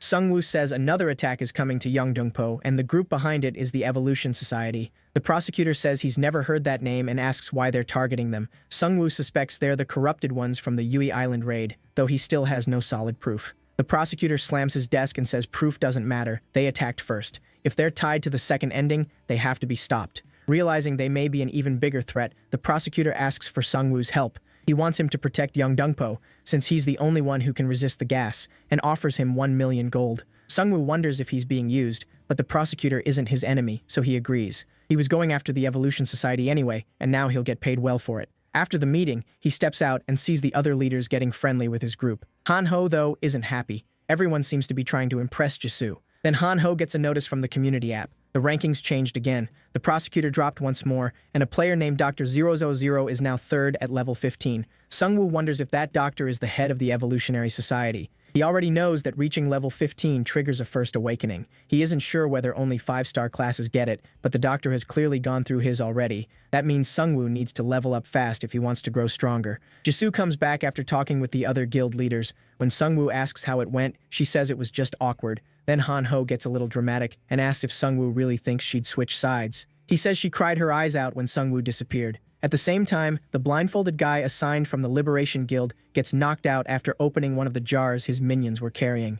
The jars, made by the scientist, hold a deadly gas called Breath of the Abyss that leaks out when opened. Sungwoo warns Minhum not to touch them again. The guy points to himself and declares that he's officially their liaison now. He says he squeezed them into his busy schedule because they're such important allies, though really, he got demoted and stuck doing grunt work. He adds that his guild is gathering the information Sungwoo wanted. As they head toward the other guild members, Sungwoo asks Han-ho if Jisoo was really that upset when he died. Han-ho leans in and says she really did cry a little, but he says the only time he cried was when Righty died. That makes Sungwoo realize that if both he and Righty were in danger, Han-ho would probably save Righty first. Meanwhile, the prosecutor keeps thinking about the recent boss raid and his talk with Sungwoo. He knows he rushed in too hard, going straight for the boss without clearing the lower minions first. If word gets out, his image could take a major hit, especially now that many strong players admire Sungwoo and Righty more. Then he receives a special promotion quest. Train 30 Crusaders to level 10 to unlock his first awakening. He knows he has to clear it fast if he wants to stay ahead of the other 5-star players. But after losing 6 Crusaders in the last raid, he only has 14 left, so the mission won't be easy. Even so, he's set on seeing it through and getting stronger. He decides to hunt with his guild and raise new crusaders. He gathers everyone and says they'll start hunting tomorrow. Manhwa says rebuilding the station will take a lot of people and time, so this isn't the best moment to go hunting. The prosecutor pushes back, saying they have to move fast to keep up with the other players and prepare for the next attack. He says the MC will handle the Evolutionary Society and serve as their guild's guard dog. Then the prosecutor gives a loud pep talk that lifts everyone's spirits. Meanwhile, the blindfolded guy introduces the MC to an informant who has been tracking what happened at Sosa and Byomgi stations. He says an ogre boss appeared in Sosa, but after that, all news about it vanished, like someone is hiding the truth. Meanwhile, Byomgi station is covered in black fog and crawling with zombies. Shengwu looks at Han Ho, who seems oddly enlightened. He tells him the town is safe and Taisheng is keeping the safety zone stable. The MC already cleared the bosses on Yui Island and at Sosa, so only the one at Byomgi station remains. The posts about that station tell people to stay away because of the gas. The MC thinks it's tied to the Evolutionary Society's Breath of the Abyss tests. There's a good chance they have a lab there. He calls over the blindfolded guy and asks if he can borrow a helicopter. Somewhere else, players are desperately trying to hold off a zombie horde at the last barricade. They fire at the swarm, trying to protect the shelter, but the bullets barely slow the zombies down. The players know they have to stop them here, or the shelter will be overrun. They decide to split the horde and strike. They step in front of the zombies and try to lure them away. As the zombies rush in, Jisoo shows up and cuts down several at once with a heavy attack. The MC follows right behind her, sending his ogre boss crashing through the horde. He has activated the bracelet, giving the boss massive attack power. When the others spot the skeletons, they're relieved. The necromancer came to help. Back at base, everyone is still waiting for the MC's group to return. Han Ho comes back grinning and announces that their hero has arrived, meaning himself, of course. He says he and the MC handled everything, but Han Ho's dad ignores that and asks if he came back alone. Han Ho turns serious and says someone has to stay and guard the town since another attack could come any time. The others figure he's been demoted. He adds that the safety zone needs gold to stay active, so he brought plenty to keep it running. He says they may think he got left behind, but he has proof of how much the MC cares about him. He opens a bag, and Righty pops out tied up with a rope, like Han Ho's own little Pokemon. After seeing Righty, everyone gets excited since they trust him way more than Han Ho. Meanwhile, at the university hospital, some kids peek at the MC through the door. They're amazed by him and call him a symbol of justice and truth. Jisoo watches the kids staring at them and feels glad they got there in time to save them. While she talks, the MC notices blood on her face and neck. She says she's used to the smell by now and just wipes it off with her coat. They've both been through life or death moments together, but they still haven't really talked much, and the MC realizes he barely knows her. He brings up her home and asks if she ever thinks about going back. She says her family is probably fine, so she doesn't plan to return. They weren't great people anyway, and she was glad to leave them behind. To her, life only got better after she left, until the apocalypse changed everything. The MC feels bad after hearing that, but he's also glad she won't be leaving them anytime soon. Then a man in a white coat slides the door open. He introduces himself as Minseok An, apologizes for the wait, and says he's the leader here. As Shengwu shakes his hand and introduces himself, Minseok says he already knows who he is. He knows Jisoo too, though her nickname isn't exactly flattering. Seeing her confusion, he says the kids really took to it and apologizes. Smiling, she says it's fine, but she really wants to know who started it. Whoever named her that is about to vanish. After bringing up their nicknames, the man says they need to leave. He explains that zombies have surrounded the area for 3 days, and they're running out of options. When Jisoo asks why they don't just escape, he says a local quest has trapped them, and everyone there got it. They leave the building, zombies hunt them. The longer they stay outside, the more come after them. With children and elders there, escape is too risky. The MC realizes this group has gotten too weak. They wanted to help people, but without a real plan, they can't handle this quest. The leader asks them to leave before midnight so they don't get dragged into this mess. Sungwoo looks him in the eyes, realizes he wants help, even while telling them to go. He says he's staying. They came to help this station. They thank them for being willing to help. The wife asks if the two of them want to share a room. At that, Jisoo's head practically bursts into flames, and both of them quickly ask for separate rooms. That night, the kids come by and ask if they can come in. Jisoo smiles and says they all can. The kids are thrilled to meet the necromancer and the red demon. One child asks the MC if he can show them a skeleton. Sungwoo knows exactly which one to bring out. He summons Righty, and all the kids instantly think he's cute. That night in bed, the MC thinks about the smiles on the kids' faces. He can't believe something like that still exists in this world. He gets a quest called Death Comes for the City. It says he can run from death or face it, but either way, death will follow. Once he goes outside, the zombies will hunt him. Then the quest suddenly gets harder because the system detected a player above level 15 nearby, and the MC jumps out of bed. At the same time, Jisoo comes in and says something is happening all across the city. With her sharp senses, she feels vibrations from outside. It sounds like zombies have surrounded the building. A new alert warns that the zombies will now hunt all survivors, inside or outside. Minseok comes to the MC and says this has never happened before. The zombies only hunted people outside. Xiangwu says the quest got harder because stronger players are nearby. It feels like the system is playing with them. He starts summoning his minions and says it's time to fight back against the system.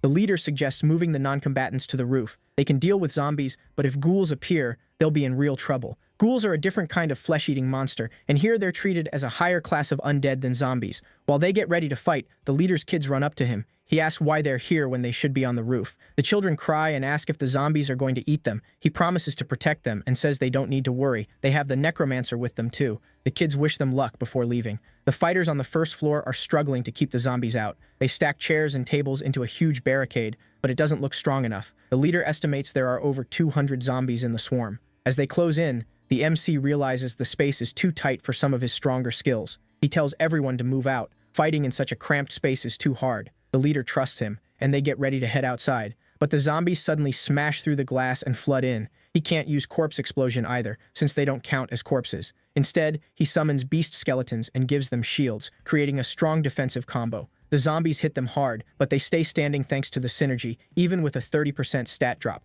Zombie wounds can infect players, but his minions are immune. With their shields up, his minions manage to hold the horde back. The leader cuts down zombies with his Pressure of Valor skill and carves through more using Tornado Blade. The MC sees how well he fights and figures he may be at least a 4-star knight. He orders his shielded minions to fall back, then blows up dead zombies to clear the entrance. He quickly realizes he has to be careful. There are kids inside. If he keeps using explosions, he could wreck the building too. More zombies pile up outside, frustrating the group. So they move outside to fight with more room. Now free to use his magic, the MC summons his Drake, and it starts tearing through zombies on all sides.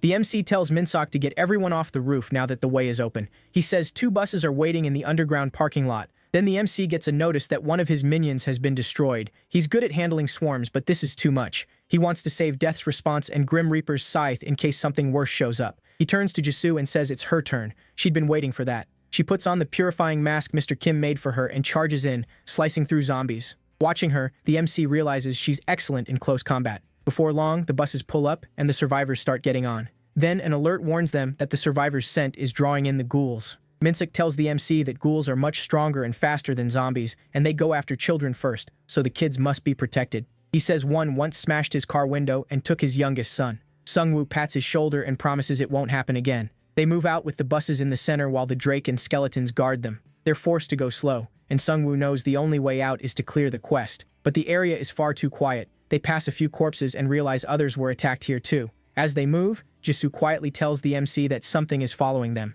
The other players panic, afraid it's the ghouls. A ghoul suddenly jumps them. Jisoo tries to warn a player, but she's too late. The ghoul kills him and rushes straight for the bus. Jisoo cuts it down with her sword before it can reach the children's bus. The MC realizes how fast the ghouls are. Only Jisoo can react in time. Then more ghouls appear, along with another wave of zombies. Minsok stares at the monsters ahead, eyes wide. He asks Sungwoo whether players keep their minds after being turned into skeletons. The MC realizes he's asking to be turned into a skeleton if he dies. Just as the leader starts to ask a favor, the ghouls strike again. Everyone rushes to protect the children, the ghouls' main target. Even with the Drake, the MC struggles against the ghouls because they move so fast and so wildly. A few of them leap onto the bus, but the werebeast skeletons bring them down. The ghouls hit back and start tearing the skeletons apart. Minsok blasts one ghoul with a spell, but while he's focused on that, another sneaks up behind him. He barely blocks the attack with his shield. At the same time, the MC revives a ghoul and makes it his minion. He's surprised by how well they regenerate. He tells the leader he'll handle it now and summons the Reaper's Scythe. He wanted to save it, but things are getting too dangerous. Using the Lich King's power, he starts turning the ghouls into his own minions. He also notices Minsok can really fight. His attacks are smart, and he always aims for the weakest spots. His style is rougher, but in pure combat skill, he seems about on the prosecutor's level. With Sungwoo's Drake and Ogre Boss, they manage to hold the horde back. The MC realizes they're only standing their ground because everyone is fighting for their families, and he knows he has to get even stronger. Even with all of them fighting, one ghoul still gets inside a bus. It goes straight for Minsok's wife and children. An old man steps in to protect them, but the ghoul stabs him and kills him instantly. Minsok tries to use Wall of Bravery, but it's still on cooldown. Refusing to lose anyone else, he throws himself at the ghoul and shoves it down the stairs. He kills it, but he's badly hurt too. Sungwoo turns to grab a potion, but Minsok stops him and says it's too late. With his last breath, he asks the MC to protect his family, and to use his body as a minion. The MC then gets an exclusive quest. Minsok died in battle without finishing his duty. He can command Minsok's body, but only if he honors the man's final wish and protects his family. If he does, he'll gain the knight's absolute loyalty. He can also refuse and let him die. The MC is angry with the system for giving him another quest like the one he got after the professor died on campus. With no real choice, he accepts Minsok's final request. Minsok finds himself floating in empty darkness. He wonders if this is the afterlife. A Grim Reaper appears before him and says it isn't. Not yet. Minseok is crushed that he may never see his family again. All he wanted was to protect them, but this world took everything from him. The Grim Reaper tells him the MC is turning him into undead and will protect his family. Then he tells Minseok to accept death and forget it all, because now it's time to brokenhearted. Minseok begs to keep his memories so he can still protect his family. The Reaper says someone stronger will protect them now, but Minseok still can't let go. He's the head of the family, and protecting them is his duty. So the Grim Reaper grants his wish and turns him into a skeleton knight with his memories intact. Sungwoo gets a message saying Minseok has been revived as a death knight. Even more shocking, he kept his memories, making him one of the strangest undead Sungwoo has ever seen. He wants to ask a lot of questions, but there are still plenty of ghouls left, so they jump back into the fight. As the battle goes on, Jisoo cuts through ghouls with her flaming sword. Another player calls out that they need help keeping the ghouls away from the buses. She realizes they've pushed too deep into the enemy side. When she runs back, zombies and ghouls close in around her. One ghoul gets into the bus and lunges at the wife, but Minseok cuts it down at once. He realizes the ghouls fear him because he's a higher form of undead. He can also feel the emotions of the skeletons. He keeps cutting ghouls down and calls them weaklings. The other players watch in shock. He looks nothing like the other skeletons, far stronger. When he sees some ghouls trying to run, he uses his spell to trap them. Sungwoo thinks sending him against the ghouls was the right call. Minseok feels odd fighting without a shield and starts thinking about getting one. Meanwhile, the MC checks his stats. Level 12, Death Knight class, with 2 skills, one that summons chains to bind enemies, and one that grants lifesteal. Jisoo walks up and says they've wiped out all the ghouls. Then she notices the Death Knight and asks what it is. Sungwoo awkwardly says he'll explain later. They finally stop to rest, but the MC knows they need to reach Byumgai Station as soon as possible. Their enemies have messed with them long enough, now it's their turn. When they finally reach the station, the black smoke is even thicker. Sungwoo asks Minseok if he wants to tell his family what happened, but Minseok says he's not ready. There are more urgent problems right now. As they move on, Jisoo comes running back, coughing. She says her mask is useless against the smoke ahead. Sungwoo realizes he can't take her any farther, so he goes on with the Death Knight and Righty since the smoke doesn't affect them. Inside, the place is quiet, and he doesn't see anyone guarding it. He figures they can't post guards here because of the smoke. Even so, he still can't tell how they're keeping the raid bosses locked up. He guesses they use some kind of magic to seal it without killing it. The Death Knight tells him to move faster. They need to finish the quest quickly. Sungwoo asks if he's worried about his family. He says Jisoo is protecting them. Sungwoo also has to wait until midnight because Reaper's scythe is still on cooldown. They're heading into the enemy's hidden base, and he knows things could turn ugly fast. Farther in, they find a note from the Ministry of Interior and Safety Emergency Action Committee. The Death Knight recognizes it as a government seal and wonders if this group works for them. The MC is shocked and trusts the government even less. They keep going deeper inside when a notice suddenly appears. The Ghoul King raid boss has spawned. The Death Knight sees that its arms and legs have already been cut off. Then they get another warning. An abyss rupture is forming nearby. Portals open, and zombies can now pour in without end. Sungwoo finally understands where all the zombies have been coming from. As they wonder who set this up, a voice speaks behind them. It's the doctor, and he's not alone. He says they released the gas when the quest level rose, which led the test subject right to them. Then he offers a deal instead of a fight. He says Sungwoo has a class tied to death while he studies death itself. The MC asks what he means by that. The doctor says he studies abyss energy as part of an experiment in human evolution. He believes humanity has to break its current shell and evolve beyond itself. The MC realizes everything is connected. The doctor says that by capturing the Ghoul King and experimenting with death, they're getting closer to the so-called happy ending the system set up. That means the Evolution Society has a prophecy stone too. The doctor asks Sungwoo to join them, saying it would help him too. Sungwoo shuts him down right away. He asks if the doctor really expects him to become the game's puppet and work for him. He's sickened by the human experiments and poison gas. To him, this isn't for the greater good. They're just sacrificing everyone else to save themselves. The doctor lets out a sigh and says that in the real world, he could have shown him the wonders of science. But this isn't that world. Once he sees Sungwoo won't budge, the doctor tells one of his men to release the Ghoul King. Sungwoo warns him to stop and sends his minions in.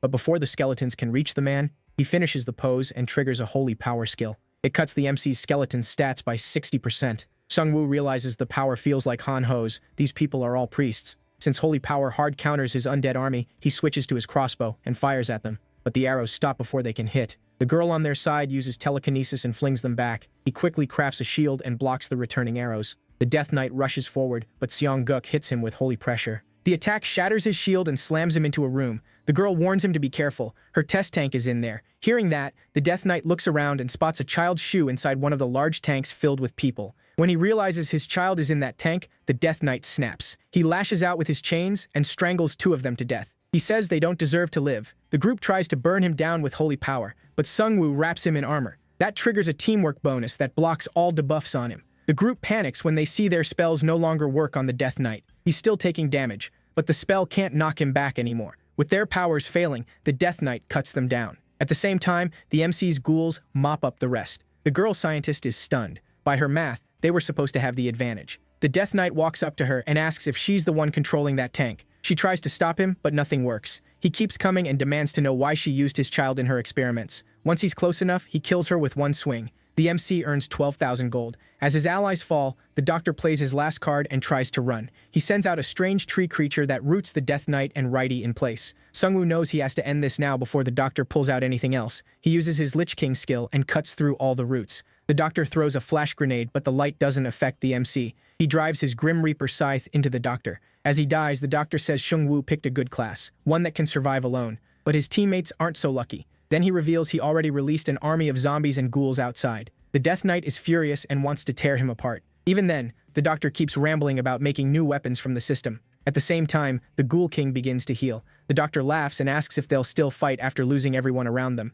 Hearing that, Sungwoo tells the Death Knight to end him. Minsa cuts off his head in one strike. Then a system message appears. This doctor was only a clone. The MC quickly pulls out his phone and opens the community forum. The 5th-ranked player's spot has gone blank because it was the doctor's clone. They realize he has 5 more clones in the top 20 alone. That's how his group grew so fast and worked in multiple places at once. While Sungwoo is thinking it over, the Death Knight snaps him back to reality. They have a bigger problem, the Ghoul King. Outside, Jisoo finishes off another wave of zombies and ghouls with help from the Wandering Drake and the Ogre Champion. The players start wondering if it's finally over, but Jisoo senses more monsters coming. That sends them into a panic. They've already killed so many zombies. Jisoo knows she can't let anyone here die. Sungwoo trusted her to protect everyone outside. He's still stronger than she is, but she's doing everything she can to catch up. Without hesitation, she charges straight into the middle of the horde. Meanwhile, the skeletons keep falling because the MC isn't there to revive them. Then one of the recently fallen minions rises again. Jisoo sees it and figures the MC must have activated his Lich skill. She uses that opening to push the zombies back. The players call her Sungwoo's girlfriend and say they're the strongest couple in Korea. Hearing that, Jisoo gets a little shy. Even so, she keeps cutting down zombies and ghouls on her own. Some players spot ghouls heading for the buses. They break through the defense line and rush toward the children. Right before they reach the buses, the Death Knight steps in and wipes them out with his chains. He goes to check on his kids and asks if they're okay. They know his voice right away and ask why he turned into a skeleton. He pauses, then says the necromancer made him into one. The kids get excited and say they want to become skeletons too. To them, the MC is a symbol of justice. At the same time, the MC meets Jisoo. He says he never worried about the outside because he knew she had it handled, though she must be tired after fighting so much. She looks at him and says he must be tired too after fighting the Ghoul King with the Death Knight. That makes the MC think back to it. They didn't really fight the Ghoul King at all. The boss was too injured and drained to put up a fight, so it died without attacking once. Still, to impress her, he says it was a brutal battle. Then a new message appears. Chapter 2 of the main story has ended unexpectedly. The game announces a balance patch and congratulates the players for surviving this long. It also lists raid boss kills. Gang Sokhan leads with 4, while Sungwoo is second with 3. The system praises those results and reveals that the Korean server now has the 4th highest average level in the world. Because of that, a hidden chapter will open for the rest of the time limit. They also get a warning. Huge monster armies led by powerful warlords will appear across the Korean server, and the event won't end until those warlords are defeated. The Death Knight realizes finishing the quest early wasn't really a blessing. Sungwoo stays hopeful. He knows the game has an ending because he saw it in the Prophecy Stone, and this is just another step toward it. He wonders if the system is really trying to challenge a necromancer in a massive war, because if it is, he'll crush everyone. Then he smiles at his allies and says it's time to go since the quest is done. Back at the shelter, Han-ho isn't happy about the new notifications. As he cuts down minions, he grumbles that the system is just trying to wipe out Koreans. When the goblins start piling up, he falls back into the shelter. Everyone braces as the goblins keep pounding the barrier. Han-ho's dad asks why he ran after bragging he could kill 1,000 goblins alone. Annoyed, Han-ho says he only pulled back because of the others. Really, he just couldn't stand the goblins' smell. While they wait, the goblins keep wearing down the shield. Kyung-soo tells everyone to get ready and hold formation. They can't depend only on the MC anymore. The goblins keep hammering the shield. Han-ho suddenly thanks his dad for everything he's done for him. His dad thinks they're about to die, so he wipes his tears and says they'll die together. Han-ho stares at him, confused, and says, "Nobody's dying. Goblins are nothing to him." The second the shelter wall breaks, he throws his dagger and kills one. With his force field up, he bursts into wild laughter and charges the goblins, dreaming of becoming a legend. Han-ho goes full Superman and takes on the whole goblin army alone. He gets carried away and starts seeing himself as Korea's biggest badass. When the goblins try to surround him, he spins and blasts them all back. Sergeant Kim is impressed watching him fight, but Han-ho's dad feels very differently. He's embarrassed watching his son tear through enemies like a demon. Honestly, he's not wrong. Han-ho really does look like a monster. While he's slaughtering goblins without mercy, he notices Righty helping him. A moment later, the MC arrives on his Drake. Han-ho is glad to see them, but that fades when he spots the Death Knight. He worries the guy might take his place on the team. Later, back at base, the team talks about the problems that started with the new chapter. Safe zones are weaker now, monsters are stronger, and survivor groups all over the country are struggling. The Liberation Guild is also fighting thousands of orcs. Kyung-soo tells the MC they still need his help. Seung-woo agrees. They should help, since the Liberation Guild is their only real ally. If the Evolution Society attacks now, it could be a disaster, though they also seem busy dealing with monsters. Sergeant Kim arrives with news. They've found the goblin base. He estimates the goblins' root point lines up with the mountain.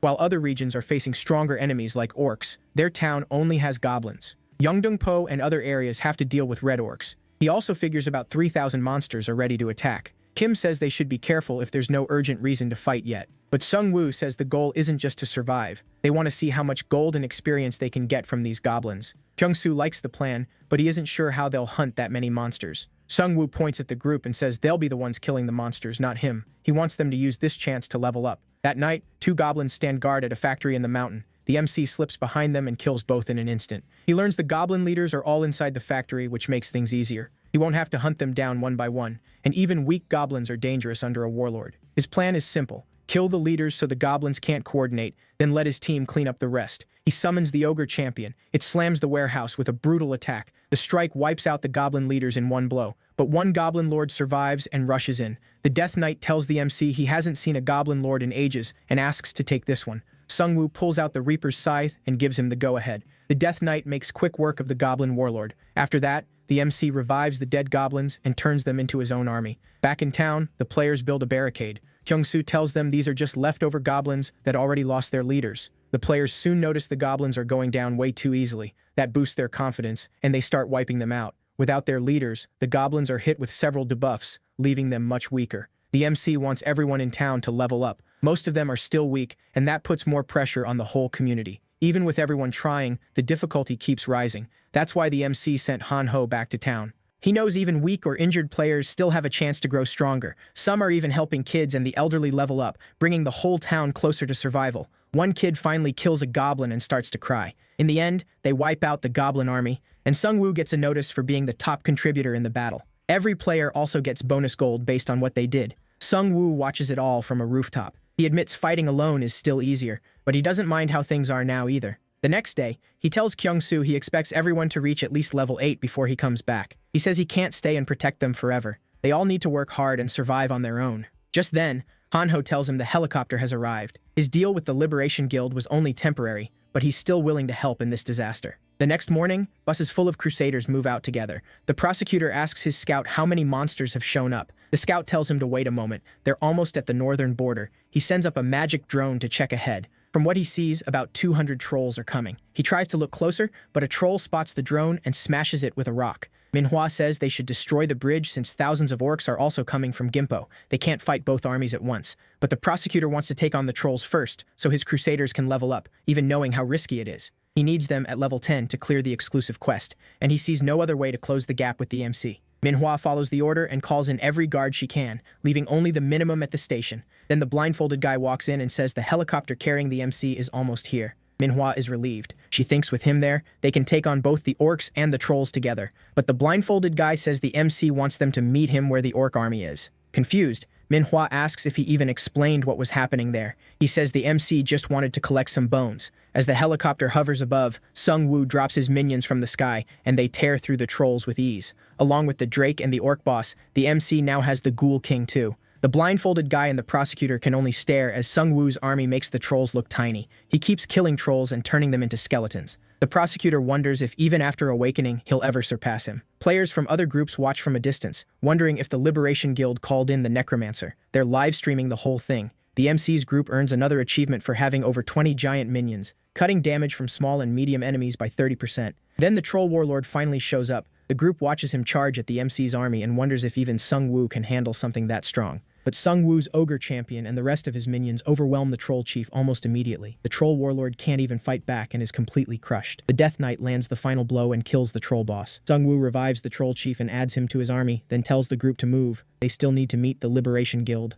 The prosecutor thanks the MC for the help. He had hoped to use him to buy time and get stronger, but now it's clear the MC is even stronger than before. He tells him a huge orc army is coming, and there's only one bridge they can use. He wants to show his strength in the next battle. They've already sealed the other routes with items and other methods. The prosecutor knows the whole Korean server will be watching. If he looks weak here, he's finished, so he decides to take the lead. As word about the MC spreads through the forums, many players want to join the raid. They see him as the future and want to help however they can. Meanwhile, the Liberation Guild is struggling to protect its reputation as smaller guilds spread news of his feats online. One informant tells Manhwa that a survivor group wants to join the raid. They have about 200 people, and 5 buses are on the way. Manhwa thinks they should accept them. She wants to bring them to their side, build up the raid force, and convince them to work with the guild. Then she heads into the meeting. The prosecutor asks her to brief everyone on the plan. She explains that their guild has blocked most of the bridge and is tracking the orcs with magic drones. Sung Woo notices every commander is staring at him.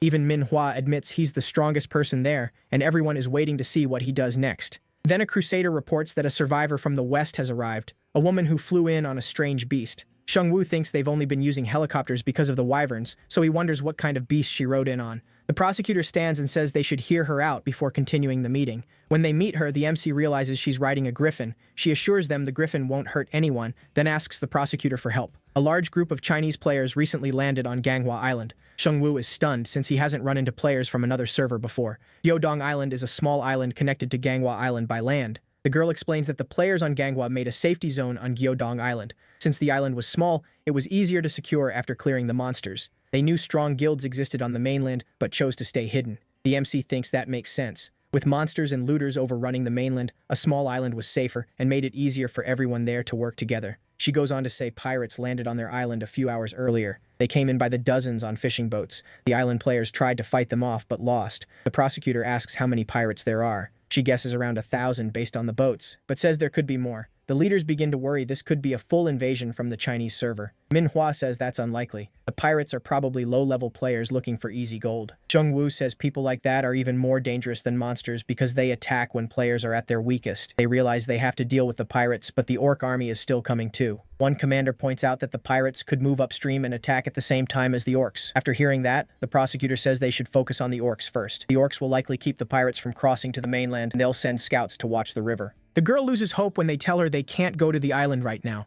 Then Sung Woo raises his hand and offers another plan. He says one group should take out the pirates while the other fights the orcs. After finishing the pirates, the first group can come back and hit the orcs from behind. He wants to handle the pirates himself. The prosecutor looks at him and asks if he can really do it alone. He says his skills work better alone, so going solo suits him. He also wants to learn about the Chinese players, since this likely won't be the last time they meet. After the pirates, he'll deal with the orc leader at the rear. He asks the girl to take him there on her griffin so they can arrive without being noticed. At last, the MC leaves with the girl. She says they need to wait by the shore until nightfall because the pirates use huge birds to scout the area. That night, some pirates light a lantern on the island and grumble that the expedition team kept them away from the prisoners. One of them smirks, saying their turn will come when they invade the Korean mainland. They're happy they left mainland China, figuring they can earn more gold by raiding towns in weaker countries. While they talk, one of them hears something. As a human hunter, his senses are sharper than the others. Out of nowhere, the MC appears behind them with his sword and cuts them down with ease. He leaves one alive because he wants answers later.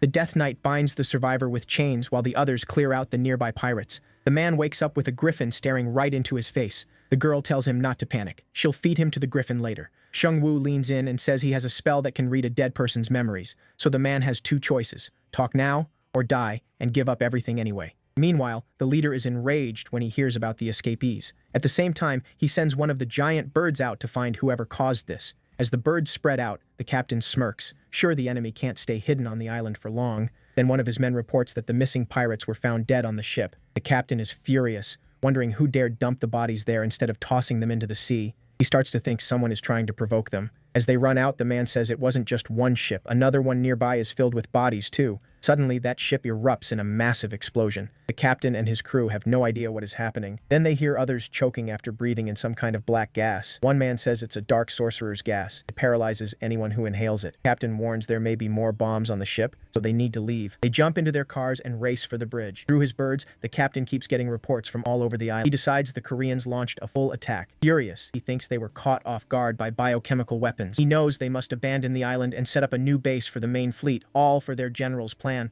As they start crossing the bridge, a giant minion blocks the way. The captain stares in shock. He never expected monsters like this on the Korean server. These pirates came from China's second server. Because of China's huge population, there are 3 servers total. Sungwoo realizes they're only the advance force, sent to prepare a base for the main fleet. The captain gets out and orders his men to attack. As they step out, the MC summons all his minions and zombies. At the same time, he hits them with Breath of the Abyss, leaving them paralyzed. They've been trapped from both sides. Knowing he can't escape, the captain uses his bird spell and calls the birds in to fight the zombies. As the birds dive in, the other pirates join the battle too. The MC realizes these are the same birds the girl warned him about, but they are no match for his skeleton ghouls, which tear them apart in seconds. Then Sungwoo revives the birds and makes them his own minions. The captain realizes it's hopeless, so he jumps off the bridge and tries to escape on one of his birds. He believes the main army will crush these minions anyway, but the MC sends his skeleton birds after him and knocks the captain's mount out of the sky. He crashes down and breaks his back. At the same time, the girl returns on the griffin and says the islanders got their weapons back and are fighting the pirates.